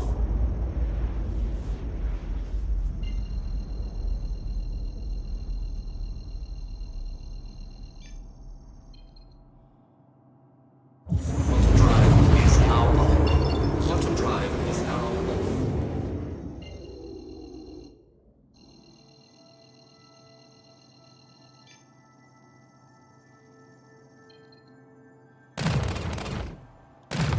And see, I like the blue of the mass driver, but I'm not such a fan of the red. Drive is now on. To run through my ships with the CCUs. You know, if you had asked me this morning, I thought that the Sulan was going to be an easy upgrade for one of my ships.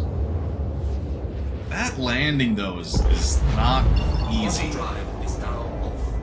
And I'm not saying that I would do box missions with it, but the fact that you can't carry that size of cargo, it does put a damper on my spirits. Auto drive is now on. Auto drive is now off.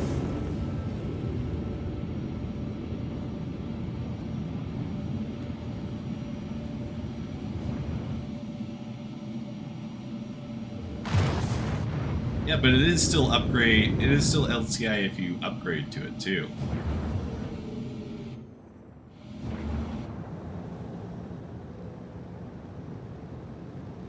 Spirits.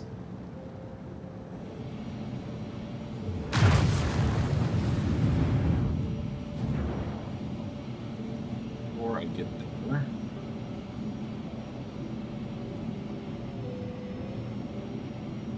Let's need to move these into separate weapon groups.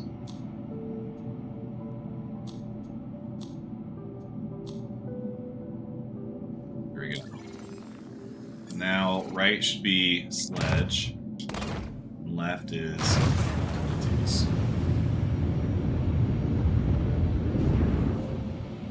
Asteroid was a bit closer than I realized. Okay, though.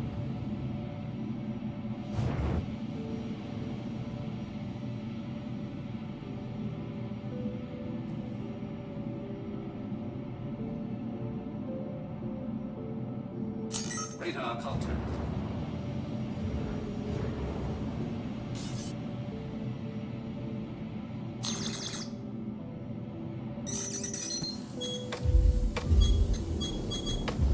Hey, that's a funny autocorrect.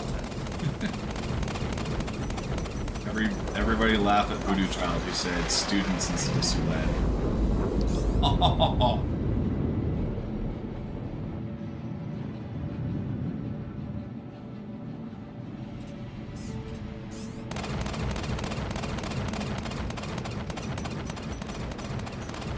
Shield. Enemy down. Not a hard fight, but I mean, because it's only an LRT. But I think it does show how nice the cannon build can be. What would also be really nice is having MFDs that correspond to what I want to look at. Got something for you.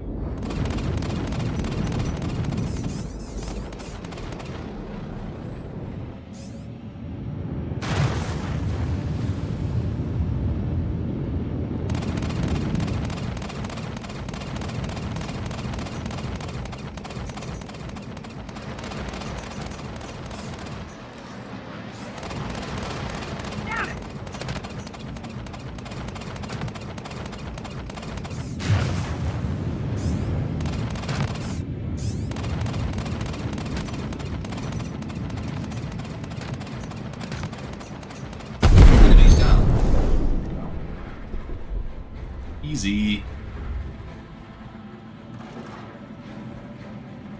Okay, the Sulan is only a limit 1 LTI plus extra visual download for one of my chains.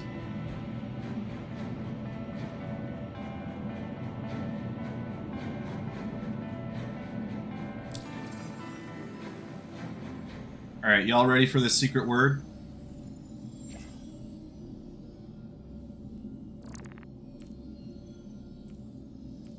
In my last video, we explained the difference between damper, dampener, damp, and today that evolved into a slightly different term. Moist with anticipation. That's grody.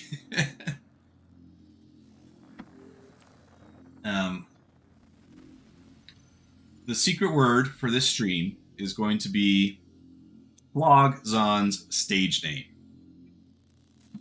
So leave a comment down below. I'll know that you were paying attention. This giveaway comes courtesy of Monster Tech. They made the MFC flight chair that you see me sitting on. They also made these mounts for me. If you go back and dig through my channel, you'll see that I made a wimpier version of this myself in the past.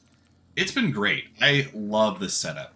You see how easy that is to swap around? It's just, it's chef's kiss. I will neither confirm nor deny that that may be the secret term, A&M, but post your comment below and you may be surprised.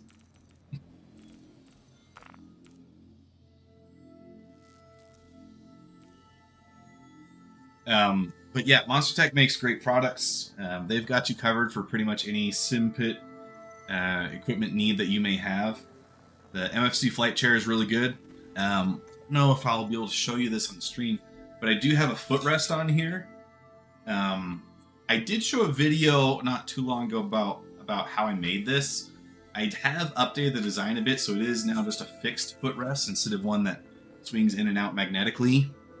But it means that I can really get comfortable and I feel like I'm in that fighter pilot chair.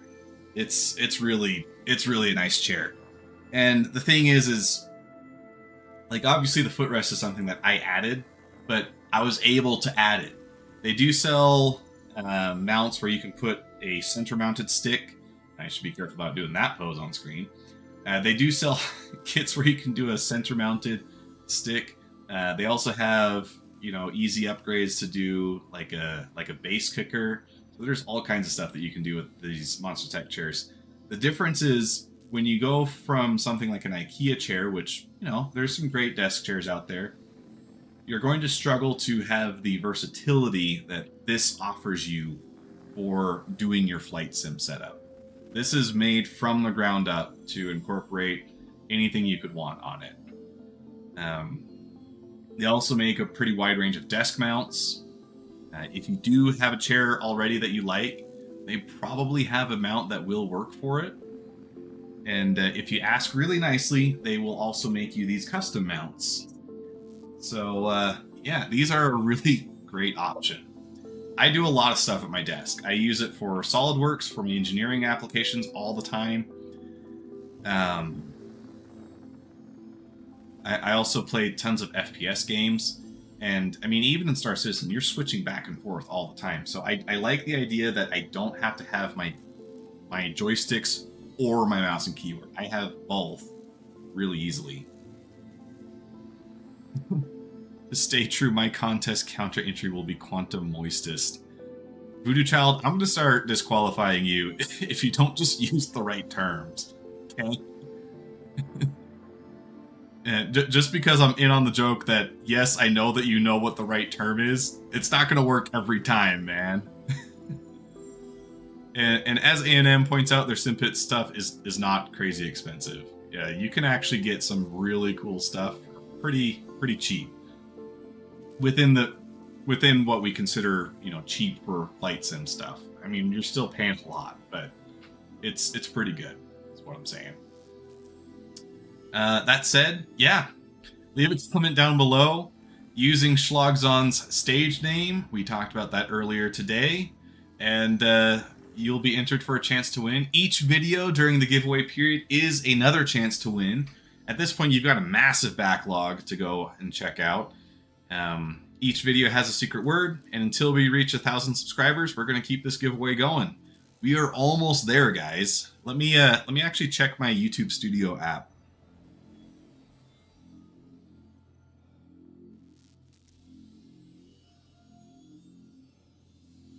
Let's see here. 865 subscribers, guys.